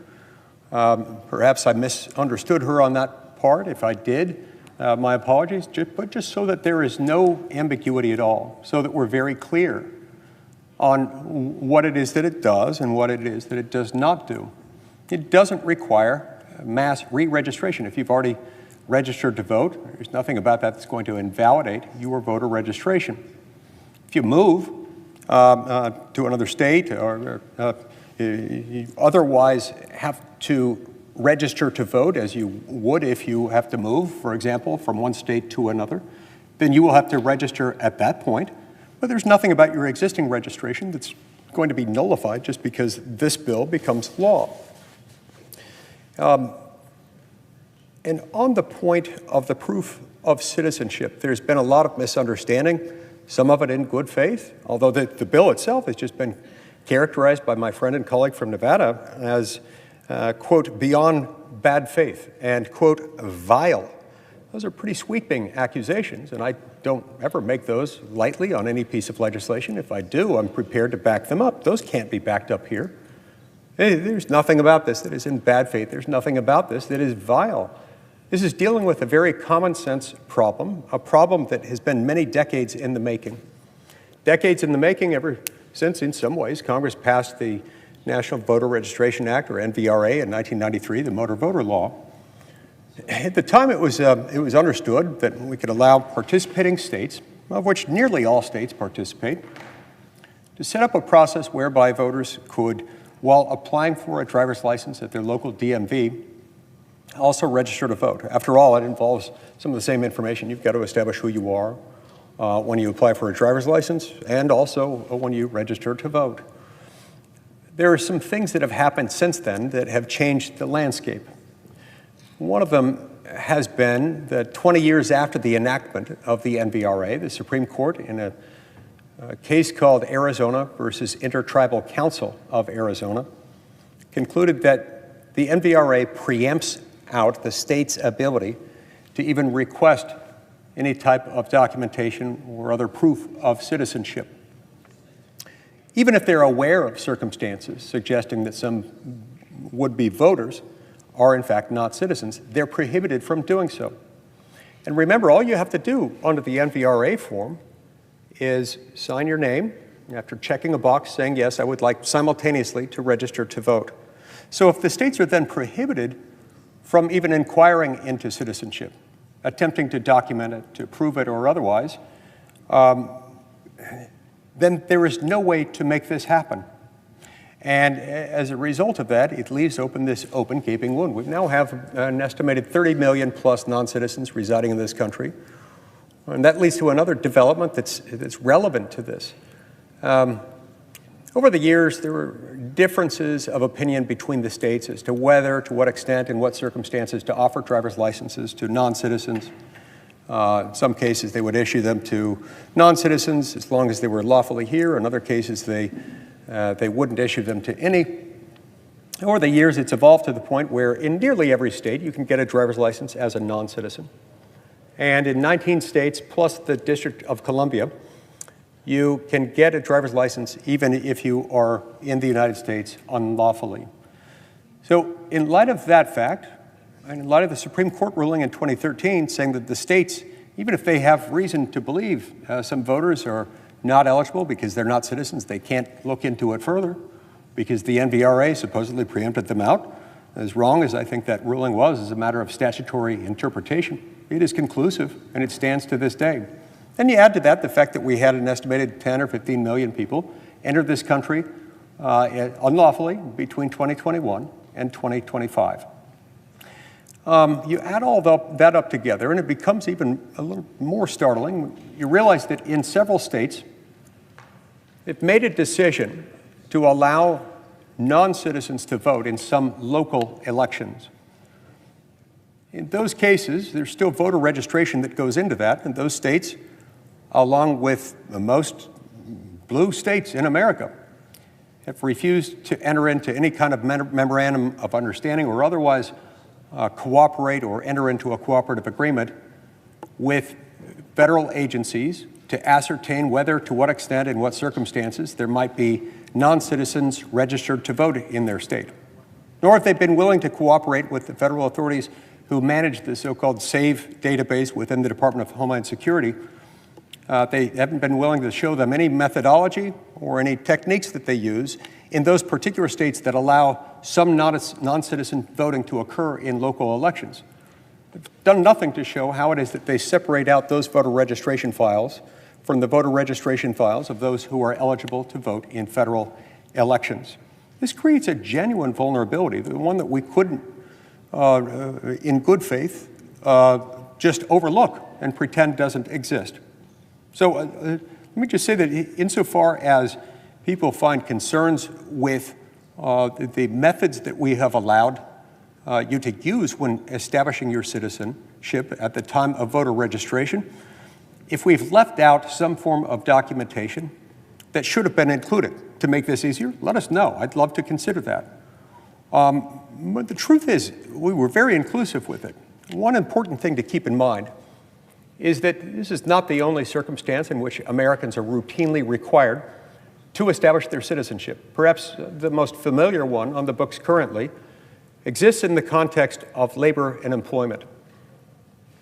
Every time any American starts a new job with a new employer inside the United States, he or she is required to fill out a form called the I-9. When you fill out the I-9, if you're an American, then you have to prove that you are a citizen. Pretty rigid, fairly inflexible standard. One technique involves showing a U.S. passport establishing citizenship. Another involves a combination of a birth certificate, photo ID, social security card, etc. But that's about it. That's about as far as the options go. There are additional options that we worked into the Save America Act, including, for example, that subset of real ID driver's licenses. Not all real ID driver's licenses establish citizenship. Some of them do, some of them don't. If you happen to have one of those that establishes that, you can accept that. Certain tribal membership cards are also eligible because they establish citizenship. Not all of them do. We try to identify those that do. But most importantly, and this is the part that often goes overlooked when we hear comments from the other side of the aisle in this chamber, is that there is a catch-all provision dealing with all these circumstances, any deficits that we may have left out, and it also deals with the problem of those who maybe can't find some of their documentation. Let's say if you're someone who's gotten married and you have changed your name after getting married and you got the rest of your documents, but you can't find your marriage certificate, we've got you taken care of. But the same provision And the same part of the bill also deals with individuals who may have lost all their documentation, either because it was eaten by their dog, or maybe their house burned down yesterday and all their documents are missing, or because they never had them to begin with, or their crazy Aunt Madge, for no reason at all, scooped up all the documents, took them to the landfill, disposed of them, and nobody can find them. Or maybe you just never had them to begin with for whatever reason. These things happen. And this bill doesn't cast any judgment about those people. This bill doesn't desire in any way, shape, or form to disenfranchise those people or make them ineligible to register to vote. In fact, it makes it incredibly easy. The provision to which I'm referring, that too often goes overlooked, more or less universally goes overlooked from across the aisle, starts on page 12 of the House-passed Save America Act, which we're debating right now. The bill on the table at page 12, line 22, and following through the text going on to the next page, makes clear that even if you're missing some of your documentation or even all of it, regardless of the reason, and you want to register to vote, you can still do so by writing out an affidavit. It establishes a process whereby a stock affidavit structure could be recommended by a committee that's long existed to help facilitate some of these election issues. And each state would then fine-tune the process that they would utilize in their state, whereby the would-be voter who writes out a sworn statement under penalty of perjury outlining the circumstances that give them citizenship, meaning if they were born in the United States or are otherwise natural-born citizens of the United States, perhaps if they're born outside but to U.S. citizen parents residing abroad at the moment, and were at the moment of their birth, by virtue of the circumstances of their birth, entitled to birthright citizenship as of the moment of their birth, then they are natural-born citizens. They can establish those basic facts, and then the burden falls upon the state to confirm or refute the truthfulness of those things. States have access to databases by which they can compare and contrast what the voter says in the affidavit, saying, yeah, I don't have my documents, but I am a citizen, and here is why, and here are the relevant dates or date ranges to consider. It becomes the state's burden. No American citizen need shell out a single dollar. This is one of the other arguments that I frequently hear raised, is that not every American has a passport. Well, yeah, that's true. And then they'll also go on and say, well, a passport costs money, about 200 bucks. That's also true. Nobody should have to go out and get a passport just to vote. If they've got one, great. It makes it easy to establish citizenship, but you don't need to have one. You don't have to shell out a single dime to register to vote under this bill. Nor do you have to go out and get duplicate documents or be left out in the cold because you can't find your documents, or they never existed, or you never had them, or your house burned down. Whatever the case, this is taken care of. But this, too, was ignored by my friend and colleague, the distinguished senator from Nevada.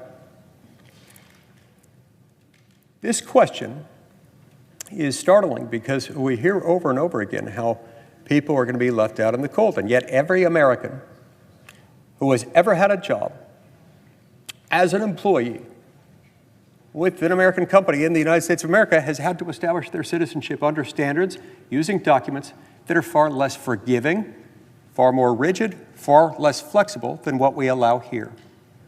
Now look, it is theoretically possible, not likely, but theoretically possible that there are other ways of establishing citizenship not yet contemplated in this bill that would still do the job. If so, bring those ideas forward. Help us improve the bill. We'd be happy to do it. I think we've made it as easy as we possibly could. But I'd love to hear those ideas. But that's not what we're hearing. They're instead wanting to engage in scaremongering tactics in order to make people fear that they're suddenly going to be disenfranchised, that they're suddenly going to face what some are really disingenuously calling a poll tax, dishonestly suggesting that this will cost anyone money. There's not a reason for anyone to shell out a single dime, a single nickel, a single penny, or fraction thereof in order to register to vote. So when we look at the proof of citizenship, it's simply not fair to point to any one of these documents in isolation and explain the reasons why some people might not have them, might never have had them, might have lost them, and why it's such a travesty that people will be disenfranchised without them unless they either spend money or spend days or weeks hunting down all the relevant documentation, because there are other easier ways to establish that. And if you've got ways of making it even easier while satisfying this demand that we make sure that only those who are citizens are voting. Let's bring them forward. It is curious, moreover, getting back to the states, not just the states in which they currently allow lawful votes to be cast in some local elections by known admitted non-citizens. But beyond that, there's a wide range of states, mostly with Democratic governors and or Democrat legislatures, that are refusing to cooperate at all with federal authorities to share anything about their voter registration files, to share the information to make sure that those voting in federal elections are in fact U.S. citizens. Now look, this is part of the cooperative federalism model that's built into the Constitution itself. There are certain responsibilities that belong to the United States government. And it's as equally important to respect those powers that are distinctively, unavoidably, necessarily, and by the text and structure of the Constitution, federal. It's important to keep those in federal hands, just as it's important to reserve to the states the powers that are reserved to the states, not rendered federal and not prohibited to the states by the Constitution. Both are equally important to federalism. Bad things happen when we disrespect either. Under Article 1 of the Constitution, we have the power, it is our authority, and I believe it is our duty to set basic terms and conditions relevant specifically to these federal elections, elections for the U.S. House of Representatives, elections to the United States Senate. Those are, after all, federal races. And which government is it, the state or local level, that ascertains and has records sufficient to establish, confirm, or refute citizenship? Well, it's this government. In fact, one of the very first provisions of Article 1, Section 8 of the Constitution, outlining federal power by outlining the powers granted to Congress. It involves laws dealing with immigration, naturalization, and citizenship. It is this government that is the only government in the United States, no one state has the capacity to do that, to establish or refute the existence of citizenship. So why would so many states that happen to be run by the Democratic Party refusing entirely to cooperate, to enter into memoranda of understanding, or otherwise cooperate with federal agencies whose job it is to go through and figure out who is and who is not a citizen for purposes of voting in federal elections? That, too, is another reason why we need the Save America Act, because this is chaos if we don't do that. If we don't do that, then our laws are dead letter. Our laws saying that only U.S. citizens may vote. And if a non-U.S. citizen votes in a federal election, he or she has committed a serious felony offense. Then people often will point to the dearth, the paucity, the rarity of instances in which voter fraud, particularly voter fraud based on non-citizen voting, has been detected, charged, fully prosecuted, and resulted in a conviction. Yes, these are few. These are very, very few overall that have happened, and there are reasons why it is very few. When you have a system of laws in place, it makes it very easy to register to vote, even for those who might not be citizens. And it makes it impossible for a state to even inquire, even where actual doubts exist as to someone's citizenship. You make it almost impossible to detect and very, very difficult to prosecute. Voting is, moreover, something that happens in a finite time and place, and most of the time, by the time it all happens, the matter is moot, and so it can be difficult to move on. This is why I sometimes will compare this to when people say we don't need to put these procedures in place because it's already against the law for non-citizens to vote, therefore they don't vote, and that's why it's so rare. That's a little bit like saying we don't need laws that require liquor stores to make people show ID before they buy alcohol, because we already have laws prohibiting the sale of alcoholic beverages to children. If we didn't have ID laws or record-keeping requirements in place for such things, that too would be very, very difficult, close to impossible to detect and enforce and prosecute and result in convictions. So, look, this debate will continue. I look forward to hearing any contributions, any suggestions as to how we could make it better and more inclusive. But The status quo, in which we simply pretend that this does not happen, isn't tenable. We already know, based on the handful of states that have started their own investigations, that there are thousands, just in the last year or two alone, we've learned of thousands of voter registration files that have existed that have involved non-citizens. And with as many non-citizens as have entered this country recently in the development of our laws, it would be folly, it would be morally irresponsible for us to assume that this does not happen. But let's keep our debate focused on truth, on facts, on what the bill actually says and not what it doesn't say. Thank you, Mr. President. Mr. President. To recognize the senator from Michigan. Thank you, Mr. President. I rise today against the so-called Save America Act.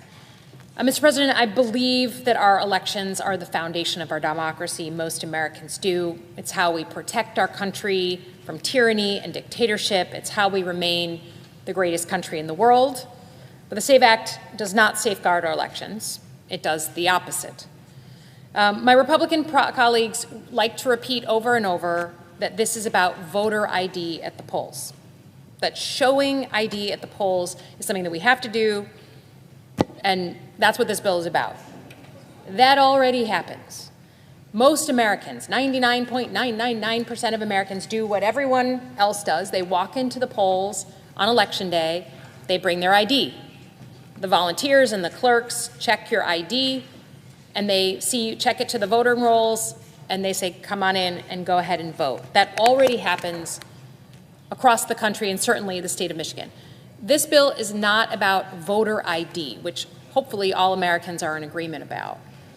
It's about making it harder to vote so that more Americans are excluded from voting. It requires that Americans have proof of citizenship in order to vote. So just by example, I brought my Michigan license, okay? Michigan license, my official, it's the official safe version. There is no proof of citizenship. It says my address, it says my eye color, it says all these things, but it does not have my citizenship. It's just not on the license. And for most of Americans, it's not on the license. So how would I prove my citizenship? Well, I can do it, I guess, in two ways. You can either bring a passport with you, or you can bring an original birth certificate in the name you want to vote with. Passport. 60% of Michiganders have no passport. They've never applied for one, they don't need one, they're not interested in one, and if you want to get a passport, it's nearly $200. So now we're charging a fee for people to do what I hope most people believe is a God-given right as an American, to vote. And then if not, you've got to have an original copy of your birth certificate in the name you want to vote in. Well, as you can imagine, for millions and millions of women who took their married name, took their husband's name, their birth certificate doesn't show the name they plan to vote with. So it puts an unbelievable onerous requirement on those married women. This bill also truly constrains mail-in voting. This is going to hurt senior citizens, military, folks in nursing homes, college students who don't live at home. This is intended simply to make it harder to vote. And I want to double tap this because Michiganders weighed in on the ballot on this very issue. In 2018, Michiganders voted in a law that said that anyone could vote absentee for any reason, and it passed with 67% of the vote. And I'll remind you that Donald Trump has won my state twice.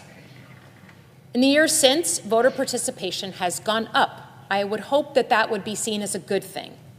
Mail-in voting is safe, it's secure, it's the law in Michigan, and undoing it is simply to satisfy President Trump's very specific goals of making sure, quote, only the right people vote. As a nation, we've made a lot of strides in the past 50 years in getting more people to vote. The SAVE Act undoes that, and it represents a significant change. It gives the federal government enormous power over voting.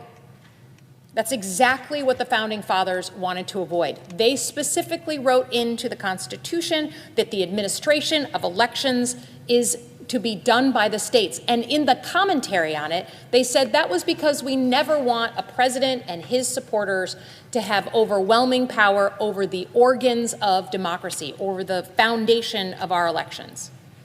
So they give that administrative power to the states. Now, President Trump and my colleagues across the aisle have railed against federal involvement in our elections. They've signed amicus briefs and talked about overreach by the federal government in our elections when they thought it was going to hurt them. Now they've done a complete 180. If you want to understand where my colleagues really stand on this issue, just look at their comments and President Trump's his statement of administration policy when the House in 2019 passed the John Lewis Voting Rights Act. Literally, in many ways, a codification of the Voting Rights Act of the late 60s. Many of my colleagues were happy to criticize the federal government telling states how to run their elections. They gave speeches about it, they went on the media about it, and talked all about Democratic overreach. But this is how you know that they've lost the plot, because when it's their team that's in power, when it's their team that's in the White House, when it's their team that's giving them their orders, they are happy to federalize things. Everybody knows that the Republican Party was always the party of smaller government, states' rights. That's like the brand. So now here we are. Donald Trump says in the State of the Union that if my team doesn't win in November, the elections are rigged, and he only wants, quote, the right people voting. So here we have this bill that they don't have the votes for, and they are talking about what they're going to do to help, quote, save America. Now, in Michigan, just to put the issue in perspective, because my colleagues like facts, we have about 6 million voters out of 10 million in our state. In 2024, in an election won by Donald Trump, wasn't contested by anyone on the other side of the aisle, 15 individual voters were flagged as potentially being non-citizens. 15 out of 6 million. Now, even one non-citizen voting is a bad thing, and they should be held accountable, and they were, to the highest and utmost of the law in Michigan, including spending some time in jail for one guy. But 15 out of 6 million is 0.00025%. These 15 were flagged and even confirmed quickly as non-citizens. This bill is like using a bazooka to go after a housefly. It's not smart, and in the process, it makes it harder for millions of Americans, particularly women, to vote in these elections. And make no mistake, that is the point. We are only debating this bill because of one fact. Donald Trump doesn't like to lose elections, and his team wants to shield him from another embarrassing loss this coming fall. That's it. He's shown us from the beginning how he feels about fraud. 7 months before the 2020 election, he got up in front of the United States and said, if I don't win in 2020, the election is rigged. And you know, people in this body wrote strongly worded letters, they poo-pooed it. They said there's no way an American president will actually try and refute the results of a Democratic election, where clerks, Democrat and Republican, across the country are just doing their job. Fast forward to January 6th, and people in this body are hightailing it off this floor, barricading themselves in their office, as I did on the House side, looking for a weapon to protect themselves, as a mob instigated by the president crashed into this very floor. It sounds familiar to me. In the State of the Union, just a month ago, the president said, quote, the only way that Democrats can get elected is if they cheat. Is that what my colleagues on the other side of the aisle believe? Do you believe that the only way that I'm here is because I cheated? Donald Trump won on the top of my ballot. Did I cheat to get here? Did he win his last election or no? Passing the SAVE Act will, quote, guarantee the midterms for Republicans. Another thing he said. We're only here because you're doing his bidding. and trying to pass a bill that he says will help him guarantee the elections. He says, quote, "We'll never lose a race. For 50 years, if this passes, we'll never lose a race." Does that sound like someone who actually gives a flying fig about actual democracy? Or does that sound like someone who's asking his boys to rig elections for him in November? Now, I was polite the last time the President of the United States did this. In 2020, I was one of those people who said, you know what, the President can't really mean this. Let's send letters. Let's talk about it politely on camera. I spoke up at hearings. We asked the military what they were going to do if the President tried to steal the election. Frankly, I and a lot of us on this floor had a failure of imagination for what this President would do. But I am not going to make that mistake again. Mr. President, I will close with this. The President of the United States has laid out what he believes for everyone to see. We have to believe the words he is telling us. That same President is now grinding the Senate to a halt by trying to pass a bill that doesn't do a single thing for your pocketbook, your house, your kids, your health care, or anything else he ran on. He's busy taking weeks at a time on this floor of time we could otherwise be working in a bipartisan manner to pass things that would help people with their cost of living. But he wants to do this because he wants to make sure he's not embarrassed in the fall. And all those promises he said he was going to fulfill, that he's left open, he doesn't want the chickens to come home to roost for him in November. So as Michiganders are waiting in line at the gas pumps right now, as the price of gas jumps 60 cents per day in some cases, as middle-class Americans are unable to buy a home, we're talking about making it harder for women and old people and the military to vote. Instead of addressing the fundamental issues of Americans, we are doing the bidding of the President of the United States because he told us all that if he doesn't win, it's rigged, so we better cover down for him. Mr. President, this is not what we should be spending our time on. Focus on the issues that the American public is calling all of us, asking us to address. It's not what we need, and I yield back my time.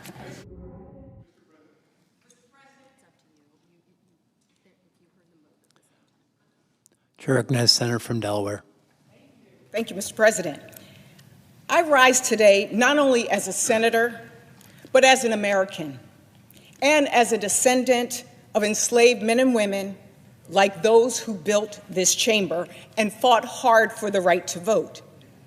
I rise today with a deep concern that we are balancing on a knife's edge, and that if the Save America Act becomes law, we will undercut one of the most fundamental things that makes America America, the right to vote. Now, we are literally in the midst of elections right now, and it's my understanding that this bill would actually take effect immediately. And we've got Americans who are concerned about the cost of living, everything from their rent now to their energy costs. We are in the midst of war. And we know as a country we have the most safe and secure elections in the world. So to my colleagues, I ask the question, what are you saving us from? Being able to participate in our democracy? We've been down this road before. Mr. President, behind me is a copy of a document that my sister Thea found when researching our family roots.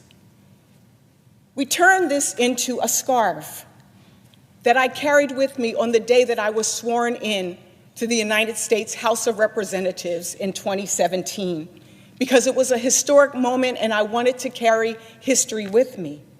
And again, I carried it with me when I was sworn in to this august body, the United States Senate. This document is a window into our nation's and my family's history. It captures the moment when my great-great-great-grandfather, a formerly enslaved man, gained the right to vote. He couldn't read or write, so he signed his returns of qualified voters and Reconstruction oath with an X. I've been reflecting on this document and how it relates to the moment that we are in as a nation, how it's a physical manifestation of our democracy's ability to expand and contract, how we can bring people together and how we can separate. It's a part of the American experiment.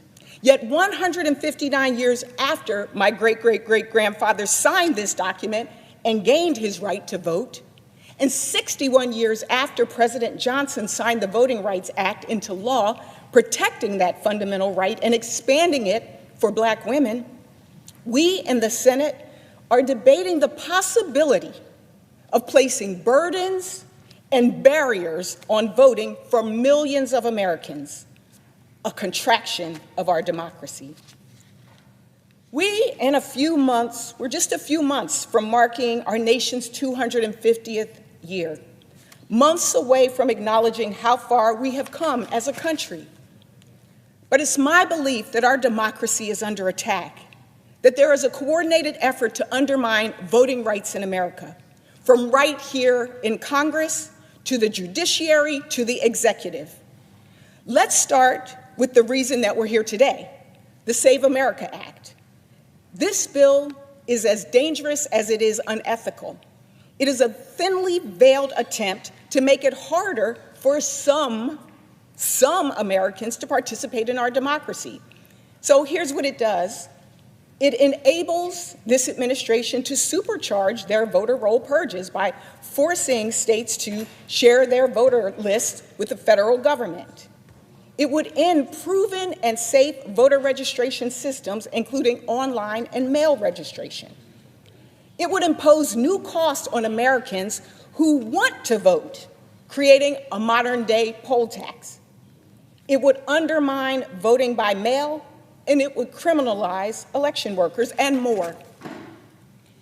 Our distinguished minority leader called this bill Jim Crow 2.0. I'm calling it Jim Crow 2.0. Here it is by the numbers: 146 million, 165, 69, and 4.5. 146 million is the number of Americans who don't have passports at this moment. So unless they can prove their citizenship with their birth certificate or Social Security card, those millions of Americans will not be able to vote. 165 is the base price for getting a brand new passport. If you have a passport and it's expiring, it will cost you $130 to renew. So if you can't find your birth certificate or Social Security card, there is now a price tag on your access to the ballot. 69 million is the number of women who have changed their names. Not only will they have to provide proof of citizenship, but under this bill, they also would have to bring their marriage certificate to a voting booth or maybe a signed affidavit from a judge proving their name change. 4.5. 4.5 hours is the average amount of time a rural voter would have to drive round trip to prove they are a citizen and ensure that they can vote in the next election. My colleagues will have you believe that we don't believe IDs are important. That's not the case. It's just not true. Many states are already across the country. We have to use our IDs to vote. I took my driver's license with me when I voted recently in a local election. That's not the point of this bill. The point of this bill is trying to solve a problem that's not there. And in doing so, it moves the goalposts for people who want to vote. It will squeeze people out of the democratic process by finding ways to cost you money and cost you time if you want to vote.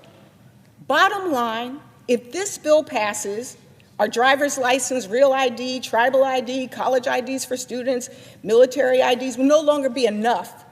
If this bill passes, you would have to mail in a photocopy of your proof of citizenship with your ballot, making it exponentially harder for Americans to vote by mail, not to mention undermining privacy.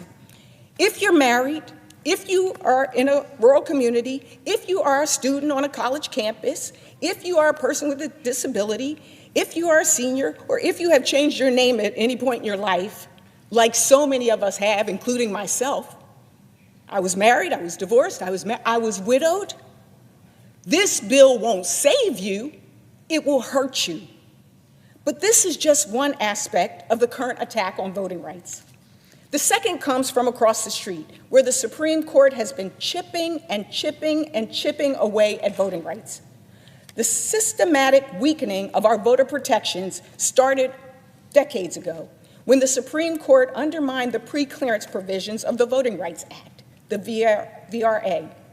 Pre-clearance required jurisdictions with a historical record of racial discrimination in voting to clear any changes to their voting laws with the federal government.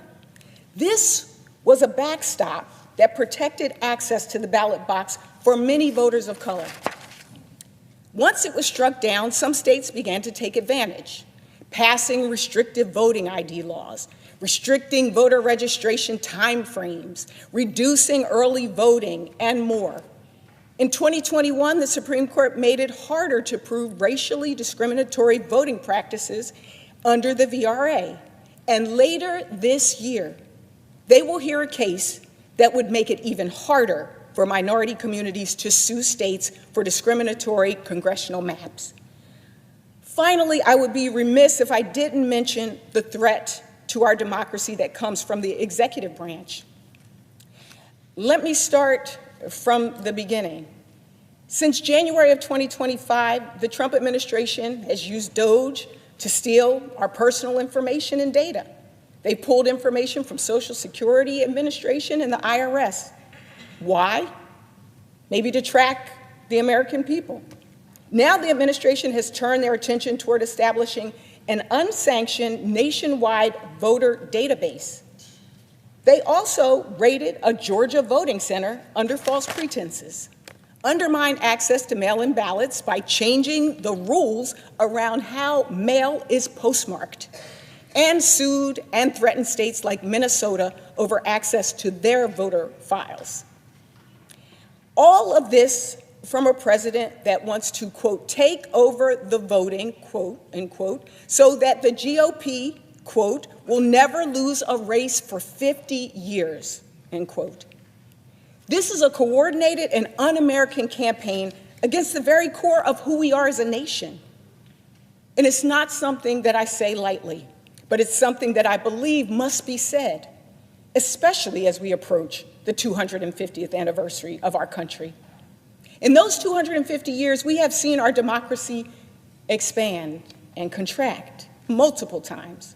Our democracy expanded when my great-great-great-grandfather signed his name with that X and gained the right to vote.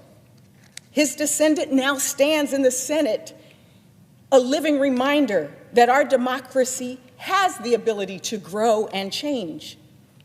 But our democracy has contracted too. And we need to learn from that past if we're going to prevent further contraction in the future. Mr. President, I fear we're on the cusp of falling into a trap our ancestors sprung 100 years ago. You see, my great-great-great-grandfather earned the right to vote in Georgia with his signature, but it's unlikely that he was able to really exercise that newly won right for very long. Because from 1877 to 1901, while some Americans were enjoying the Gilded Age, Black Americans were living through a period known as the Great Nadir. If apex is the highest, the nadir is the lowest. Voter suppression, political violence, things that you see and feel even now. Many of the rights enumerated in the 13th, 14th, and 15th Amendments, including the right to vote, were being eroded, washed away by partisan gerrymandering, poll taxes, grandfather clauses, Jim Crow laws, and even Supreme Court decisions. For decades, civil rights leaders fought not just to achieve new rights, but to reinstate the ones lost. Our democracy has expanded and contracted.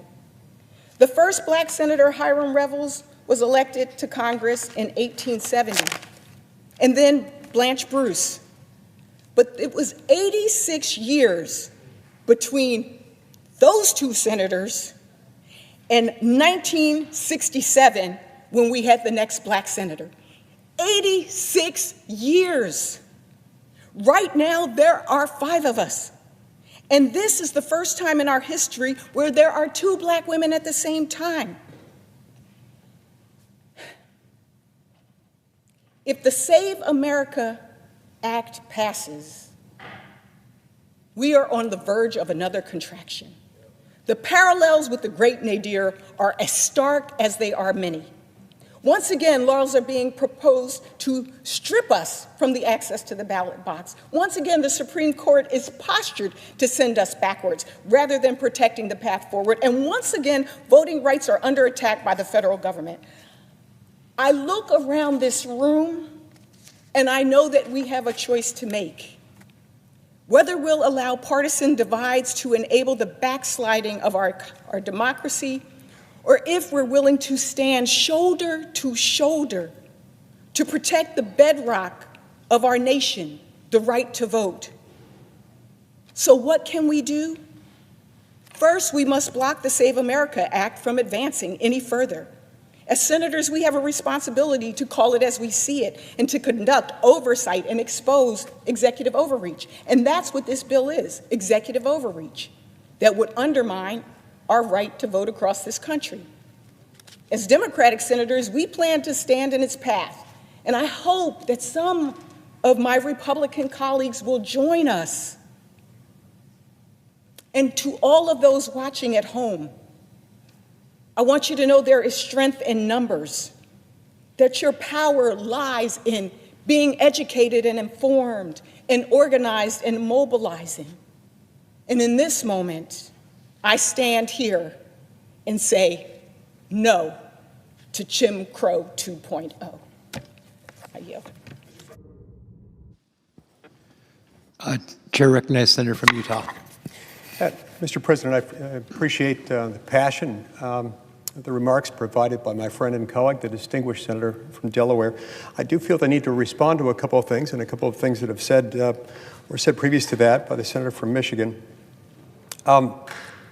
With regard to the senator from Delaware, there are a number of claims made that are very serious, and because they're very serious, they need to be responded to immediately. She used terms like poll tax, Jim Crow 2.0, talking about adding costs as if we're charging someone to be able to have ballot access, to be able to vote, which would be a poll tax. We ended that some 60 years ago by a constitutional amendment. This is not that. Not only are we not charging someone to vote, we're not charging someone to register to vote, nor are the documentary requirements in place anything that would cost any individual any money at all. It need not cost them a single penny. Because even if you don't have every document that you need in order to establish citizenship, something that's already required by a whole host of other laws, most familiar to most Americans would be in the labor and employment context, where every time you start a new job as an American citizen in the United States as an employee, you have to fill out an I-9 form and you have to provide a very specific set of documents to establish citizenship. You may do so with a U.S. passport establishing citizenship. If you don't have a U.S. passport, you may do so with a birth certificate, together with a photo ID. A Social Security card can also come into play, but it's a fairly limited set. What we have established in this bill is far more flexible than that. We've added a bunch of other documents. We've tried to be as expansive and as inclusive as humanly possible in order to do that. And then we've provided a fail-safe that I have yet to hear any of my colleagues across the aisle refer to when making these very aggressive accusations that this is a poll tax, this is Jim Crow 2.0, that this is going to disenfranchise women or people of particular racial minorities. It's just not true. They're ignoring the existence of the provision that begins on line 22, page 12 of the bill, and continues on to the next page, which says that if for any reason, or no reason at all, you don't have the necessary documents, any of them or all of them, you have none of them, you can still handle this by an affidavit that you can write out, thus putting the burden on the state to confirm or refute the underlying facts establishing your citizenship, whether through whether citizenship through natural-born citizen status by virtue of the circumstances at your birth, at the time of your birth, making you a citizen, or the circumstances that led to your naturalization, if you're a naturalized citizen. That does not cost anyone a single dollar, and it puts the burden on the state to track down the necessary background so that the state can certify you. So these arguments are not only missing the point, they become aggressively wrong to the point of just being flat out false, demonstrably false. And so we can hear this over and over and over again, but it doesn't change the fact that in the bill, nobody's charged a thing to vote, not one person. And so when we hear about this being costly, that just isn't true. Likewise, another comment was made by my colleague from Delaware, referring to a vote by mail provision, referring to some more sweeping changes that are made in a separate amendment that are not part of this bill right now. This bill has two principal provisions. One deals with establishing proof of citizenship at the time of voter registration. The other deals with photo ID at the time of voting. This one doesn't do that. Yes, and one or more amendments have been filed that would expand that to include some significant restrictions on mail-in balloting, but that is not what's being debated on the floor right now. I've got no objection to anybody wanting to raise those now, given that amendments have been filed, and there's been some talk of this. But just to be clear, the bill on the floor doesn't contain those. I also need to respond to a couple of more egregious points that were made by the preceding senator, the senator from Michigan. Among other things, she repeated some of the same false accusations that this would somehow disenfranchise married women. It absolutely, emphatically would not. In addition to making it very easy for somebody who's got all the other documentation but maybe doesn't have a marriage certificate backing up the name change, or maybe they're missing all of them. Again, you go back to page 12, line 22. Any person, whether they've changed their name or are missing some of their documentation or all of it, may establish it by affidavit, putting the burden back on the state elections official. The senator from Michigan also made some curious claims with regard to the Constitution, with regard to federalism and the relationship between states and the federal government. Among other things, she insisted that the founding fathers, those who wrote the Constitution and those who ratified it, were emphatic about the fact that they did not want, as she put it, the federal government running elections. Well, there is some truth to that, but her ultimate conclusion is 180 degrees opposite of what the Constitution says and what they did and what the words say. So it's very important for us to do this, to make sure that we're talking about the same things. So if you go to the Constitution, go to Article 1, Section 4, Clause 1, it doesn't talk about it because it doesn't need to talk about the states conducting their own elections for state offices. That goes without saying that the states are in charge of that. But it does talk in Article 1, Section 4, Clause 1, about the fact that the state governments will be in charge of setting up rules and regulations governing the conduct of elections for federal officials. And it also says, right after that, in the very same sentence, quote, "But the Congress may at any time, by law, make or alter such regulations." And that is what we are doing here. Because these involve federal offices, we have the authority to set important terms and conditions specifically for federal offices. It's not that we are encroaching on any constitutional power. This is our power. It may lay dormant insofar as we choose not to exercise it, but it's not currently dormant. And in fact, we've legislated on a number of occasions, and there are at least 4, 5, maybe 6 major pieces of existing federal law that deal specifically with the state's conduct of federal elections, separate and apart from another very serious federal criminal penalty that makes it a felony for a non-citizen to vote in a U.S. election. So in all these respects, the Congress can, it may, it is expressly authorized to legislate, and it has indeed legislated. Among other things, it's legislated with the NVRA passed in 1993. It is the NVRA specifically and the manner in which it's been interpreted by the Supreme Court and implemented that necessitates these provisions, specifically the citizenship provisions of the Save America Act. Because but for the Supreme Court's ruling in Arizona versus Intertribal Council of Arizona in 2013, a case decided some 20 years after the NVRA was enacted by Congress in 1993, the court in that case said the states may not even inquire into someone's citizenship, may not require proof of it, even where they suspect that some voters might be non-citizens. Now, that interpretation was wrong. It was contrary to the text, to the structure, to the original public meaning of that statute. It was wrong, but it's nonetheless conclusive. It's a majority opinion of the Supreme Court. It hasn't been overturned, and that's why this is necessary. So to call this a federalism problem, to call this an overreach by the United States government into the exclusive domain of the states is literally not true. Why? Well, because in the first place, the Constitution itself makes it federal, and it's necessarily federal. I would add to that that's even more important here because this bleeds into another one of the federal government's exclusive powers and exclusive abilities, namely the ability to identify and ascertain the citizenship of any American citizen. That is not the role of the states, nor do the states have the comprehensive databases that the federal government does have. The federal government has the ability conclusively to determine whether or not somebody is a citizen.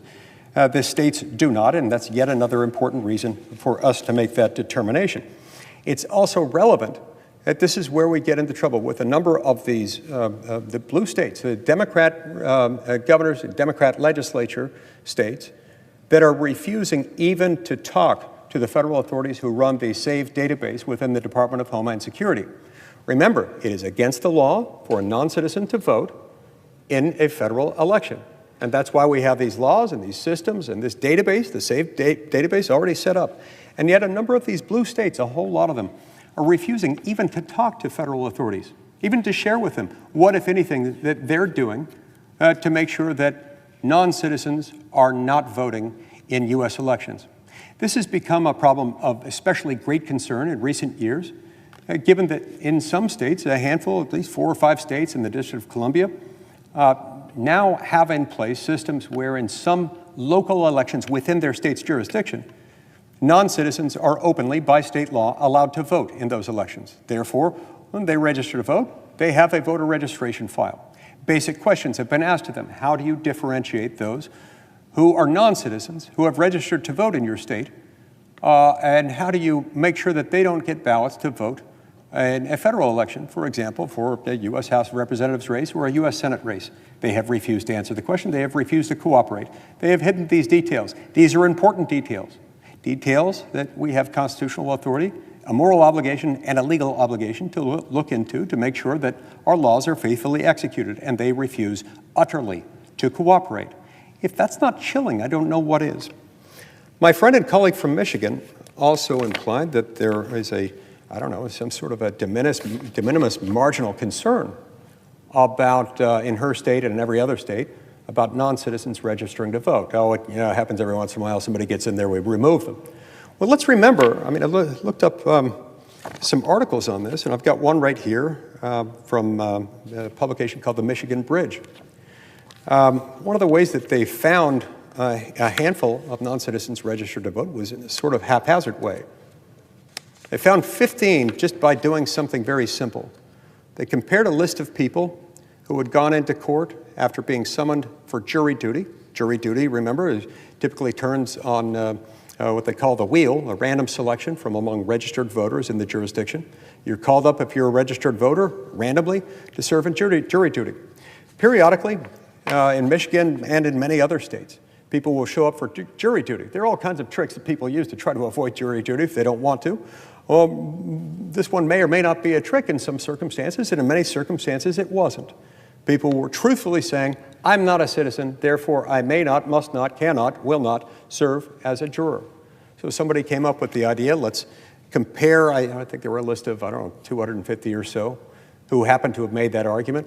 Then they compared them against Michigan's voter registration database, and they found that at least 15 of those individuals were non-citizens who had registered to vote. That is a far cry from saying that there are only 15 non-citizens registered to vote in the state of Michigan.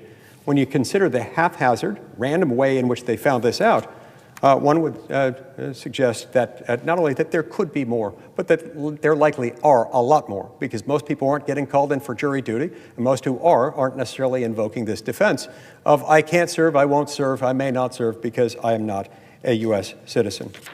Finally, with regard to the federalism point, I find it very curious that this argument continues to surface, and it surfaces in particular from our Democratic colleagues. And the reason I say that is that all of a sudden they're very concerned about federalism, about maintaining the sanctity of the distinction between that which is state authority and that which is federal. That's important to me. I focus on a few things more than that. I think the core structural provisions of the Constitution, the vertical protection that we call federalism, and the horizontal protection that we call separation of powers, are as important as any other feature in the Constitution. And when we deviate from those, we cause all kinds of ripples downstream. So I'm very sensitive to these issues. I want to avoid any semblance of trampling on state sovereign authority. This, sir, is not that. And especially when we hear this from those who just a few years ago, during the Congress ranged between January 3rd, 2021 and January 3rd, 2023, in which both chambers in Congress were controlled by Democrats, and we had a Democratic president, President Biden. During that time, they supported legislation known as H.R. 1. Now, if you want to see a federal takeover of elections, H.R. 1 was that. It was vast. It was sweeping. It covered all sorts of things that the federal government has no business taking over in elections. Among other things, it would have designated every single voting jurisdiction in the entire United States of America, regardless of what part of the country they're in, regardless of what, if any, history they may have had with past de facto or de jure discrimination or segregation of their state, subjected them all to pre-clearance, meaning anytime they passed any law affecting the way votes were cast, precincts were drawn, or otherwise, they would have to go to a political appointee, a Democratic political appointee inside the Department of Justice, to seek a mother may I, an advance blessing from the federal sovereign before they could make those changes. That, Mr. President, is a violation of federalism, and that is something that, last I checked, every Democrat who now serves in the Senate, who was here at the time, supported. So I'm sorry, count me surprised that they would make the federalism argument now in reference to a bill that focuses solely, exclusively on powers that the federal government does in fact have. And in fact, the only reason this bill is necessary, Mr. President, is because of existing federal law, the way it's been interpreted and the way that it's being implemented. That's the only reason we need any of this. That is not a federalism problem. That, Mr. President, is an appropriate exercise of federal power. We do just as much violence to federalism when we deny to the federal sovereign the ability to exercise federal power as we do when we do the same to the states. Thank you. Chair recognizes Senator from Alaska. Mr. President, I ask unanimous consent that the privileges of the floor be granted to my defense fellow and my intern for the remainder of the Congress. They are Alexis Tadaro Wagner and Caroline Moffett. Without objection. Thank you, Mr. President. Mr. President, I've come to the floor this evening to speak about the Save America Act. Before I do that, though, I want to take a pause for a maybe a little break in the conversation about elections to update people on Alaska's greatest sport, and that is the Iditarod. So just a moment here to update folks. Yesterday, Jesse Holmes came into Nome after 9 days, 7 hours, 32 minutes, and 51 seconds on the trail. This is a 975-mile trail that he accomplished with his extraordinary team led by Zeus and Polar, taking him all the way to Nome. He ended up with 12 dogs in the harness that were happy and barking and hungry and still ready to go. Truly an amazing feat. Jesse is not the first time to win the Iditarod. This is actually his second in a row. He's actually the fifth person in Iditarod history to win 2 years in a row. I visited with him at the ceremonial start, and we talked about his focus on the race and how much it meant to those in rural Alaska and the culture of rural Alaska, and how, as someone originally from Alabama, he had embraced that with an enthusiasm that is really infectious. So I'm honored to be able to acknowledge his success and that of his team. I've called him a couple times already, first to congratulate him just after he won, and then I called him again today because I'd read in the news that after this arduous 9 days on the trail, he was at the end of the Iditarod under the Burled Arch to greet every musher who was coming in. He's got that much love for the Iditarod, that much love for his fellow mushers, and that much admiration for the teams that are on the road. So there's still 20 more mushers that are out there on the trail. We are wishing them the best and safety along the way. The weather there is not good, but these are men and women and canine athletes that will take the toughest test. It kind of segues a little bit into some of the points that I want to make here this evening about my state, particularly.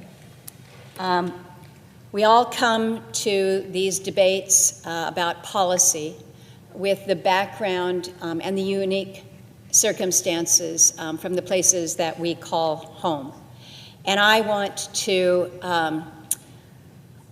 begin my comments this evening about the Save America Act and why I have spoken out in opposition to this measure, not because I disagree with what my colleague from Utah has shared, that it should be the privilege allowed to U.S. citizens, this privilege of the vote.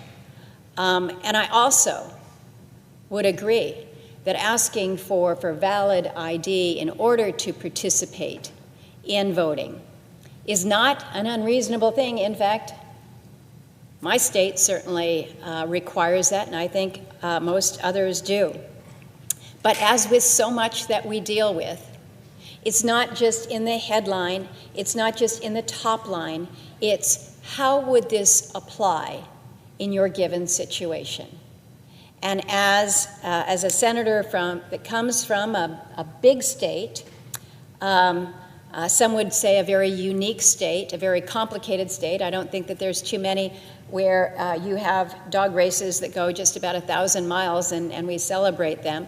And the fact that the trail that these animals and their mushers took goes through an area where, yes, people live, but we're not connected by any roads. The way that we get around is just a little bit different from other folks. And so recognizing and appreciating the distinctions that come to bear when you take a measure that is good in purpose. Citizens should be allowed to vote, valid ID should be required, but you got to peel back the cover here and see how is this going to be implemented.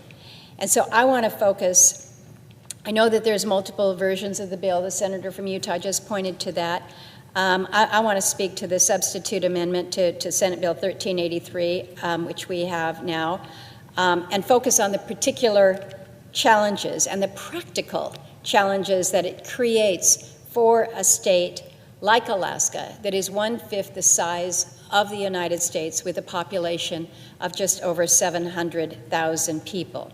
And so it's the challenges that we have specifically with registration, with the requirements for a photo ID, and then I'll speak a little bit to the mail-in voting limitation. One of the first places to start is you're saying, all right, if you said, Lisa, you don't oppose the intent of this, and you come from a big state, and there may be logistical challenges in implementing it, when does all this come into play? Well, that's an important consideration, Because as the bill is drafted right now, these provisions are effective upon passage of the bill. And so that means that Alaska and every other state is going to have to comply with a new set of laws that, in my state situation, that contradict our state laws. And we are in the midst of an election cycle. We are less than 8 months away now from our general election. In addition to immediate implementation of the provisions under this bill, there's no support that comes to the state. When I say support, there's no federal resources that come and say, all right, you need to figure out how you can get more photo identification, mobile units out to remote areas where it is hard to do. You need resources, you need people in order to absorb this, the numbers that you will see when people come to your division of elections or your public assistance office with original documents. You need more folks. Well, here's the money. Well, we're not helping with that. So the states would be forced to bear the entire cost of implementation right away, just right away. So this is a tall order. And again, you're trying to stand all of this up while we are in the midst of an active election year. And certainly in my state, we would be redirecting, if we had to comply with a federal law, we would redirect funds from elsewhere. But this is just, okay, it's a logistical challenge. Is it insurmountable? Maybe not. Is it going to be really hard to do in certain places? I think that's fair to say. So maybe I'm starting with the easiest point here, which is the implementation on the timeline that this bill outlines is pretty near impossible in a state like Alaska right now, given the lack of infrastructure that we currently have. So let me move to the next point, and this is with regards to the registration to vote. Requiring proof of citizenship. Okay. We can figure this out. And listen carefully to the senator from Utah when he said, you know, when you have a name change, it may be complicated to get your documents, but ultimately, you're going to figure out a way to get your documents. But I'm going to walk you through the challenge of what it means to meet a requirement that says you have to provide your proof of citizenship. You've got to provide your documentation in person in order to register to vote. Now, you don't get confused. That's not when you're actually voting. That's where the voter ID comes into place. What we're talking about right now is just the registration to vote. This would be a major, major departure from how most Alaskans currently register to vote. So just setting the scene here. In 2024, over 80% of applicants registered by mail, they registered online, or they registered through our permanent fund dividend application. This is a process that every eligible Alaskan will go through each year, just about this time. And so we have set up a process that allows for you to register when you are applying for your permanent fund dividend application. In 2023, that number in terms of the applicants who used that process, either by mail, online, or through PFD, was more than 90%. So this is where people are going right now to register. So what this would require is you might be able to start the process online, but the requirement to present the documentation in person is still there. So there were about 29,000 new voter registrations in 2024. And under this Save America Act, it would have effectively forced about 25,000 of these Alaskans to go to the Alaska Division of Election Offices to provide the documentation in order to certify your citizenship. Now, people have said, well, wait a minute, it's not just the Division of Elections that you can go to. There are potentially other agencies that you can take documentation, whether it's State Public Assistance Agency, Department of Motor Vehicles, other locations that the state has designated as voter registration agencies. So let me just walk you through. Again, I should have my map of Alaska overlaid on the continental United States, but we're 1/5 the size of the United States. These stars here are the 6 division of elections that we have in Alaska. We have 6 divisions of elections. So again, if you had my other big map, Alaska stretches from Florida to just about California, down from the southwest, practically up to the Canadian border. So it would be like, going from Washington, D.C. to Ohio to go. My map is probably off on that, so maybe I shouldn't be using those states. My point is, you've got 6 division of elections that are throughout the state: Juneau, Anchorage, Fairbanks, Nome, Wasilla, and Kenai. So this is clear through the Save America Act that this is where citizens, Alaskans, can present their documentary proof of citizenship. Now, what's less clear is whether or not you can present that documentary proof if you go to a division of motor vehicles, if you go to a state public assistance office, or do you go to other locations that currently provide voter registration services, although pretty low levels. But again, don't get excited to think that now we've got stars all over the map in terms of where you can go to actually present your documentation, because there are only 10 other locations around the state that then fall into this bucket of places that have a DMV, State Public Assistance Office. So what you're seeing here is a logistical reality in terms of how you would meet the requirement for production of your documents. The Save America Act doesn't change the federal law that mandates that states designate public assistance and disability offices as what they're calling voter registration agencies. And that might extend for voter registration beyond, again, these 6 election regional offices. But the law's not consistently enforced, so that's an issue here.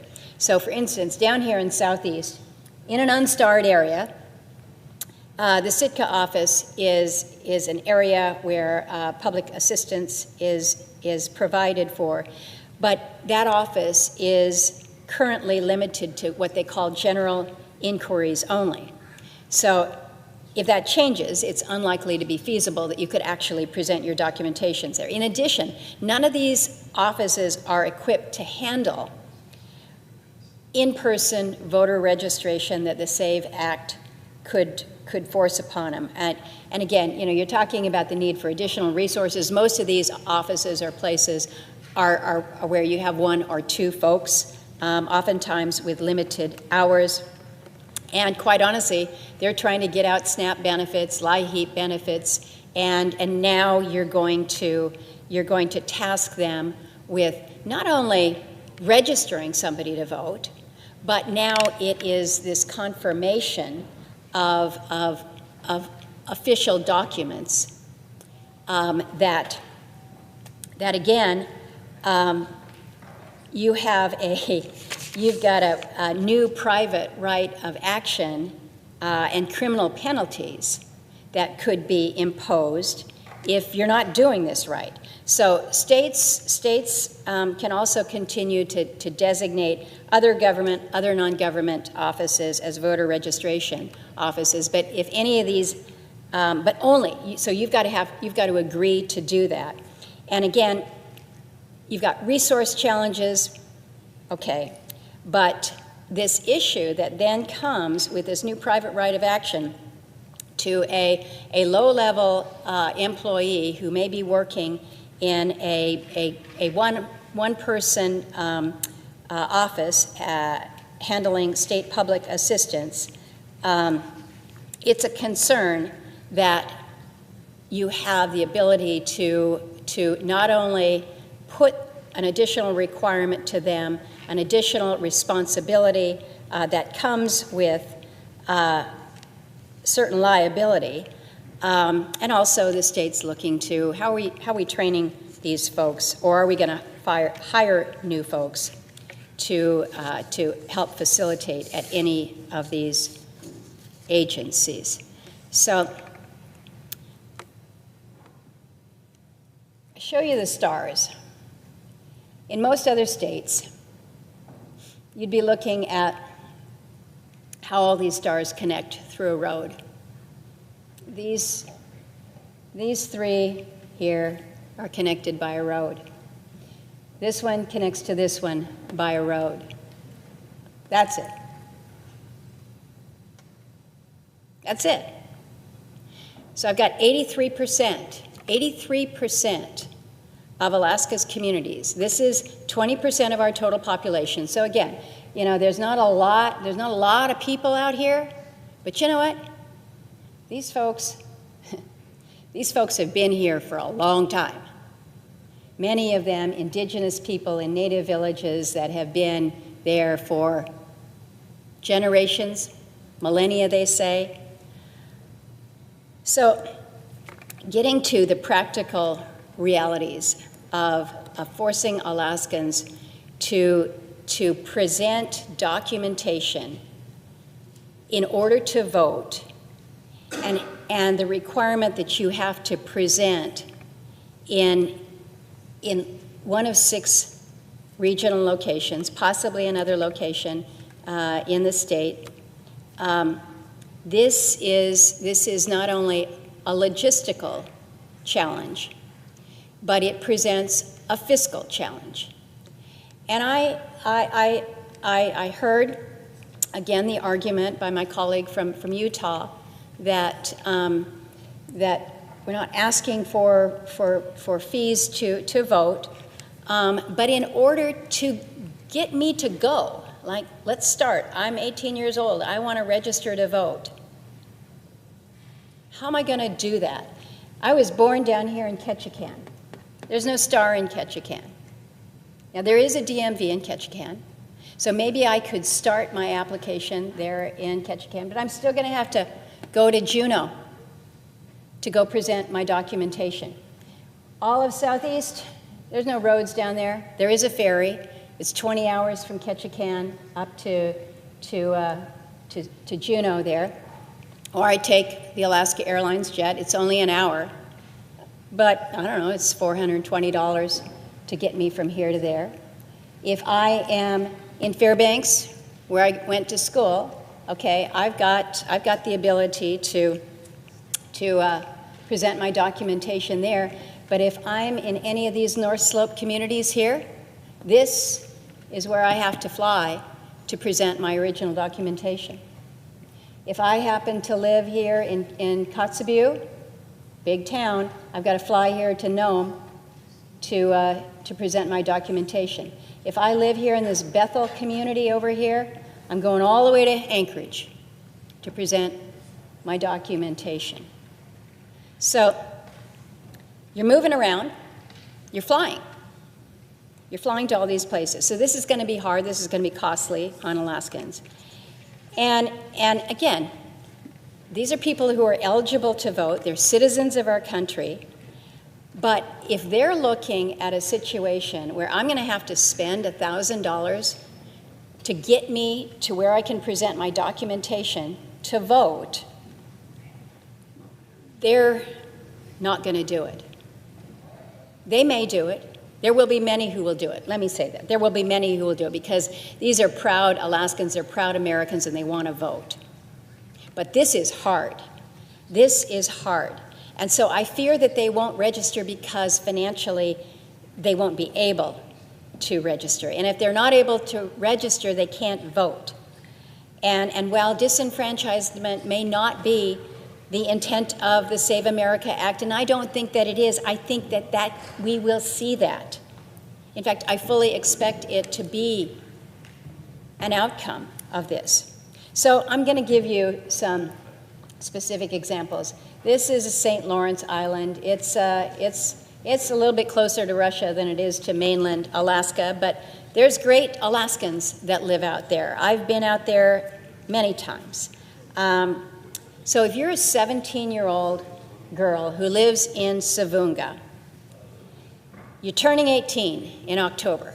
Super excited because you're going to be able to vote for the first time ever. So what's this young person going to have to do in order to register to vote? So she's going to have to book a flight to Nome. So it's not that far, but it's all across water. There's no boats that take you there. But that flight, we don't have jets out of St. Lawrence Island, so it's a prop jet. It's going to cost you $720 just to start. The flights, if there's one a day, you're lucky, that's good. But you're going to have to stay overnight because you can't return on the same day. There aren't a lot of hotels in Nome. A night at the Aurora Inn is $310, but I would guess that since the Iditarod is going on right now and there's lots of excitement there, it's probably a little over $310. But then you add in food for the day, cab fare, you're probably looking at at least $1,000. At least $1,000 for a quick day trip to go to Nome, to register so that you can present your documentation so that you have the privilege to vote. And keep in mind, in my example, I'm a 17-year-old girl, super excited about turning 18 and being able to vote, but I don't have $1,000. And the people in the village, fishing village of Savunga, or in the other community of Gamble, they don't make this kind of money. So this is probably the best case scenario for flying in and out of Savunga because you got weather that hits all the time. And again, you're not in a jet, you're taking a prop. You can get weathered in or out. Your trip can last several days. Storms blow in, you're stuck there, you can't move for a week or so. This is not uncommon. And so it adds, and I feel like these stories are important because, well, my example of a young 17-year-old who's excited to vote, there's no name, I haven't talked to such a person, but these are the scenarios that people live with when your state is geographically blessed. I was going to say challenged, but I think we're blessed with our geography. So you're saying, okay, Lisa, that's an extreme example because that's a big island out in the middle of the big ocean, but other places that are more connected, it's not that bad. Let's go to the largest fishing community in Alaska, and the fishing community that brings in more fish per volume than any place else, Unalaska. So we're sitting out here. We're right at the end here because, once again, we're so geographically blessed we can't have a map that actually shows that the Aleutians go all the way out here. So you're in Unalaska, say you're a fisherman or a teacher. The flight to Anchorage, because this is where you're going to have to go into Anchorage. 800 air miles. 800 air miles. The cost one way right now, if you can get a seat, is somewhere between $1,100 per seat if you can maybe get on a charter to possibly as much as $1,300. This is one way. This is one way to get you from here to there. Now, granted, this is crab season going on, and so the tickets, you're not able to get many seats, but that's what we're talking about. So you've got over $1,000 just to get you there. Then you get to Anchorage, and you're not home free. It's not like the Division of Elections is sitting there at the Ted Stevens International Airport. You've got a 5-mile drive to get into town. Maybe you rent a car. You probably don't rent a car. You get a cab. But surprise, again, there's no return flight home to Dutch Harbor on Alaska on the same day. So this is not a one and done, in and out. I got to overnight. That means I've got to get a hotel. I'm probably going to need to have something to eat. So again, the reality that we're looking at is it's costing thousands of dollars to just get me to the place so that I can register to vote. I've been spending a lot of time with the folks in the southwest region of the state that were impacted by ex-typhoon Halong in October. It's a 1,000-mile storm that just blasted through these communities. And the small village of Kipnuk was devastated.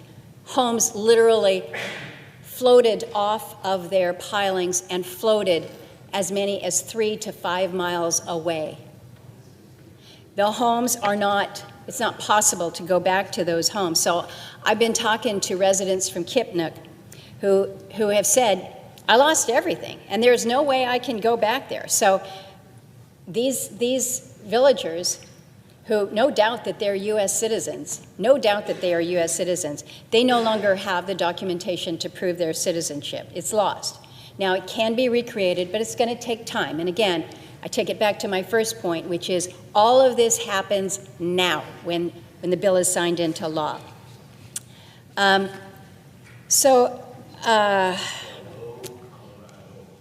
Another example, lots of folks who have been in the state for a while, are elders, lived in a time, were born in a time when being born in a hospital was not the norm.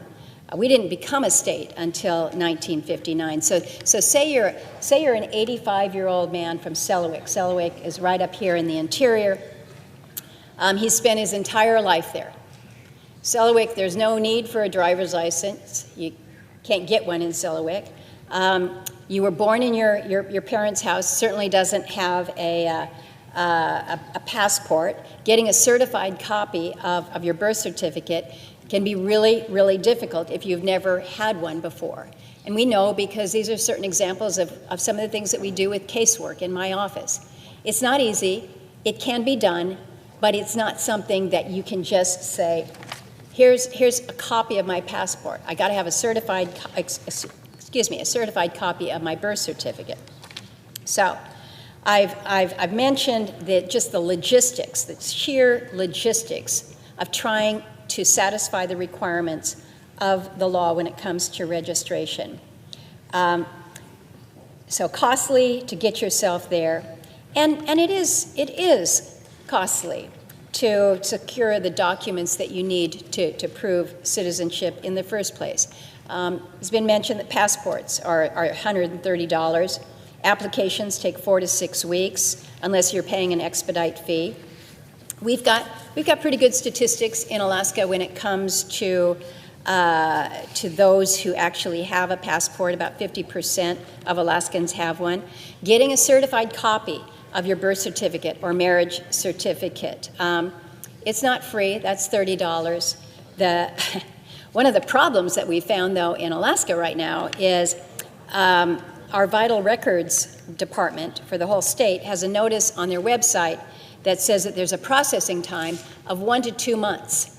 So, for instance, if I'm coming out of Ketchikan here, and I want to go to Juneau, fly to Juneau, so I can present my documentation. If I've got a copy of my birth certificate, but it's not certified, I'm either going to have to fly back to Ketchikan to see if it's possible to get one there, or I can go to Vital Statistics, but then I'm told you got to wait a couple months, perhaps. So now I've spent $420, and I'm still not registered to vote. So I've shared how challenging it is to meet the requirements with really no no advanced lead time to transition, to allow for the states to stand these up. It has been mentioned before that the challenges that women have, name changes. I've talked to women in domestic violence shelters who have shared with me that one of the scary things about their situation is knowing that the abuser in a domestic violence situation continues to hold the papers that will allow them to move about. So whether it is a birth certificate, whether it is a passport, whether it is a tribal ID card. In Alaska, we've got an estimated 155,000 female citizens age 15 years and older who have names that don't match their birth certificates due to a host of different reasons. It's been fascinating with this whole discussion, the number of conversations that I have had with women, including myself, where we talk about how hard it was to get real ID because name change, there's been a hyphen, you can't match up all of the documentations. Again, is it impossible? No. Is it going to be really challenging? Absolutely yes. So, I've talked about the registration part of that. Let's assume now you are registered to vote.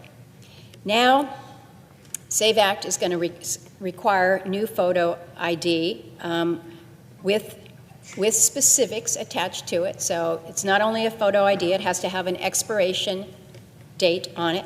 So you've got to have this to vote. I've said, I support voter ID.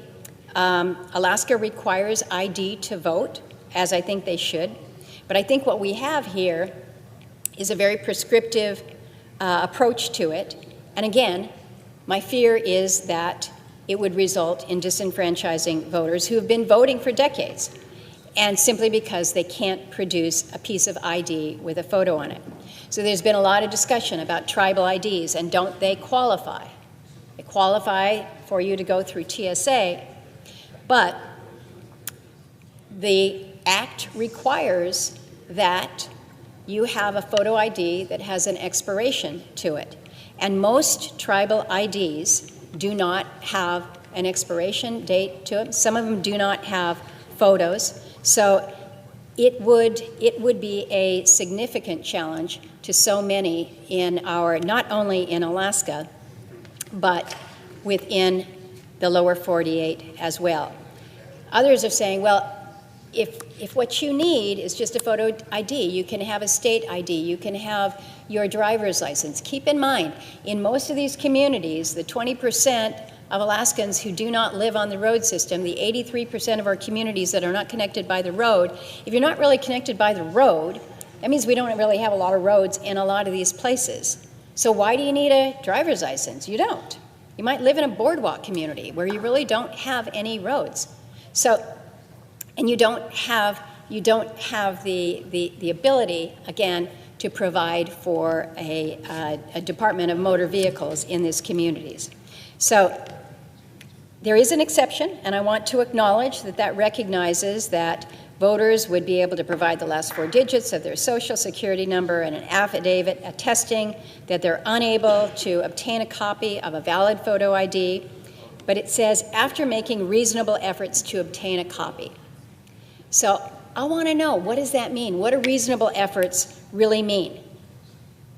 Because I worry that it might open the voter up to potential liability and result in different standards around the state. So it matters when we say, well, you can make reasonable efforts, but what does that really mean? What do I tell that person who comes from the boardwalk community that doesn't have a driver's license, that doesn't have a state ID, whose tribal ID doesn't include an expiration date? Does it mean that reasonable effort means that you've got to fly to Anchorage in order to get that? I don't know. I don't know. This version also goes further and sets a new default rule for federal elections of in-person voting. This contradicts Alaska's long-allowed no-excuse absentee voting by mail. So the way the amendment is drafted, absentee ballots would be only allowed if the voter is a member of the uniformed services or stationed abroad or out of state, unable to vote in person due to illness, infirmity, hospitalization, or physical disability, is the primary caregiver of an individual who's medically incapacitated, or will be absent from the state due to verified travel. And now there's a fifth hardship category. But we understand that the drafters are pretty clear that this is meant to be construed narrowly. So the bill then goes on to prescribe very different specific chain of custody rules for a state's handling of absentee ballots on top of the other changes that Save America would mandate be implemented immediately. So again, in addition to the geography, I'm going to introduce you to the climate and to the weather. Because in November, when we hold our elections, along with everybody else, in a presidential year, the weather is notoriously not good in Alaska. I don't care what part of the state you are in. And so what has happened is Alaskans have taken their voting responsibility very seriously, and they're like, I'm not going to be shut down by the weather. Because remember, a few years ago, we had that bad storm. We weren't even able to get out of the driveway to go to town. And so I'm going to vote absentee. We have allowed no excuse voting for a long time for lots of good reasons. Most notably, people want to make sure that they're able to participate in the vote. And when your conditions shut in, you can't do it. You might not feel safe in doing it. And so you're securing it early by being responsible. And one of the things that we've done in the state of Alaska to make sure that the absentee process is very secure, we've got an ability to track your ballots once you've cast it. So we have worked this long and hard and well to accommodate the many, many tens of thousands of Alaskans who will vote by mail. In the 2024 general election, over 50,000 Alaskans voted by mail. And so, believe me, when you tell Alaskans that you might not be able to do this, that's not something that sets very well. So again, I'll restate again, the goals of what we're talking about with the Save America Act, I support. Only U.S. citizens should vote in our elections, and federal law already makes it a crime for non-citizens to vote in the federal elections.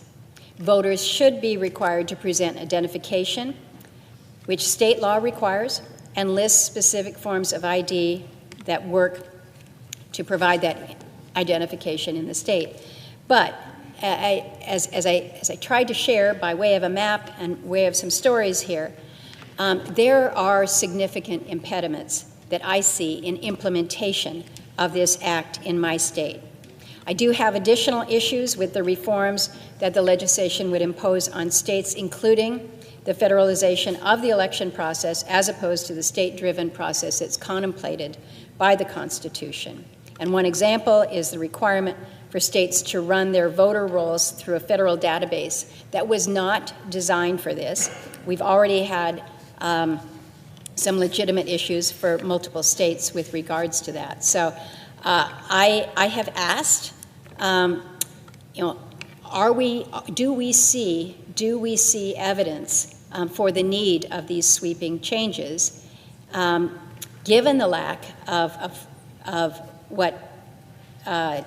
given the lack of credible evidence of non-citizens voting at a significant level, certainly in my state. I've asked specifically, we have had that review over a 10-year period. There have been 70 instances that were flagged in terms of actually following through to determine whether or not it was illegal.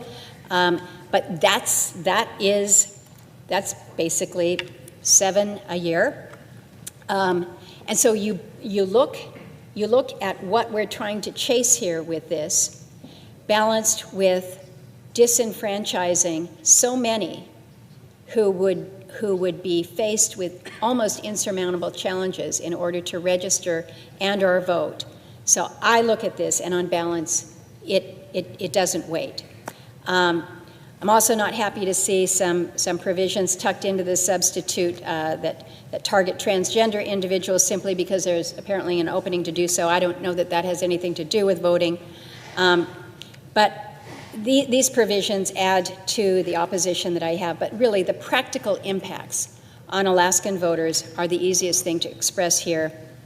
They've not been solved by the updated text. I've introduced over a dozen amendments, germane amendments, to make what I think would allow this bill to work better.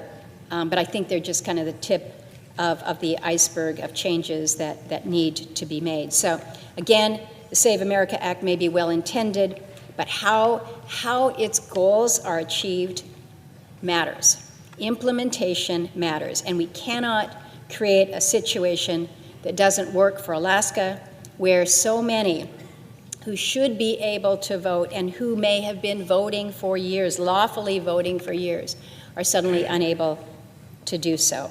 The states should remain in charge of their own elections. They should set their own requirements based on what works for them, because we can't shift to a system that works for many rightful voters, but not all, and particularly so close to Election Day and with no funding for the states to implement new mandates. So, Mr. President, I know Alaska is always a little bit unique, and you all know that Alaska is a little bit unique because I tell you so.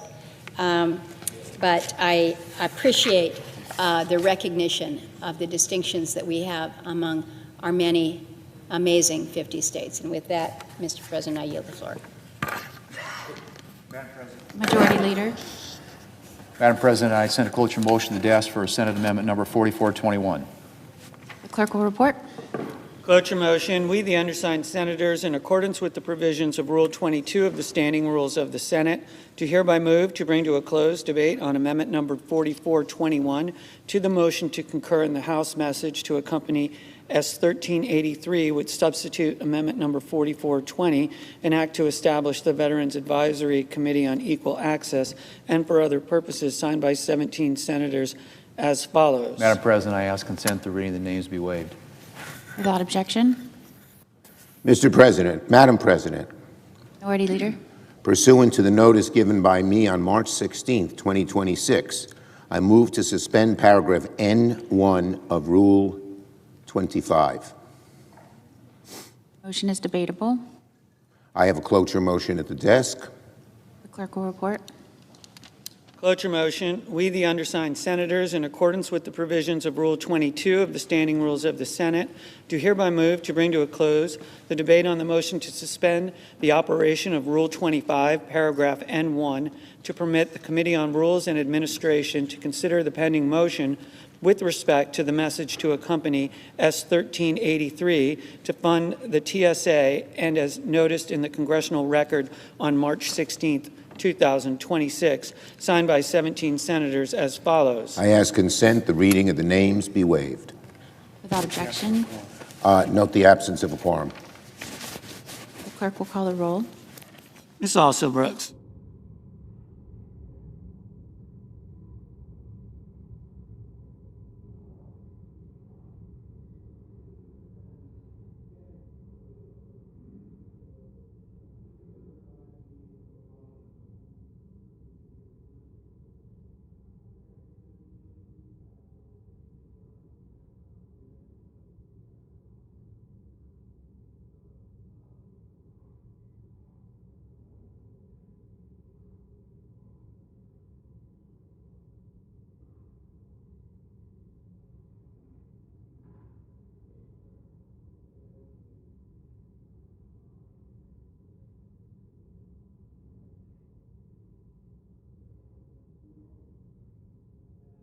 Senator from Ohio. I ask consent to suspend the quorum call. Without objection. Thank you, Madam President. I been here for a little while this afternoon, this evening, and have listened to a lot of the concerns of my colleagues.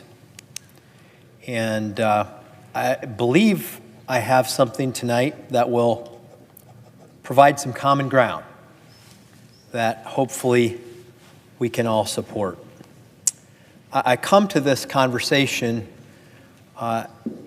having been twice elected and entrusted as the chief elections officer of the state of Ohio, as being elected their Secretary of State.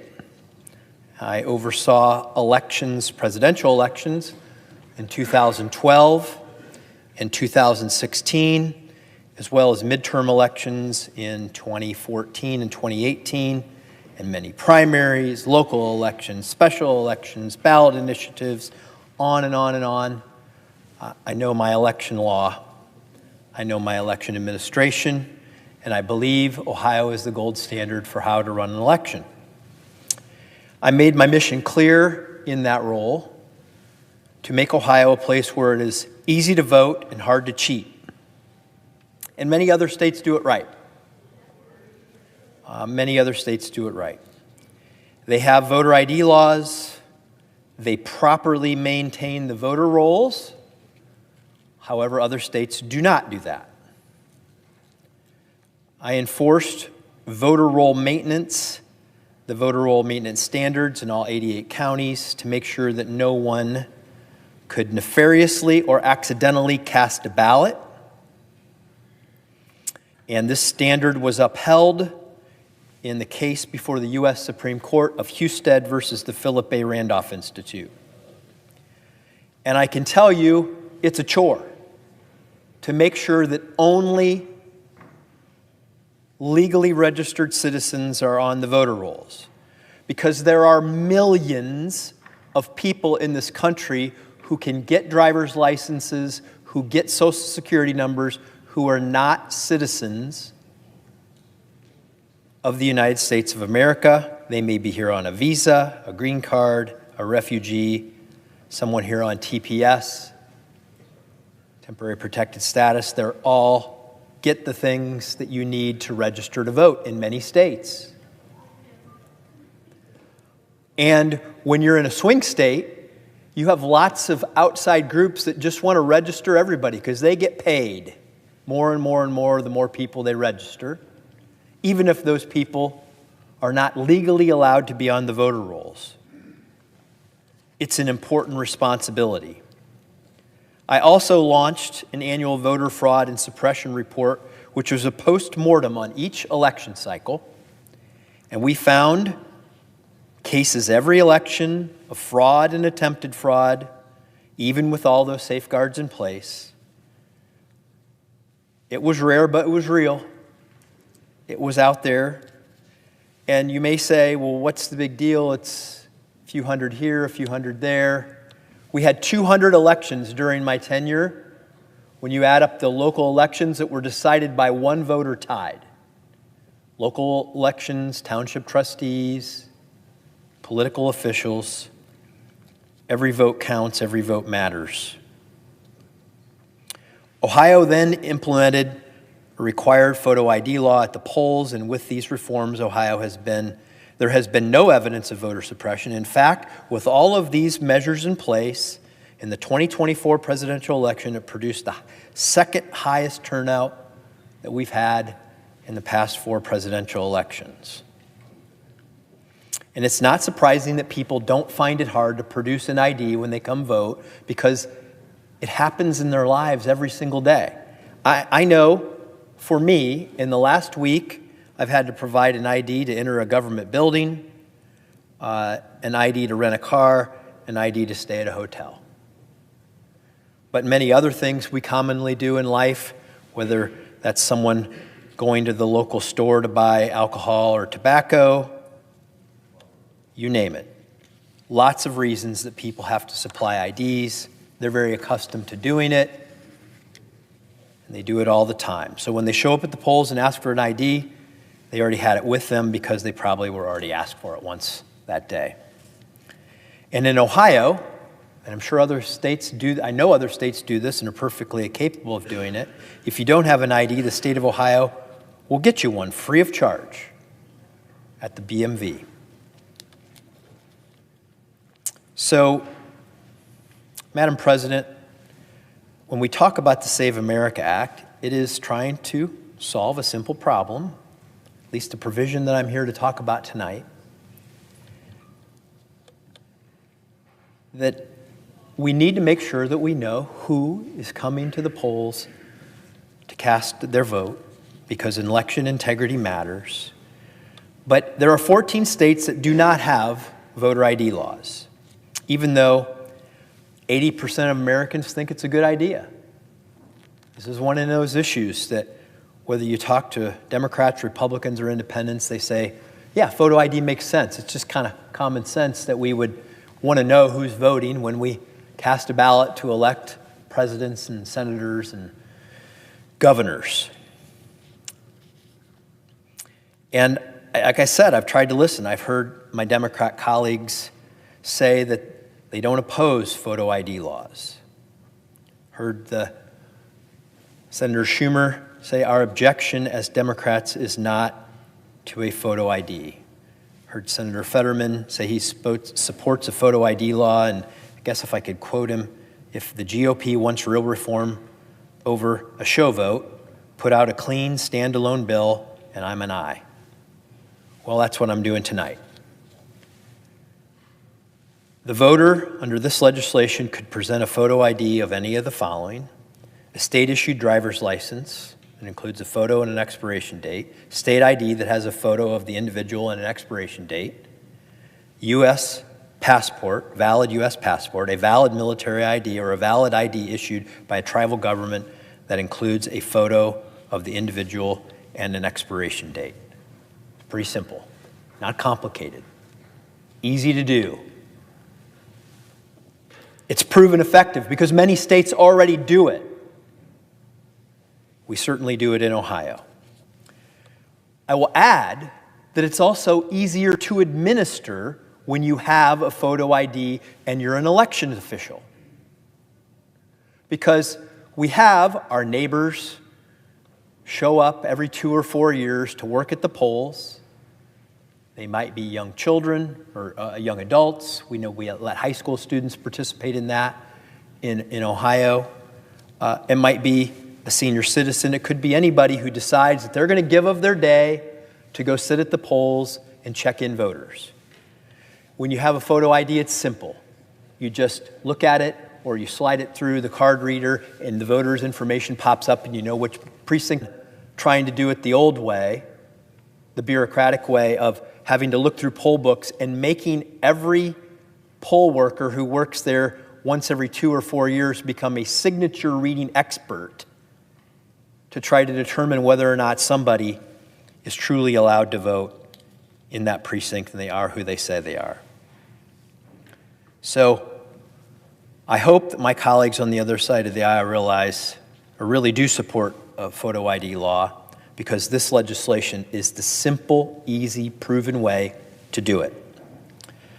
So, Madam President, showing a photo ID is common sense. The American people support it by an 80-20 margin. And as I've been saying for more than a decade and a half, it is possible to make it both easy to vote and hard to cheat, and we should make that a national standard with a photo ID law that is easy to implement and is proven effective. Passing voter ID requirements is common sense, and passing this provision that I offer tonight, that's part of the Save America Act, is right for election integrity, and it's the right thing to do for voter confidence, and I urge a yes vote. So now, Madam President, I ask unanimous consent that the Senate proceed to the immediate consideration of Senate Resolution 4155, which is at the desk. Further, that the bill be considered read a third time and passed, and that the motion to reconsider be considered made and laid upon the table. And I recognize, Madam President, that I have some colleagues here that may want to offer something along with. So you have to withdraw that request. Then Madam President, let me withdraw the request and allow my colleagues to speak to the. Thank you, Madam. From Utah. Thank you, Madam President. I want to thank my friend and distinguished colleague, the Senator from Ohio, for his observations, for his insights on this. This is one of many true talents we have in the Senate. He's particularly well qualified in this area, given his experience in the state of Ohio, with mastering the election laws of that state and the federal election laws that overlap with state election laws. I'm not sure there's anyone in the Senate currently or who has ever served here who has a greater knowledge of these laws and the way that they intersect. For the same reasons articulated by the senator from Ohio, I think this is an exceptionally good idea. It's not every bill where it makes sense to separate out a provision, try to pass that provision on its own, separate from the rest of the text of the bill. But this is one of those instances where it makes sense. Now, don't get me wrong, neither I nor the senator from Ohio are suggesting that we still don't need the rest of the Save America Act. That's not our point. The point is that these are separately divisible such that they could be enacted separately. And insofar as there is a greater degree of consensus with regard to the voter ID component of the Save America Act than there are with regard to the citizenship components, it makes sense for us to get this done now. Let's pass it. Let's pass it right now. Let's pass it by unanimous consent. Let's make this law, and then we can proceed back to deal with the rest of the issues within the Save America Act. This is what progress looks like. This is what consensus building looks like. And I thank my friend and colleague from Ohio for raising this. Look, no matter how you feel about the rest of the provisions of the bill, it's not too much to ask somebody to just show who they are when they show up on voting day. That provision is very simple. Let's get this passed. Let's get it done right now. Madam President, I ask unanimous consent that the Senate proceed to the immediate consideration of S 4155, which is at the desk. Further, that the bill be considered read a third time and passed, and that the motion to reconsider be considered made and laid upon the table. Is there objection? Madam President, Senator from Oregon. reserving the right to object, I appreciate the information my colleague from Ohio and my colleague from Utah brought forward. But just minutes ago, another colleague from Alaska was on this floor laying out the enormous difficulties that this very proposal would create, disenfranchising a tremendous number of people across her state. Now, this is part of a larger bill that has the goal of stopping citizens from voting. It is targeted directly to stop making it very difficult for women to vote. It would proceed to make it very difficult for students to vote. It would make it very difficult for tribal members to vote. My colleague from Ohio mentioned the phrase, the goal is to make it easy to vote and hard to cheat. But in fact, it's all about making it hard to vote. This broader bill is all about creating a national voter registration database that the administration has the ability to purge.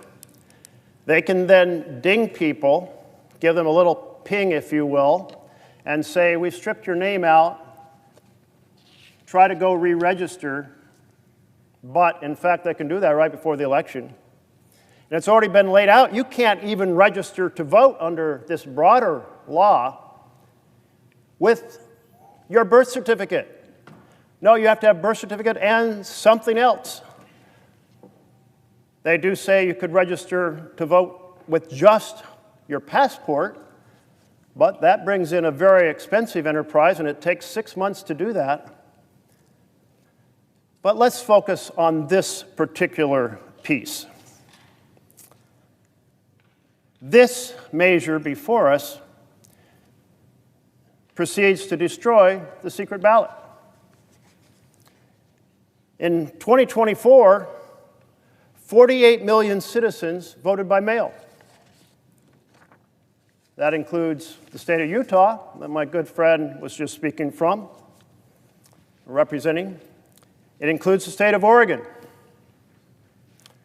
Now, those 48 million folks, they're told, you have to tell the world how you're voting, because you have to put your copy of your birth certificate or your driver's license in with your ballot. So when they open your secret ballot, your name's inside there with the same document of how you voted.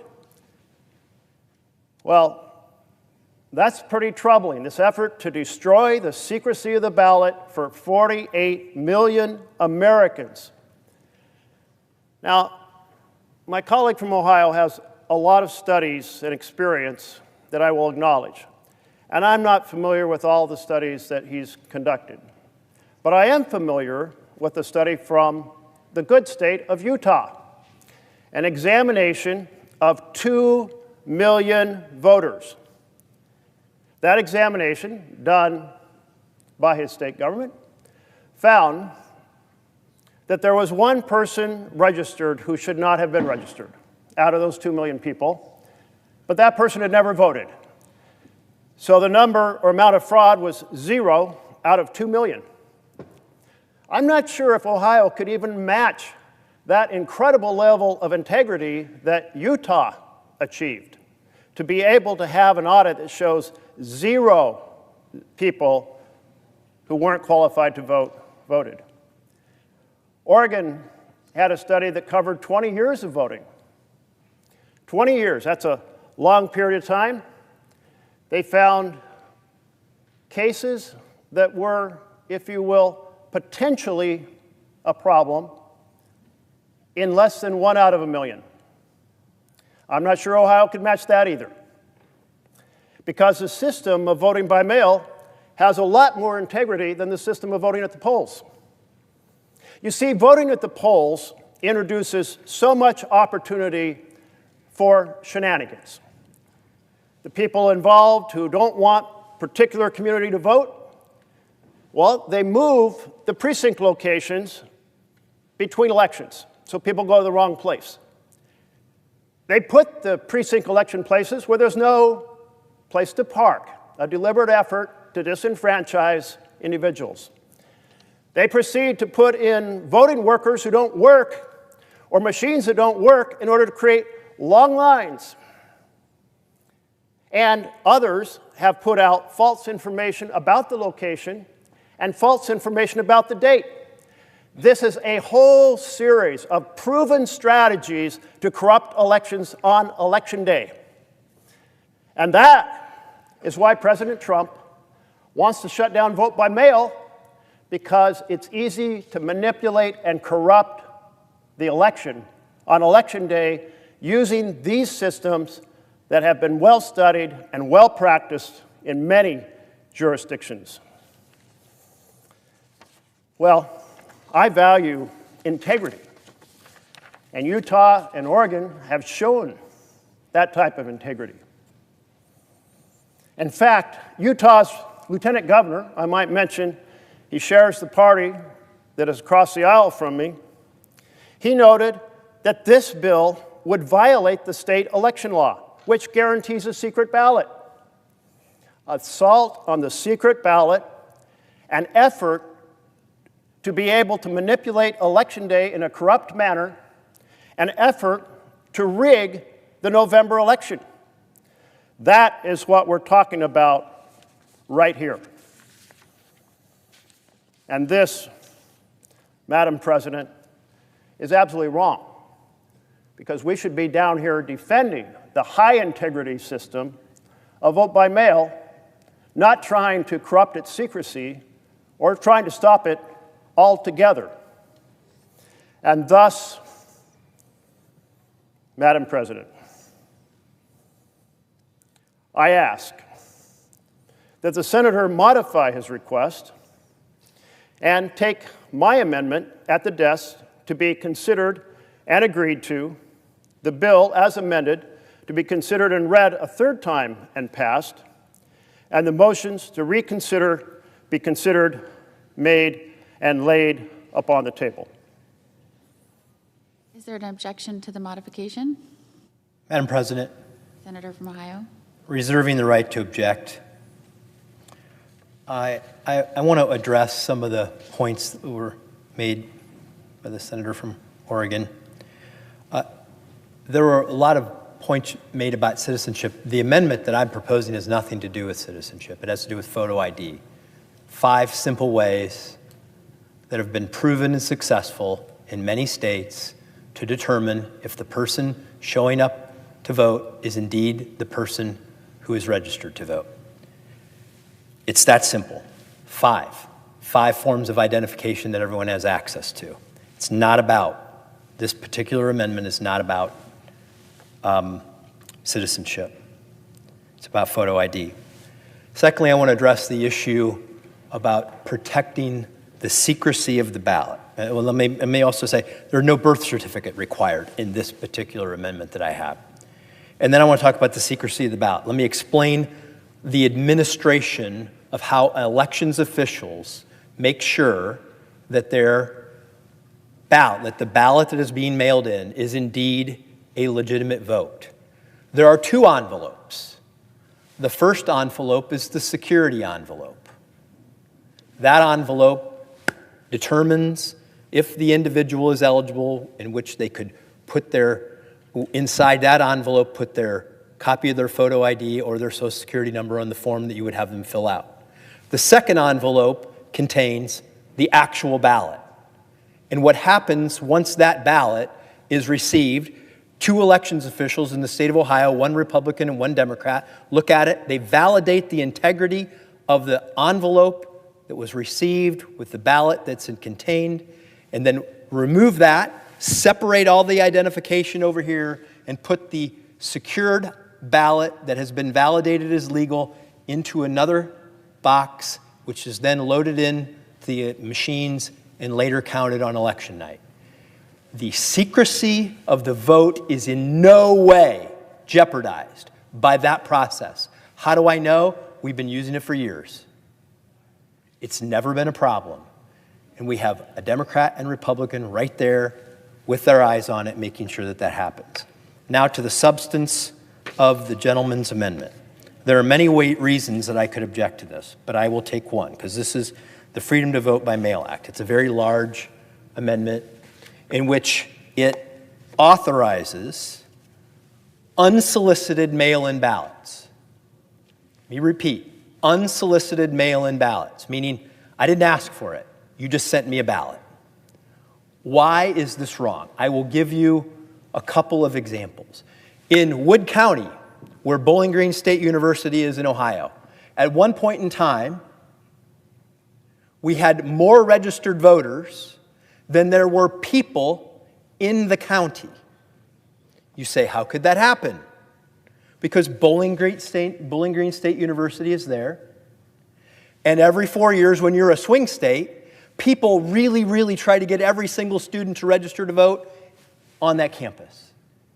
And so over years, according to the National Voting Rights Act, you cannot remove somebody for being an inactive voter, meaning just because I didn't show up and vote, I'm on the voter rolls, you can't remove me.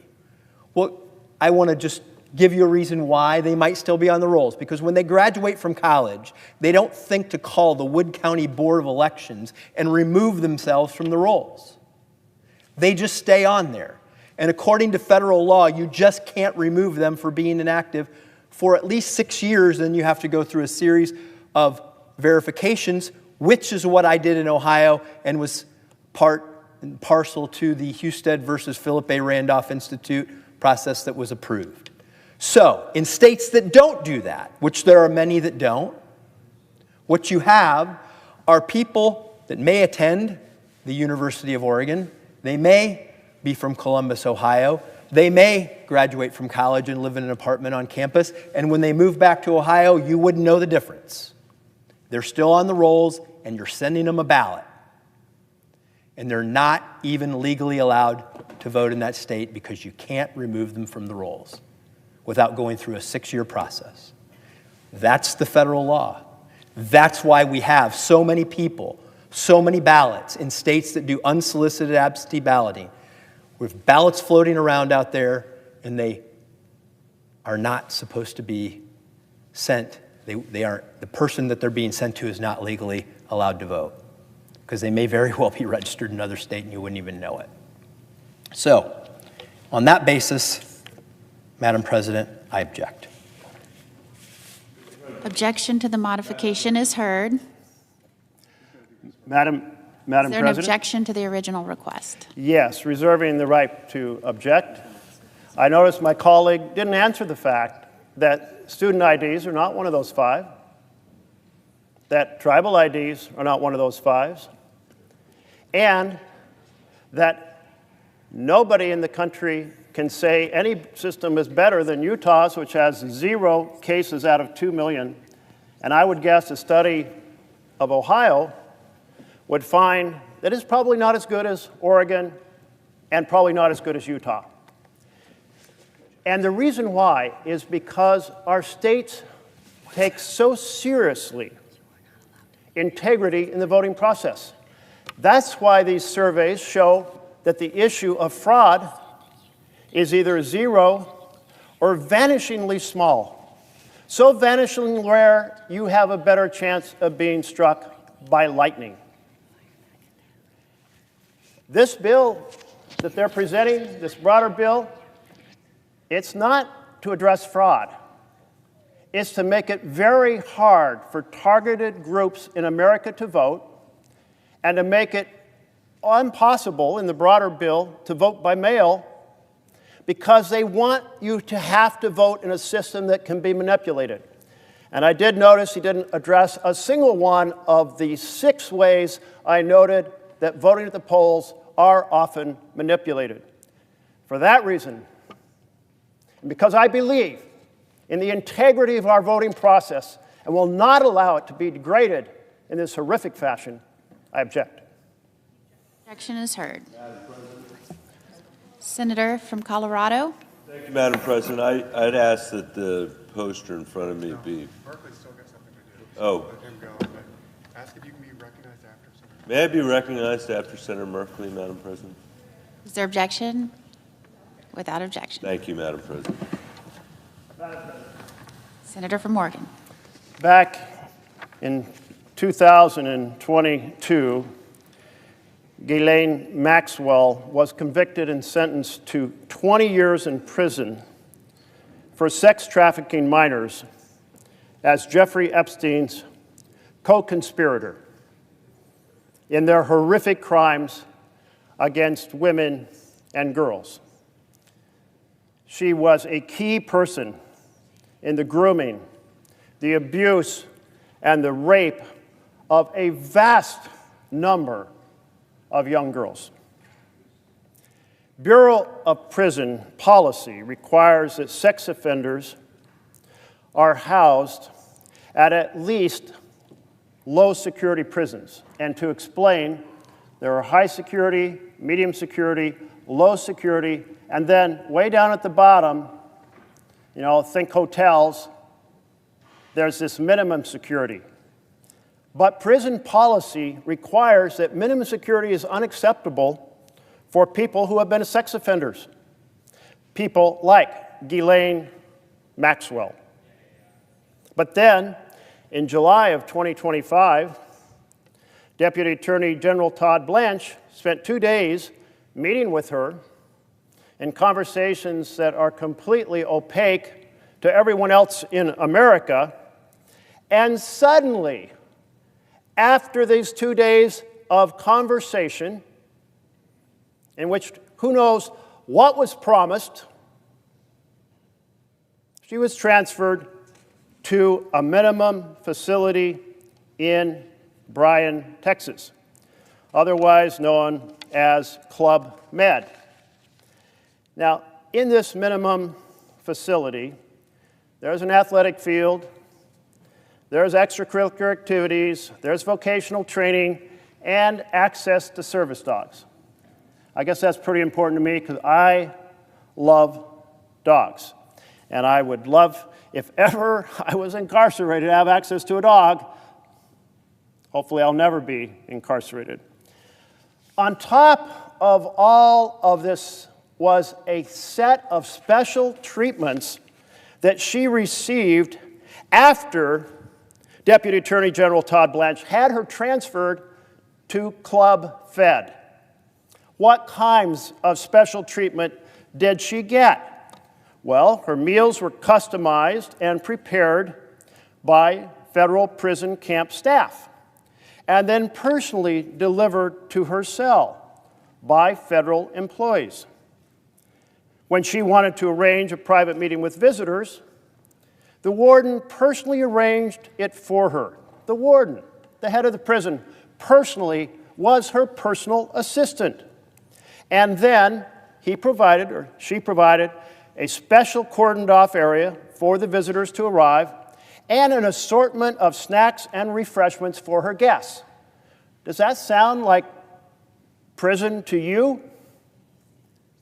Special assistant, the head of the prison, arranges snacks and refreshments. It sounds more like a congressional reception. Her guests were permitted to bring computers, an unprecedented action approved by the warden specifically for Ms. Maxwell. When Ms. Maxwell wanted to review and edit documents quickly, she was allowed to use the warden, Tricia Hall, as her personal secretary and administrative assistant. Ms. Maxwell's correspondence would email documents directly to the warden, who would then provide them and deliver them to Ms. Maxwell, who could then review them and edit them and provide them back to the warden, who would then scan them and provide them back to the original sender. For other inmates, even at this minimum security prison, simple mail can take weeks to arrive and is frequently lost. An inmate who trains puppies to become service dogs was instructed to provide one of these puppies to Ms. Maxwell so she could play with the puppy, even though neither inmates nor staff are ordinarily allowed to play with the dogs in training. And when she wanted to go to the prison exercise area, she was personally escorted there after hours, that is, after normal hours, by prison guards so she could work out all by herself and enjoy recreation time in the staff-only areas. Folks, what happened in those 2 days when Deputy Attorney General Todd Blanche went down and held these private conversations, and by the way, the type of conversations that are never held in that fashion by a Deputy Attorney General? Only him, with her. And now, the head of a prison is her personal assistant, and she gets to use the staff area for her personal recreation, and she gets her puppy time, and she gets her meals prepared and hand-delivered. Folks, club fed for a woman who facilitated the grooming, the abuse, and the rape of untold numbers of young women. This, my friends, is absolutely wrong. It's a slap in the face to every victim. The victims may not even be able to live in the way that she's living in this minimum security prison with the warden as her personal assistant. And so I think we can all agree on that. And so I ask for the Sex Offender Security Classification Integrity Act that the Senate proceed to immediate consideration of the bill. It is at the desk. And it would ensure that a sex offender who under prison policy cannot be put in a minimum security facility could not be put into that minimum security facility the way she has. So I ask that the bill be considered read 3 times and passed, and the motion to reconsider be considered made and laid upon the table. Is there objection? Madam President. Majority Whip. Madam President, reserving the right to object, the senator brings an absolutely extraneous and unrelated measure to the floor. What we're supposed to be discussing here is what Senator Houston just offered, a voter ID proposal. And it's revealing to hear my Democrat colleague try to change the subject from something that is very popular, voter ID, to his very unpopular position, which is his opposition to having voters present voter ID. You need a photo ID to buy a beer, to board a plane, to cash a check. Why not voting in elections? I want to keep changing the subject. Senator Huston's bill is simple. Simply requires voters to show a photo ID when they show up to vote. Senator Huston knows about administering elections, and he knows it better than any other member of this body because he spent years as Ohio's Secretary of State. His job was to run elections that were fair and safe and secure, and he did it successfully. He did this in one of the most closely watched battleground states in America. So if anyone knows what it takes to protect the integrity of elections, it's Senator John Huston of Ohio. He knows that this simple common sense requirement of a photo ID would make elections more secure. Now here's what's astonishing. Just a few days ago, the minority leader said that his caucus is not opposed to a photo ID when you show up to vote. Well, I agree with that. Yet here we are, just days later, the Democrats are here on the floor opposing Senator Huston's common sense bill to require a photo ID when you show up to vote. Apparently they were for it before they were against it, and here's what's most interesting. 30 years ago, the minority leader, Senator Schumer, then a member of Congress, championed photo ID requirements to receive welfare benefits. He famously called photo ID requirements then anti-fraud. Again, he was for it before he was against it. Democrats are here on the floor objecting, as we've just seen, to common sense photo ID requirements to vote in American elections. Photo IDs are common sense, they're necessary. Senator Huston's bill should pass without amendments, without delay, and therefore I object. Madam President, I'll just note that once again, failure to completely address the point that this bill is targeted at stopping students from voting, stopping tribal members from voting, and that the broader bill from which it is derived is aimed at ending vote by mail altogether and taking away the secrecy of the ballot for 48 million people across America. The fact that none of those points were countered speaks for itself. Thank you. Colorado. Thank you, Madam President. Thank you very much for that recognition. I appreciate it. I spent last weekend in Grand Junction.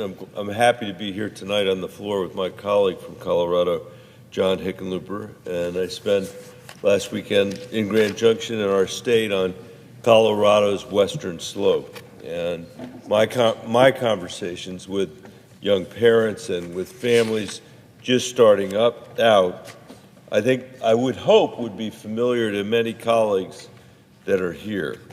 We discussed the price of housing, which has surged over 80% over the last 10 years in Colorado, the price of health care, which is ratcheting higher and becoming impossible for families to afford, not just in Colorado, but all across our country, the cost of child care, which is making it harder for families to live any semblance of a middle-class life, families that are working two jobs just to pay the mortgage can't even afford child care when they're working those two salaries. And our inability as a nation, as a state, to prepare our kids for the dynamic and potentially hugely unforgiving economy they're about to enter. This is a tough economy that we're in today, and tariffs and now gas prices haven't helped. Last week, colleagues, I met with a food bank from El Paso County who told me, who told me that they stay open late. Listen to this, U.S. Senate. This food bank in El Paso County said that they stay open one day a week to have teachers' night, so that teachers that have worked all week teaching children have the opportunity to come to that food bank in the evening to get food to feed their own children at home.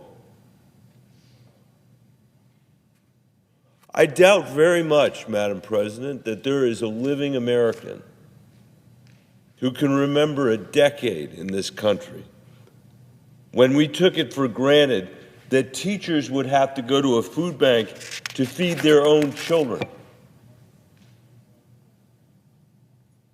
Can you imagine in the 1950s, in this chamber, if it were known that people teaching in America, in inner city America or in the suburbs of our great cities, that the pay wasn't satisfactory, so they had to go to a food bank afterwards.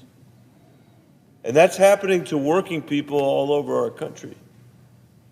People that are in what we think of as traditional middle-class lives because of how savage this economy has been, because of the affordability crisis that I will say has been with us for decades in this country, but the current administration, the Trump administration, has made far worse, and now is making it even worse with what they are doing to energy prices because of their unauthorized war in the Middle East.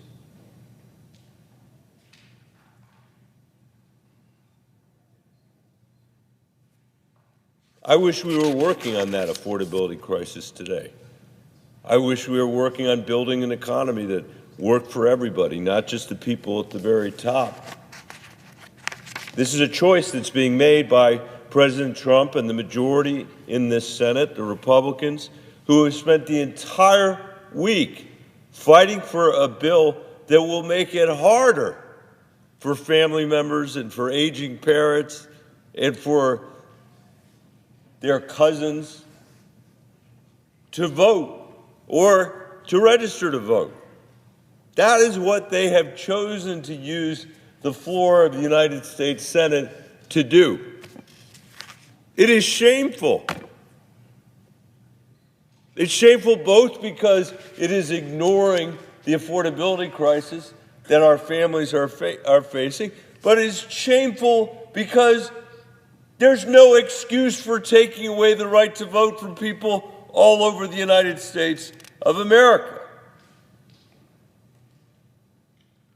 These are people who are supposed to believe in states' rights, believe in the ability of states to be able to run their own affairs. And Donald Trump, President Trump, and the Republican Save America Act rewrites the way we run elections in America completely. It rips up the processes all over the United States of America at the local level that county clerks and election officials understand. It requires the federal government to have access to the voter rolls, a shocking thing from the party that is supposed to be about states' rights, and it creates yet another unfunded mandate for states and for local communities. There's no money in here to fund the stuff that's in this bill. Most troublingly, it imposes new document requirements for voter registration that many Americans do not have or do not have access to. 146 million Americans don't have a passport. Almost 70 million women do not have a birth certificate that matches their real name. That should be self-evident to anybody in this chamber, but it's ignored completely by the people who wrote this legislation. Over 8 million Americans have moved to a different state within the last year, and an average of over 17 million will have moved counties. Many of them, probably most, do not have the paperwork that this bill requires. That doesn't make any sense. These people aren't trying to evade the law. These people are availing themselves of as their right as an American citizen to move from place to place in this nation. This radical legislation actually requires people to register in person, banning common methods, as we heard from the senator from Alaska, who's standing up for her state, as she always does. We should be supporting her. We should be supporting Alaska's way of running their elections rather than imposing Donald Trump's corrupt way of running his elections. This radical legislation actually requires people to register in person, banning common methods of registration, online registration, through the mail, or automatically at the DMV. Madam President, that's how 94% of Americans register to vote. Many of them are seniors. Many of them live in rural communities. I would like to see the majority party in this chamber come to Western Colorado and try to take, rather than having this fake filibuster, try to actually take mail-in ballots from the people of Western Colorado. I'd like to see that. They would avail themselves of any means necessary to prevent that from happening. The Save America Act would set our voter registration process back decades. If you are one of the more than 60 million Americans who live in rural areas, you might now need to drive hundreds of miles to stand in line at a local election agency. If you live overseas, you'll have to fly back. If you don't have a passport, you better have your birth certificate. If you don't have your birth certificate, or you changed your name like tens of millions of married women across this country living in the 21st century, you will have to provide additional documents and sign affidavits. All of this will have to... I will not yield. I will not yield. I've waited an hour to have that. You will have your... Senator from Utah, Senator from Colorado has the floor. Thank you. Thank you, Madam President. Thank you, Madam President.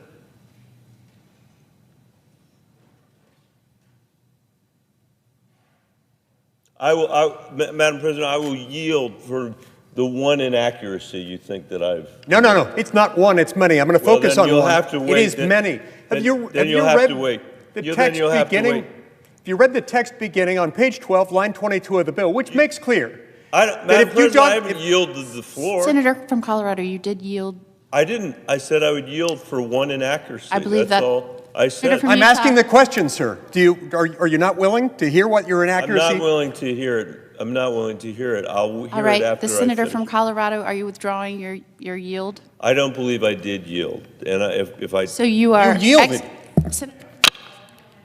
Exercising your right to withdraw.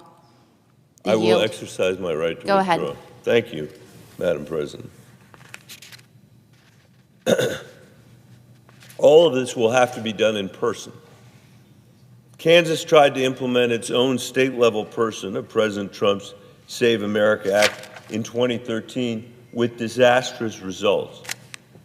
This law, which included citizenship documentation requirements, ended up blocking the voter registration of more than 31,000 U.S. citizens who were otherwise eligible to vote.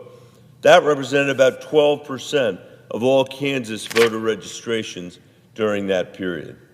Even Kansas's Republican Secretary of State, who championed the bill when he was a state legislator, has warned against the bill now before us. He's warned against the bill now before us, Madam President, saying it didn't work out so well. And Kansas's law was blocked by a federal court, as it should have been. If we pass this bill, we'll now have two different election... Madam President, could I have the floor without the interruption of my colleague from Utah? The Senate will be in order. Thank you. Senator from Colorado, I cannot hear anything. If you guys may are done, proceed. Madam President, I just would The like Senate to get is in through. order. You Thank may you, Madam proceed. President.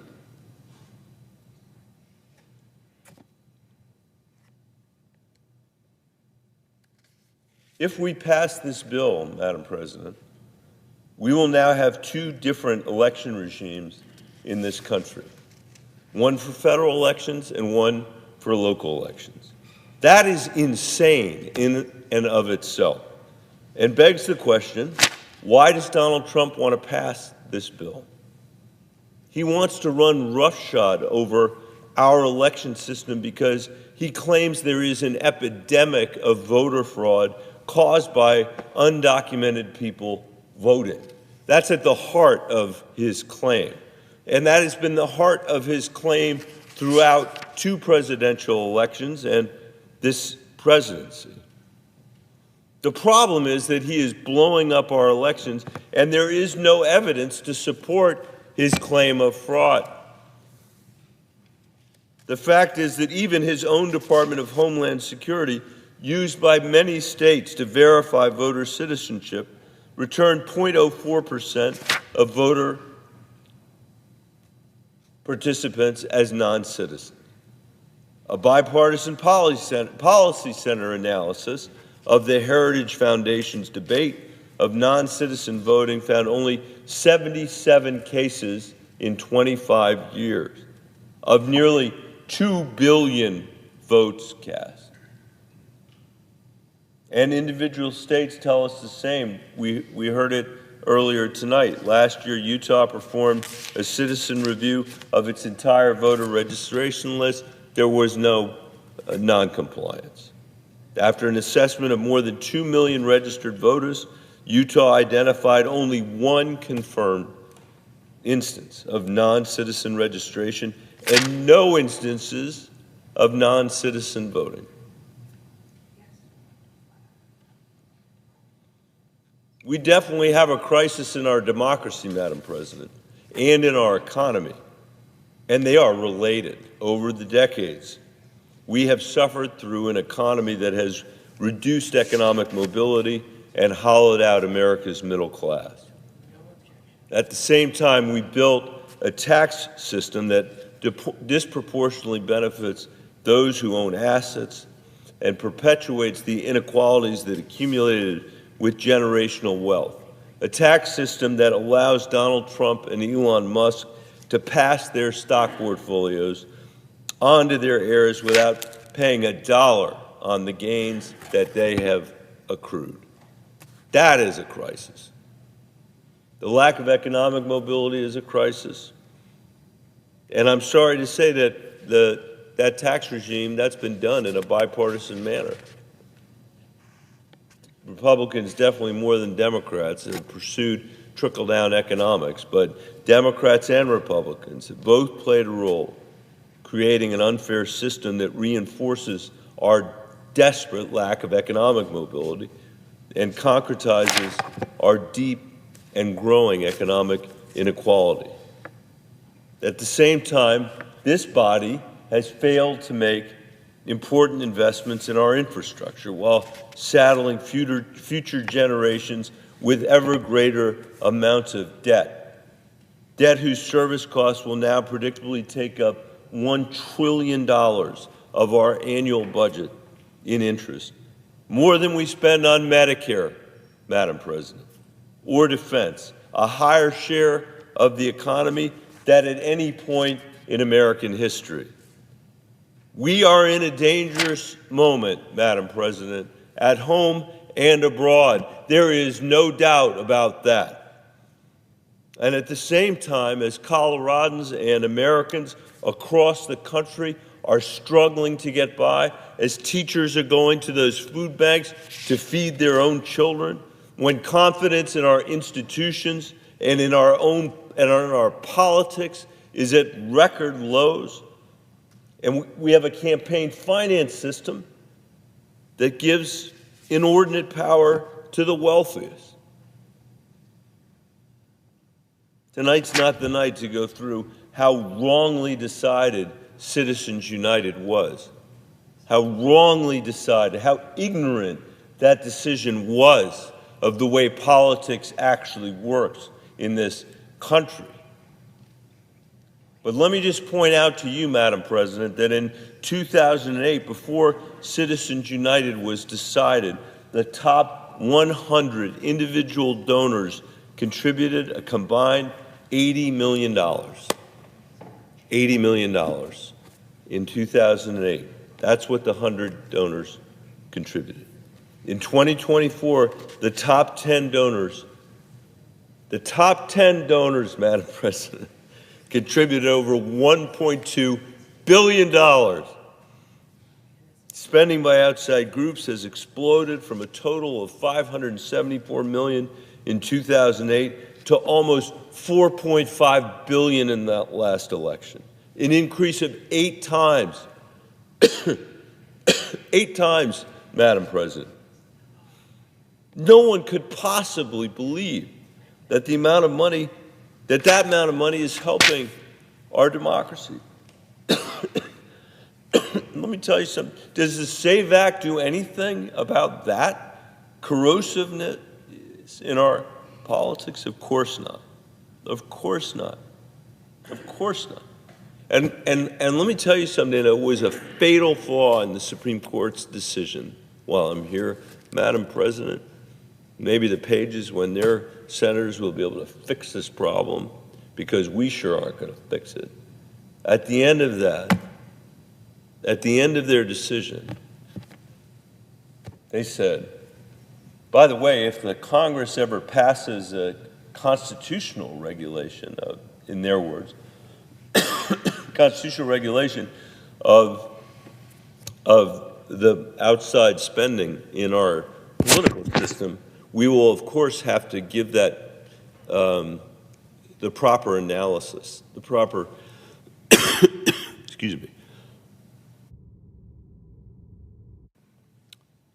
the required constitutional analysis. Of course, nobody will ever pass that around here, because the billionaires that are writing checks to these elections just have to rattle the pennies in their pockets and the change in their pockets and threaten to run a primary against anybody in this place, and the bill won't be brought. And then there's a profound corruption of inaction that sets in as a result to our legislative branch, both here and in the House of Representatives. Does the SAVE Act, does the Save America Act address any of this? Of course not. Instead, Donald Trump and the Republicans have brought to the floor a bill to make it harder for ordinary American citizens to register and to vote. Fundamentally, the Save America Act is an astonishing federal overreach in search of a scandal that doesn't exist and would have the effect of undermining fraud-free elections like we have in Colorado. And Colorado was the first state in America to complete a risk-limiting audit, the gold standard for verifying the integrity of election results. It entails counting and comparing a representative sample of ballots to the reported result. To prevent hacking, none of our voting machines are connected to the internet. We require county clerks to use two-factor authentication to access voter databases. Once a vote is cast, Madam President, a bipartisan team of election judges in each county checks every signature against the copy in the database for any discrepancies. All election officials and judges with access to the tabulation process must first pass a Colorado Bureau of Investigation background check. And Colorado has spent years implementing top-tier cybersecurity measures and audits to prevent hackers from interfering in our electoral process. We should be modeling our federal system off the gold standard framework we have in Colorado, a national leader in terms of voter access, election security, and might I say, voter turnout. Instead, the Save America Act would eliminate, outlaw many of the practices that Colorado has adopted to keep our elections safe and increase voter confidence. How dare you? It would end Colorado's mail-in and online voter registration system. It would force Colorado to increase the security risks of our voter data and routinely purge voter rolls. It would push experienced county clerks and election workers out of the field. It would remove the possibility of using a number of state IDs when going to vote. It would create 2 tiers of voting for federal and state elections and possibly upend our mail-in ballot system itself by requiring that every Coloradan proactively request a ballot and resubmit proof of ID alongside their ballot request in every election. Colorado already has ID requirements when casting a ballot. We already have among the cleanest voter rolls in this country. We don't need Donald Trump to corrupt our process. Even the Heritage Foundation ranked us as second in the nation in 2020 for clean lists. The Heritage Foundation. We have one of the most secure election systems of any state in our country. And because Coloradans have trust in our elections, we have some of the highest voter turnout in the country. But the Save America Act, the so-called Save America Act, does not bring our system anywhere close to what we enjoy in Colorado. Instead, it turns it to a dark but familiar pattern in American history. And I'm sorry to say, Madam President, but this bill before us is just another in a long line of legislative efforts to limit the franchise in this country, to add new restrictions and additional obstacles. Nobody wants voter fraud. I do not want voter fraud. I come from a state where there is no voter fraud. We set the gold standard in part because of the work my colleague John Hickenlooper did when he was governor of Colorado. This is a pretext. This is a pretext to invade our elections.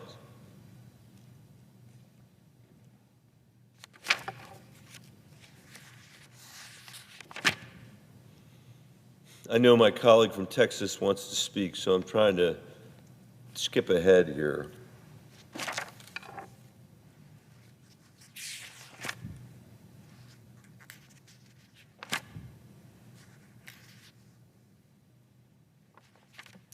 We have had a fight over many, many, many years in this nation to broaden the franchise from the very beginning. And that fight was won by men and women who marched to demand that their vote count equally in this country, no matter what color they were, no matter where they lived in our nation, no matter what education or religion their parents were, or whether their parents were immigrants to this country.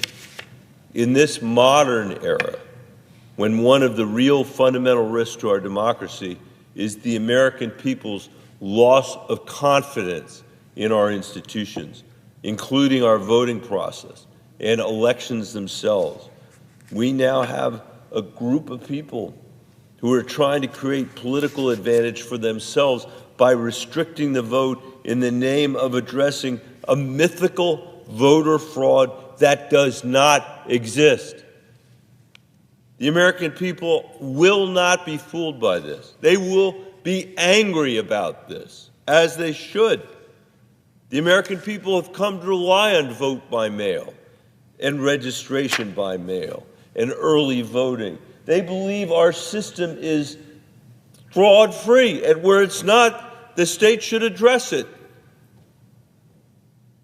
Our citizens have come to rely on having the franchise extended through modern technology and modern practices. Nobody I know in Colorado, Madam President, has said they doubt the validity or veracity of our voting system, no matter what party they're in, or whether they live in rural Colorado or urban Colorado, or the importance of the ability to register online, or for students and others to have the benefit of same-day registration. I wish everybody in this country had the benefit of that. Those are ways of encouraging participation in our democracy. None of us want fraud. None of us want fraud. And there is no fraud. The good news is there's certainly no evidence in Colorado or across the country that that fraud exists. And this is the most sweeping effort, make no mistake, by Donald Trump, by the Republicans here in the Senate, to, quote, nationalize our elections, to undermine voter confidence and inject them, to make life harder for Americans that he thinks voted against him, and probably will make it harder for the people who voted for him. Since the president's return to office, he has focused relentlessly on false narratives of voter fraud. He has issued executive orders that are unenforceable. He has sued states that have refused to comply and threatened to take control of the electoral process in states he views as political enemies. He has sent federal agents from the FBI and the Director of National Intelligence to seize ballots in Georgia, election records in Arizona, and voting machines in Puerto Rico. His Justice Department has sued 30 states, including Colorado, demanding sensitive, unredacted voter data to create a national voter database. And President Trump has pursued a longstanding and inexplicable grievance against mail-in voting, which he falsely claims can be used to commit mass amounts of fraud. It is simply not true. It is simply not true. He sees, in his own words, the Save America Act as a method to, quote, guarantee the midterms this November.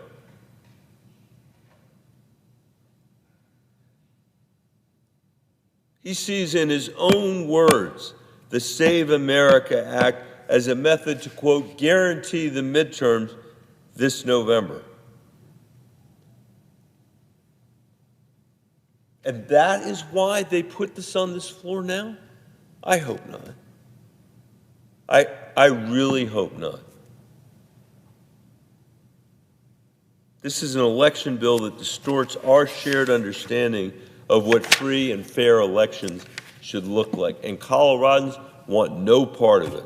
This legislation, by the way, Madam President, is wildly unpopular in America. We have received thousands of calls and letters in opposition to the Save America Act. We received over 7,000 last month alone.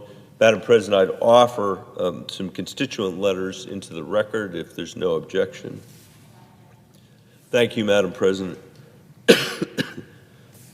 The founders understood the gravity of the debate before them about who could and who could not claim the franchise. The authors of Federalist Number 52 explained that the, quote, definition of the right of suffrage, the definition of the right of suffrage is very justly regarded as a fundamental article of Republican government. They wrestled with this question. They wrestled with this question. They debated it. And ultimately, they excluded the great number of subjects who were newly made Americans, but nevertheless were denied, as those at Seneca Falls wrote, quote, the first right of a citizen.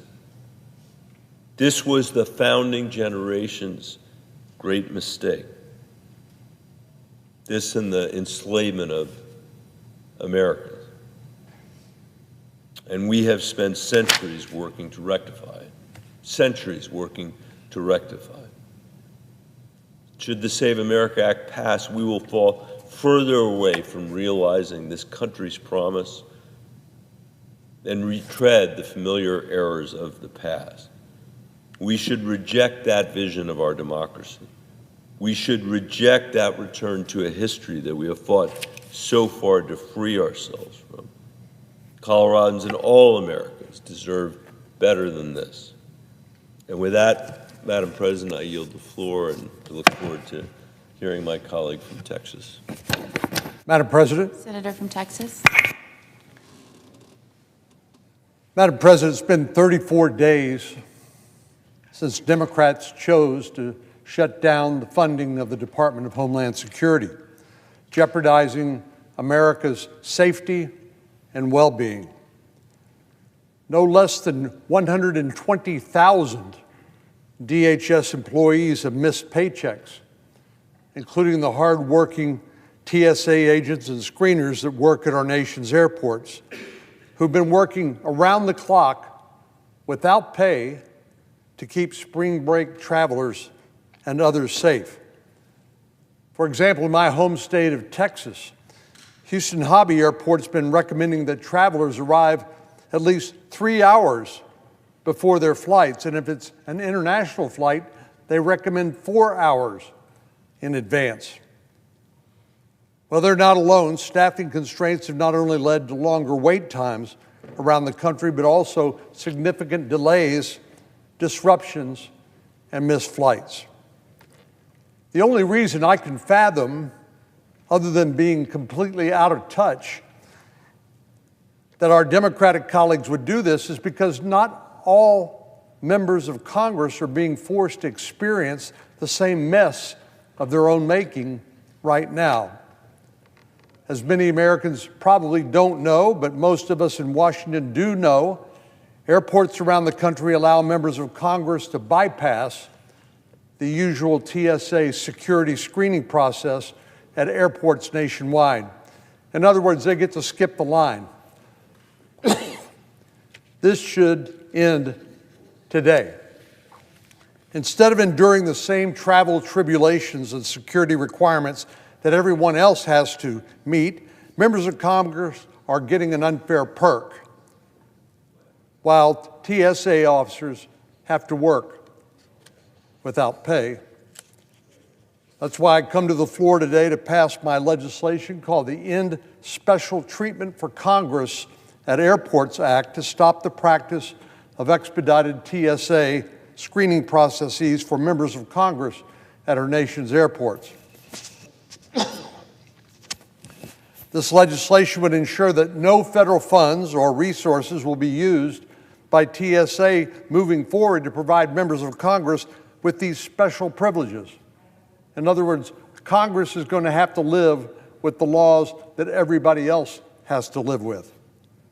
Ending these courtesy escorts for members of Congress at our nation's airports during a DHS funding shutdown is the right thing to do.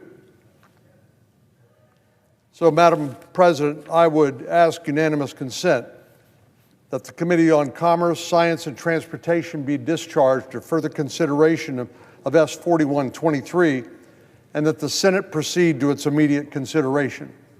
The clerk will report. S 4123, a bill to prohibit preferential screening for members of Congress at airports and for other purposes. Is there objection to proceeding to the amendment? Without objection, the committee is discharged, and the Senate will proceed to the measure. Madam President, I now ask unanimous consent that the Cornyn amendment at the desk be considered and agreed to, the bill as amended be considered and read a third time and passed, and that the motions to reconsider be considered made and laid upon the table. Without objection. Madam President, I'm glad the Senate has agreed with this common sense bill to prevent those of us who pass the laws, or in this case refuse to pass the laws funding DHS appropriations, to prevent us from receiving special privileges. Maybe, just maybe, if Congress has to live under the same laws that everybody else does, it will motivate us to get our work done.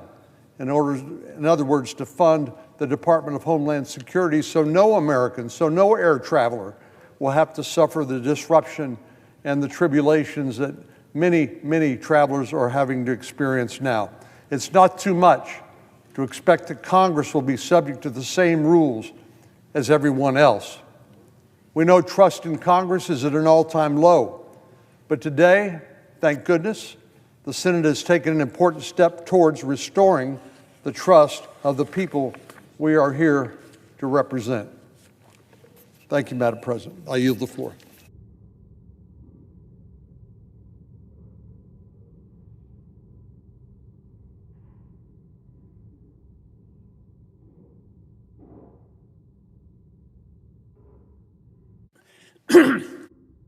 President. Senator from Vermont. Madam President, it is time to end the war that President started with Iran on February 28th, 3 weeks ago. The war must stop now, not a week from now, after U.S. taxpayers spent another $14 billion. Another 1,000 innocent civilians are lost. Another 500,000 are displaced from their homes, and more economic punishment here at home.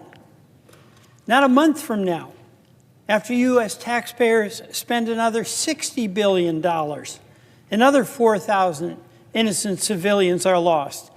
Another 2 million are displaced from their homes, and even more dire economic consequences here at home. And certainly not 3 months from now, after U.S. taxpayers spend another $200 billion, another 12,000 innocent civilians are lost, and the creation of a global refugee crisis affecting millions, in the possibility of a global economic recession. The time to end the war is now, right now. But Madam President, today we are headed in the opposite direction. The war is escalating. Netanyahu bombed the South Pars gas field. Iran retaliated by bombing Qatar's natural gas hub, the Ras Laffan industrial city. Oil prices are surging to near $120 a barrel. The president must act, and act now. End this war. The president can end the war that he started. And if he won't, Congress must. President Trump's stated goal was to destroy Iran's nuclear capability. And in his own words, that program was totally obliterated. President Trump's stated goal was to degrade Iran's missile programs. In his own words, we have already destroyed 100% of Iran's military capability. By President Trump's own account, his objectives have largely been realized. We're now at a very dangerous inflection point. Do we end the war now, or do we escalate? Do we escalate to achieve Netanyahu's goal, not ours, of regime change? Do we escalate with no end in sight, an escalation that will put American boots on the ground, an escalation American taxpayers will fund with a $200 billion down payment on yet another forever war in the Middle East? We must decide, and make no mistake, indecision, not to decide, is escalation. And escalation will lead to failure. President Trump is dragging us towards escalation, and Congress must not allow it. Madam President, America has been down this road before. In Iraq, Saddam presided over an evil regime. He was deposed quickly. In Afghanistan, the Taliban were an evil regime. They were deposed quickly. But what came after was devastating. Trillions of dollars of taxpayer money wasted, and thousands of American soldiers killed and injured. The Iraq War cost nearly $2 trillion. In the Iraq War, we lost more than 4,500 American service members. The Afghanistan War cost over $2 trillion. And in Afghanistan, we lost nearly 2,500 American service members. And unless this escalation is stopped, President Trump's Iran war could cost even more. And for what? A regime change war in Iraq, a regime change war in Iran could be worse than Iraq or even Afghanistan. Regime change is impossible without boots on the ground. Those boots are the boots of brave American men and women who will follow the president's order to deploy, should he give it. And regime change is impossible to sustain without a permanent occupying force. In Iran, make no mistake, is a proud country with proud people, and they may welcome the riddance of the Ayatollahs, but will fiercely reject American and Israeli occupiers. Iran is also huge. It stretches as far as the distance from Houston, Texas to New York. It has as many people as California, Texas, and Florida combined. Madam President, Iraq and Afghanistan taught us something that we must not forget, and that is the limits of military power. In the early phases of both of those wars, as in Iran now, the extraordinary skills and capabilities of our military won impressive victories. But, Madam President, what followed those early victories in Iraq and Afghanistan is already upon us in Iran, and that's the asymmetric response, the one where the United States, with all its military might, is at a disadvantage. Iran's drone attacks have closed the Straits of Hormuz, something that the Secretary of Energy dismissed as something that couldn't happen. Nearly 1/3 of the global oil, fertilizer, and helium supplies that we need, that the world needs, flow through the Strait of Hormuz. You know, in 1973, we had a big oil disruption that involved only 7% of oil supplies, but it created a global economic shock that reverberated for 10 years. This one could even be worse. And Iran can keep the strait closed as long as they have access to just enough drones or enough small boats loaded with explosives that keep international shippers, fearful of losing cargo and crew, from risking passage. The cost to American families and businesses from the closing of the strait, from this asymmetric warfare, those costs are staggering. Across the country, gas prices at the pump are up at least $1. The average American family will pay an additional $2,000 a year in gas. And as a country, we are paying an additional $2 billion every day, $2 billion, as the war premium that we have to pay at the pump. And in Vermont and across the country, our farmers are paying up to 35 to 40% more for fertilizer. More than 1/3 of global fertilizer supplies come through the strait. And just ahead of spring planting, farms are facing additional tens of thousands of dollars to do business. And Vermont families are also paying a war premium to heat their homes. Heating prices for heating oil are surging from around just a little over $3 a gallon to over $4.70 a gallon. And an average family is going to be facing an $1,000 additional expense to maintain heat in their home. And Madam President, as you know, the Pentagon costs are absolutely staggering. The war is costing at least $2 billion a day.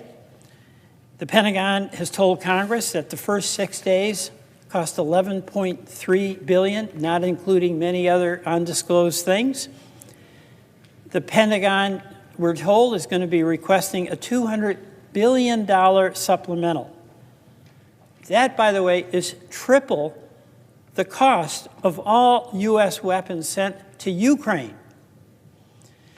We're spending $15 million apiece for THAAD interceptors to shoot down Iranian missiles.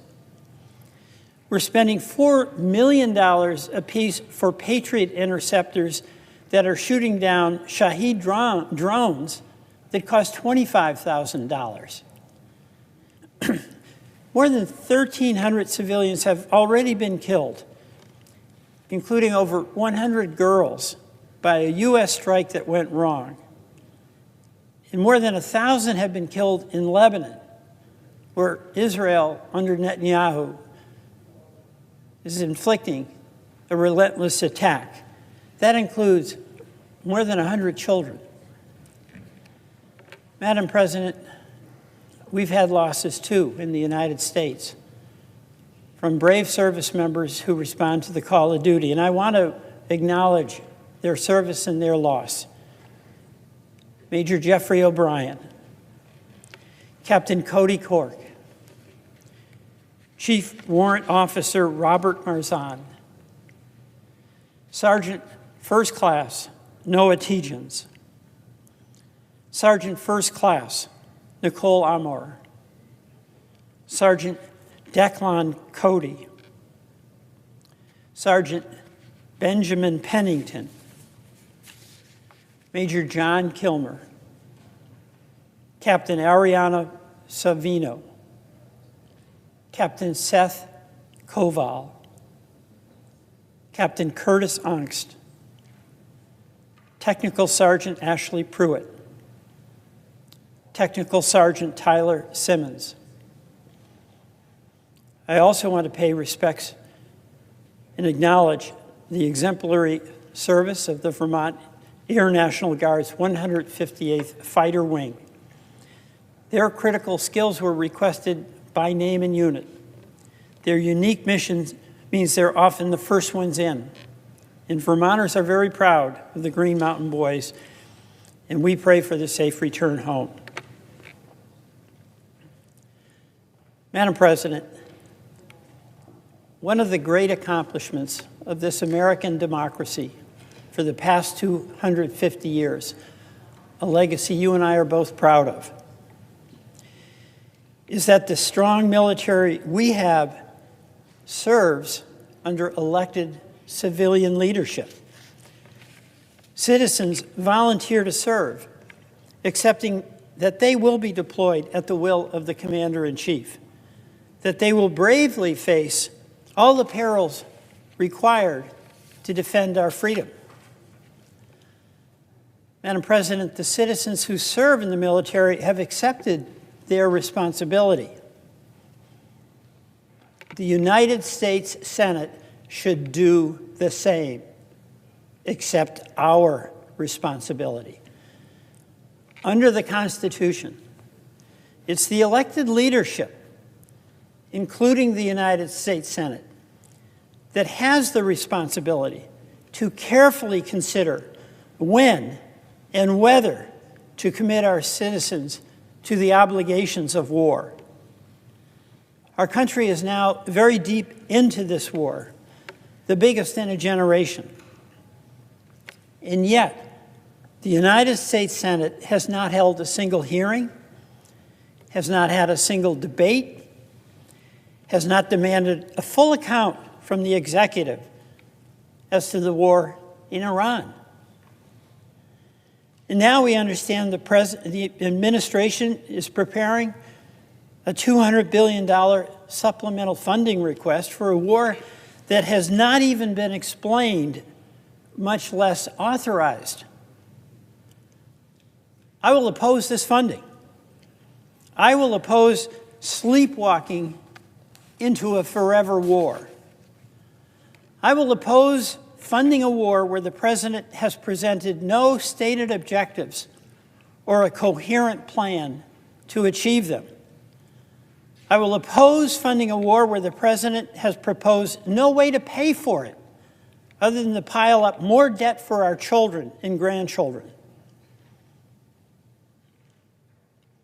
The question before us: does the U.S. end this war, or do we escalate? I oppose a war and funding a war that will make our country less safe and our citizens economically more vulnerable.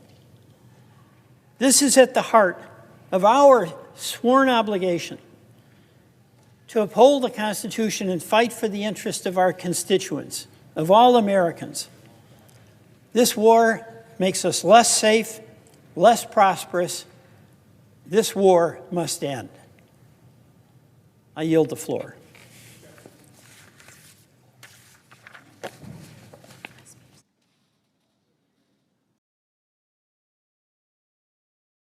Hey, how are you?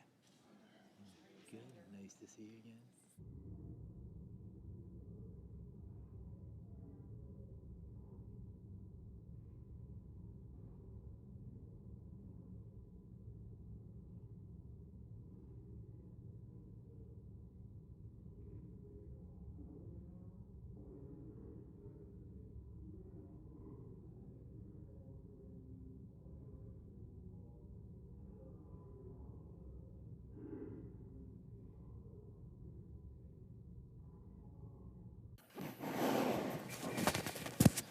Mr. President, I request a call. Senator from quorum. Vermont. Thank you, Mr. President. I request a quorum call. Clerk will call the roll. Ms. Alston-Brooks.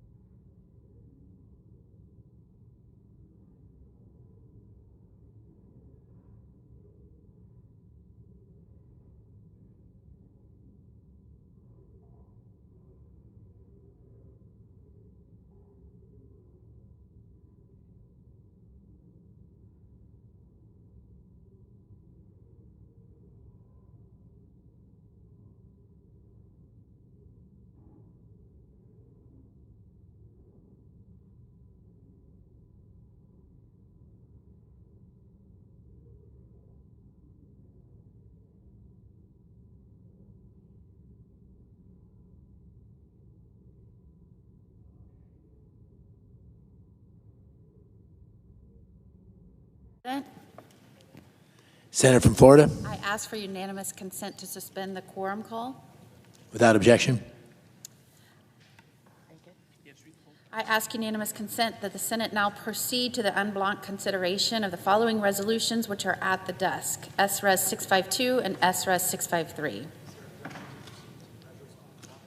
Is there objection to proceeding with the measures en bloc? Without objection, the Senate will proceed en bloc. I now ask unanimous consent that the resolutions be agreed to, the preambles be agreed to, and that the motions to reconsider be considered made and laid upon the table, all en bloc. Without objection. I ask unanimous consent that when the Senate completes its business today, it stand adjourned until 12 noon on Friday, March 20th, that following the prayer and pledge, the Journal of Proceedings be approved to date, the morning hour be deemed expired, the time for the two leaders be reserved for their use later in the day, morning business be closed, and the Senate resume the House message with respect to S1383. Without objection. For the information of my colleagues, we expect to vote on reconsideration of cloture on the motion to proceed to DHS appropriations at approximately 1 p.m. tomorrow. If there is no further business to come before the Senate, I ask that it stand adjourned on the previous order following the remarks of Senators Lee, Baldwin, and Kim. Without objection. I should have explained that.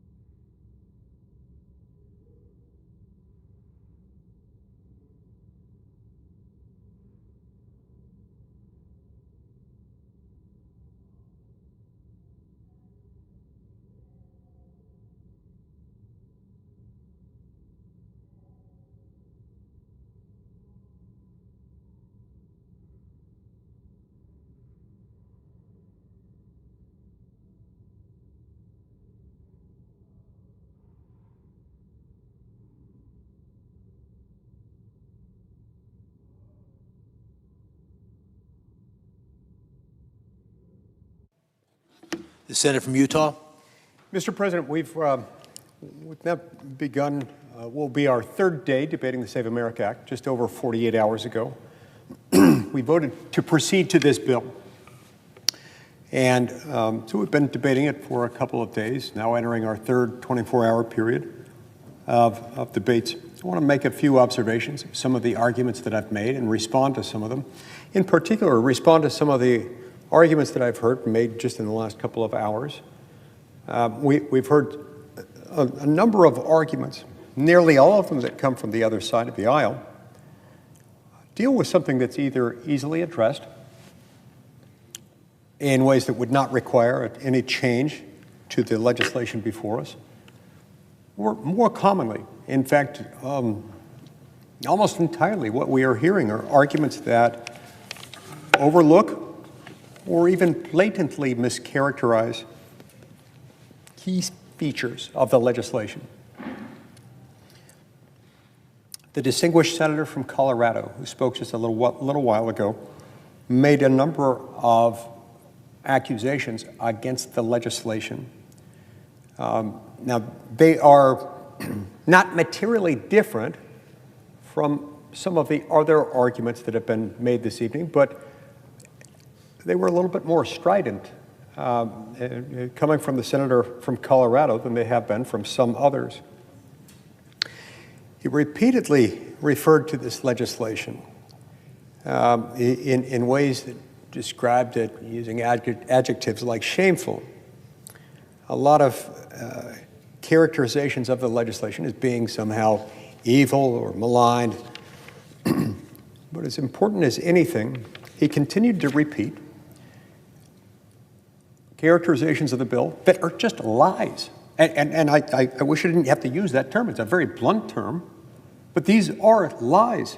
They are, it's as though he's staring straight into the noonday sun. And while looking at the sun with a cloudless sky, saying, it's midnight. There is no sun visible.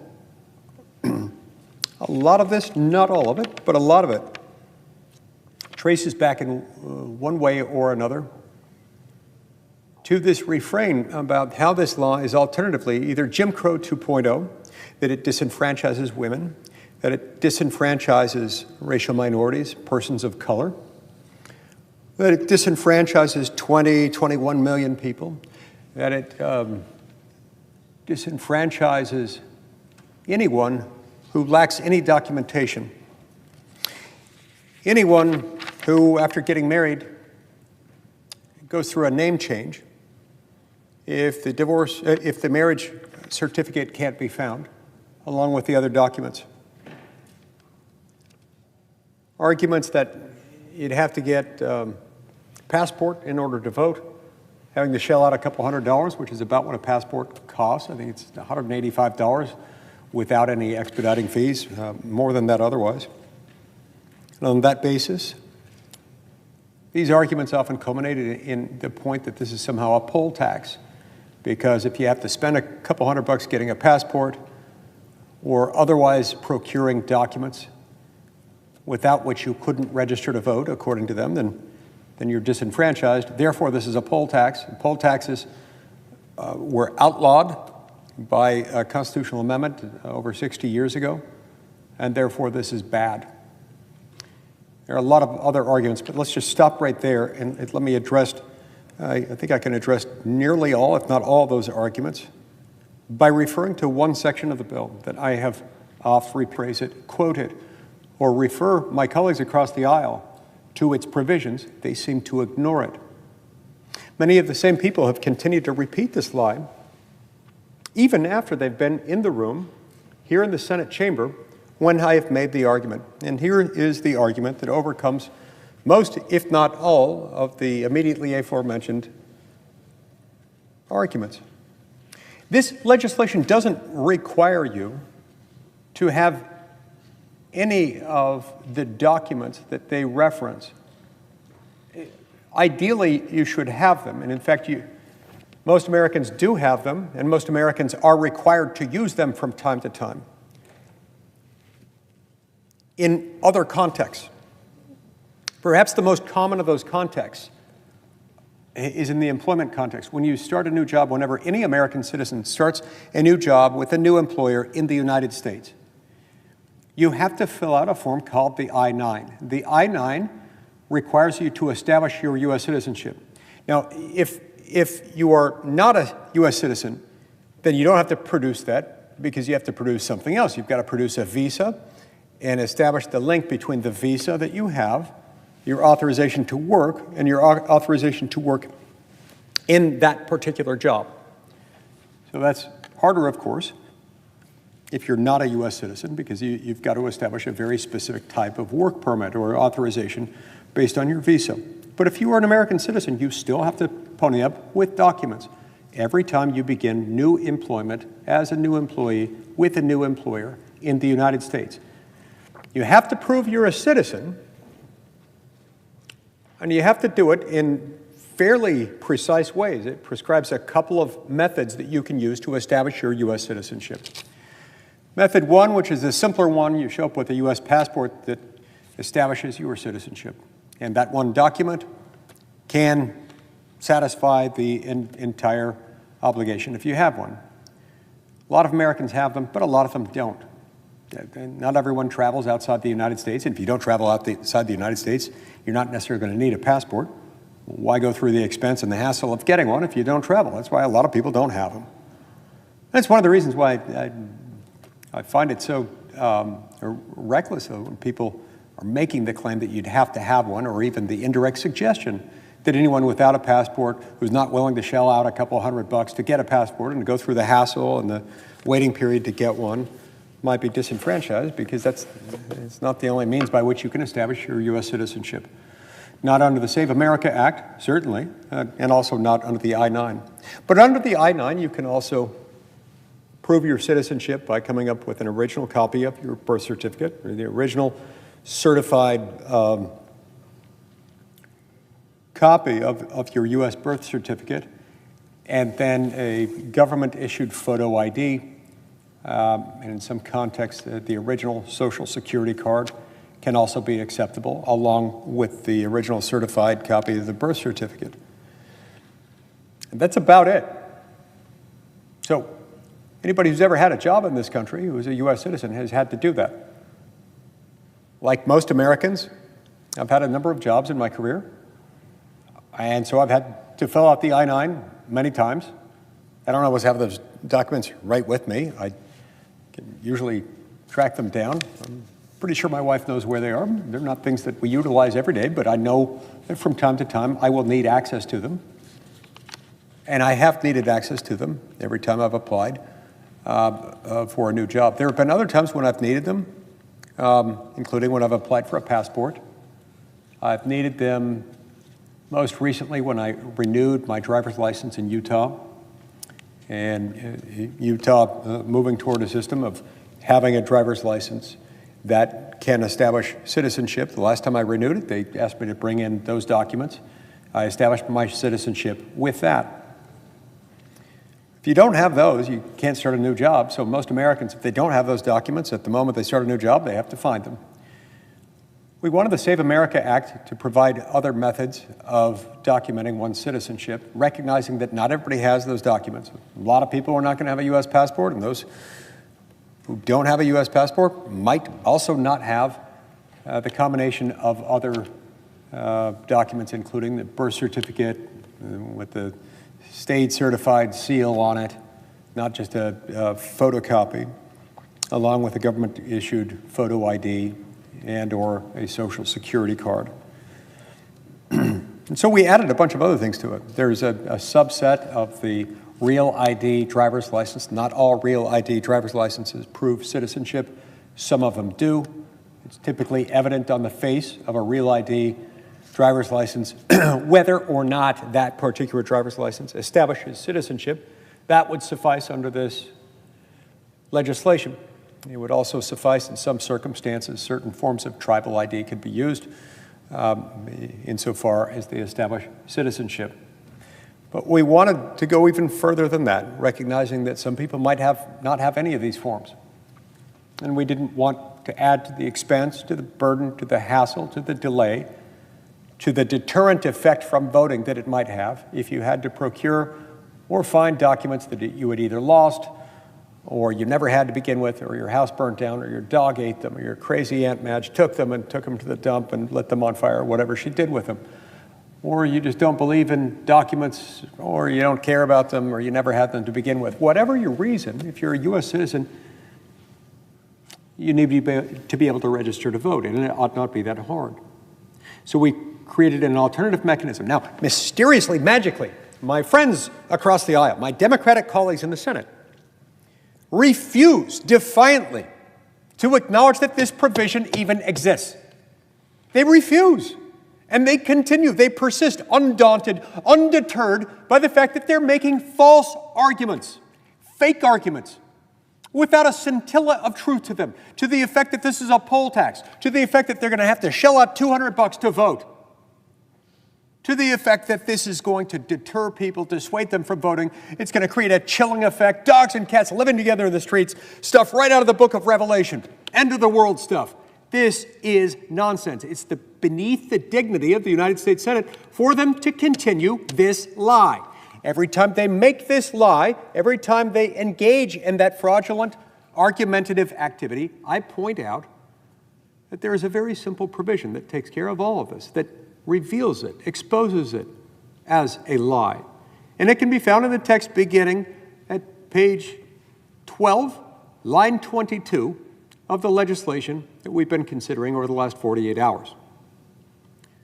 It makes very clear, even if you do not have a single shred of documentation as to your citizenship, you can't find it, it burned down, whatever it is, all you have to do is swear out an affidavit. Now, the context of the affidavit, the contents of the affidavit might vary a little bit depending on whether you are a natural-born citizen or a naturalized citizen.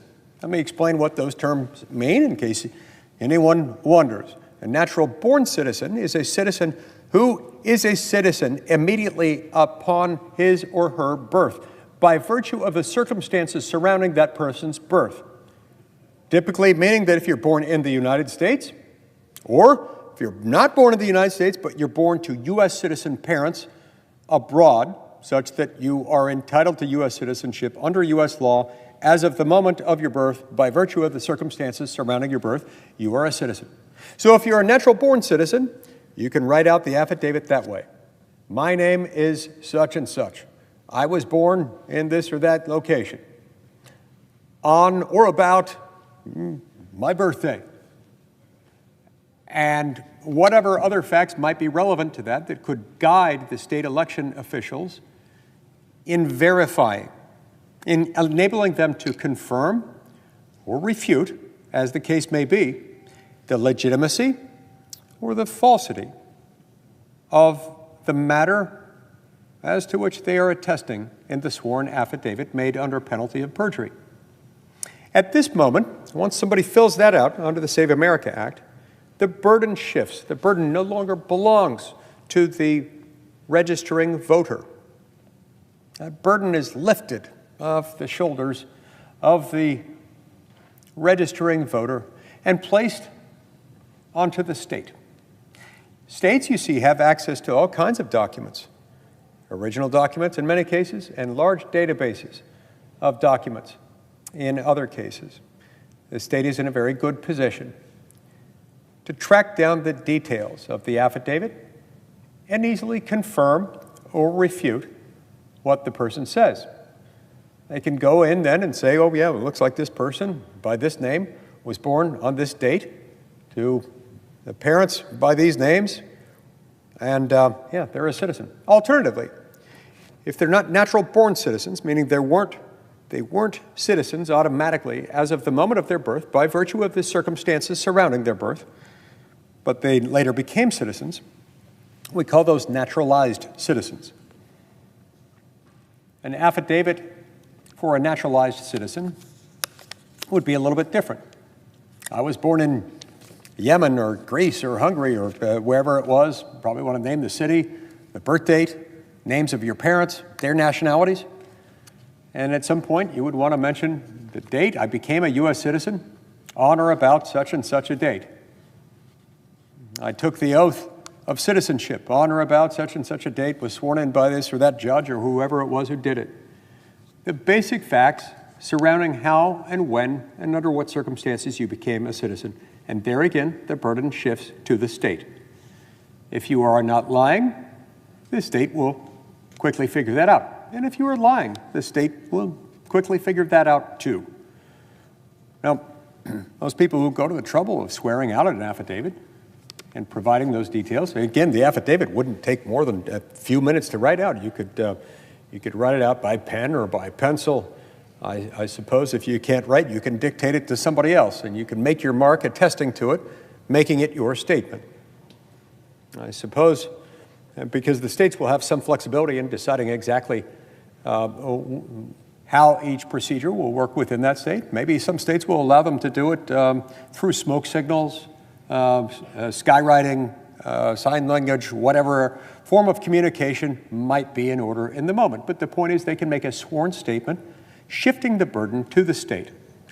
Not a single document beyond that attestation is required from that moment, not from the would-be voter. It shifts to the state. And unless you're lying, you will be registered to vote after that. Not a single dollar, not a single dime, not a single nickel, or a single penny or a fraction of a penny has to be expended by the registering voter in that moment. And so, Mr. President, this is just a lie, but it's a damnable lie, because it's a lie that's been repeated over and over and over again in this chamber so many times. And it's been repeated by people, some of whom have been in the chamber when I have made this point, where I've cited chapter and verse within the legislation that we're now considering, explaining the extent to which the arguments they're making are false. And yet, sure enough, the next Democrat that gets up to speak speaks the same lie over and over and over again, as if by repeating the same lie often enough, it somehow becomes true. Well, that's not how the world works. It's certainly not how the world's greatest deliberative legislative body works. You don't make something that's false true by repeating it over and over and over again. This one isn't even a matter of interpretation. There's no ambiguity on this one. There is no absolute requirement for anyone to produce any document. There are a number of documents listed which, if you produce them, will conclusively establish your citizenship. But even if you don't have them, there are other ways of doing it that won't cost you a dime, that won't require you to have even a single slip of paper with them. So there's that argument. On the one hand, I could say I'm tired of refuting it, but that's not quite it. I don't mind refuting it. I actually kind of enjoy it, because the more they make this argument, the more they beclown themselves, the more they diminish their own arguments. If they have legitimate arguments against this bill, bring them forward. I want to hear them. Those are not hollow words. I want to hear whatever legitimate arguments they've got so that we can fix them. Because we, as Americans, can do hard things. And if there are features of this bill that are unfair, that could be changed, I want to change them. You know why? Well, it's because I believe we need to make it easy to vote and hard to cheat. We can achieve both. If we focus obsessively only on the former, on making it easy to vote, we will inevitably fail in our task as to the latter point. Hyper-focusing on making it easy to vote while neglecting the all-important task of making it hard to cheat will make it so easy to vote that people who are not supposed to vote will end up voting. This is where a number of my colleagues mischaracterize the words of the President of the United States, maligning his words, taking them out of context, and attributing to him some sinister motive. He uttered words to the effect that we got to make sure that the right people are voting. No, he's not saying only Republicans can vote or only people who voted for Trump can vote. That's paranoid fantasy to suggest that. In context, it's clear that what he's saying is the right people to vote, meaning the people who are actually eligible to vote, the people who are not prohibited from voting in U.S. elections by U.S. law under penalty of felony prosecution. That's what he's talking about there. And yet, in their delusional desire to malign and mischaracterize not only the President of the United States, but this legislation, which he supports, they're attributing to him things that he did not say. Here's another bad argument. I don't know whether this one falls into the same category as that series of lies that I just refuted. I don't know that I would call this next one a lie, but it is a really, really bad argument. It is demonstrably a failing argument. They make the point that this somehow intrudes upon the sovereign authority of the states, although for most of them that's not how they're putting it. They're saying this is an infringement on states' rights. I really don't like that expression. It's a misnomer to begin with. It harkens back to a really unfortunate era in U.S. history. It includes the Jim Crow era, another gross mischaracterization, another horrible argument that my Democratic colleagues have been making about this bill. Why they would ever want to conjure memories of the Jim Crow era is beyond me, especially given that they are the party of Jim Crow. It was the Democratic Party that subjected so many millions of Americans over so many decades to a truly evil, oppressive, hateful regime that excluded them from public life, that excluded them from the benefits of American citizenship over many, many decades. That was their party. I don't bring that up to accuse Democrat members of this body of engaging in that. It's a different generations, not alive today. None of my colleagues here were part of that legacy, part of that particular Democratic Party, but I don't know why they would want to drag their own party through the mud based on its racist past, based on its longstanding Ku Klux Klan affiliated, Ku Klux Klan enabled reign of terror against African Americans. And yet they do so anyway. And they do so in a way that is patently untrue and unfair, calling this Jim Crow. There is nothing about this that is Jim Crow. There is nothing about this that is racist, that is racially charged, nothing about that is sexist. There's not even a good argument as to a supposed disparate impact that this could have. It's just patently false. Anyway, back to their argument about states' rights. One of many reasons I hate that expression is that it conjures images of George Wallace, conjures images of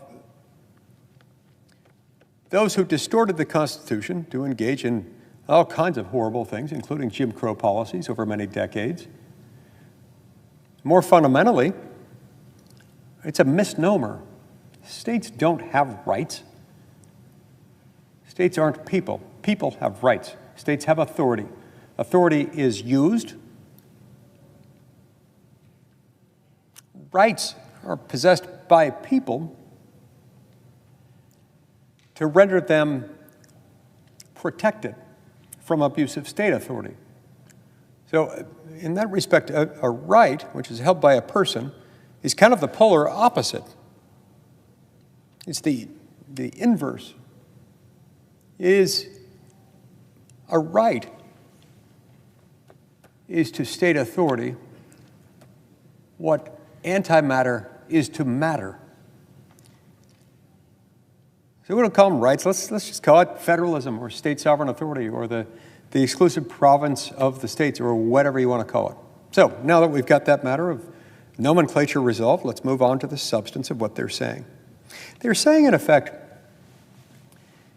that the authority of the states over elections, over all elections, is exclusive, it is sacred, it is not to be intruded upon ever by federal authority, and that if we do that, we are thwarting the Constitution, ignoring and trampling the 10th Amendment, the principles of federalism that even preceded the 10th Amendment, that were implicit in the text of the original Constitution and made with greater clarity when the 10th Amendment was added, along with the other Bill of Rights initial 10 amendments in 1791. Their argument doesn't stand up, not at all. you know why? You know how we know that? Well, it's because of Article 1, Section 4, Clause 1. Article 1, Section 4, Clause 1. On the one hand, it makes clear that there's an assumption, before you even read that one, that states, of course, will be in charge of conducting elections for state and local offices. Why wouldn't they be? They always would be. They always have been. They always will be. That's their exclusive domain. They can do whatever they want on those elections. They've got to have a Republican form of government, but it's about the only restriction on state and local offices, except where the Constitution specifies elsewhere. But with respect to federal elections, yeah, Article 1, Section 4 does, in fact, give the states some authority in conducting federal elections. And yeah, they weren't too keen on the idea of there being a single federal election authority that would be in charge of running all federal elections. It wouldn't have made sense at the founding, and even if it had made sense at the founding, I think they would have found that thought horrifying, just as I do and most of us do today. It's not what we're doing here. It's not what we want. It certainly wouldn't be allowed under Article 1, Section 4.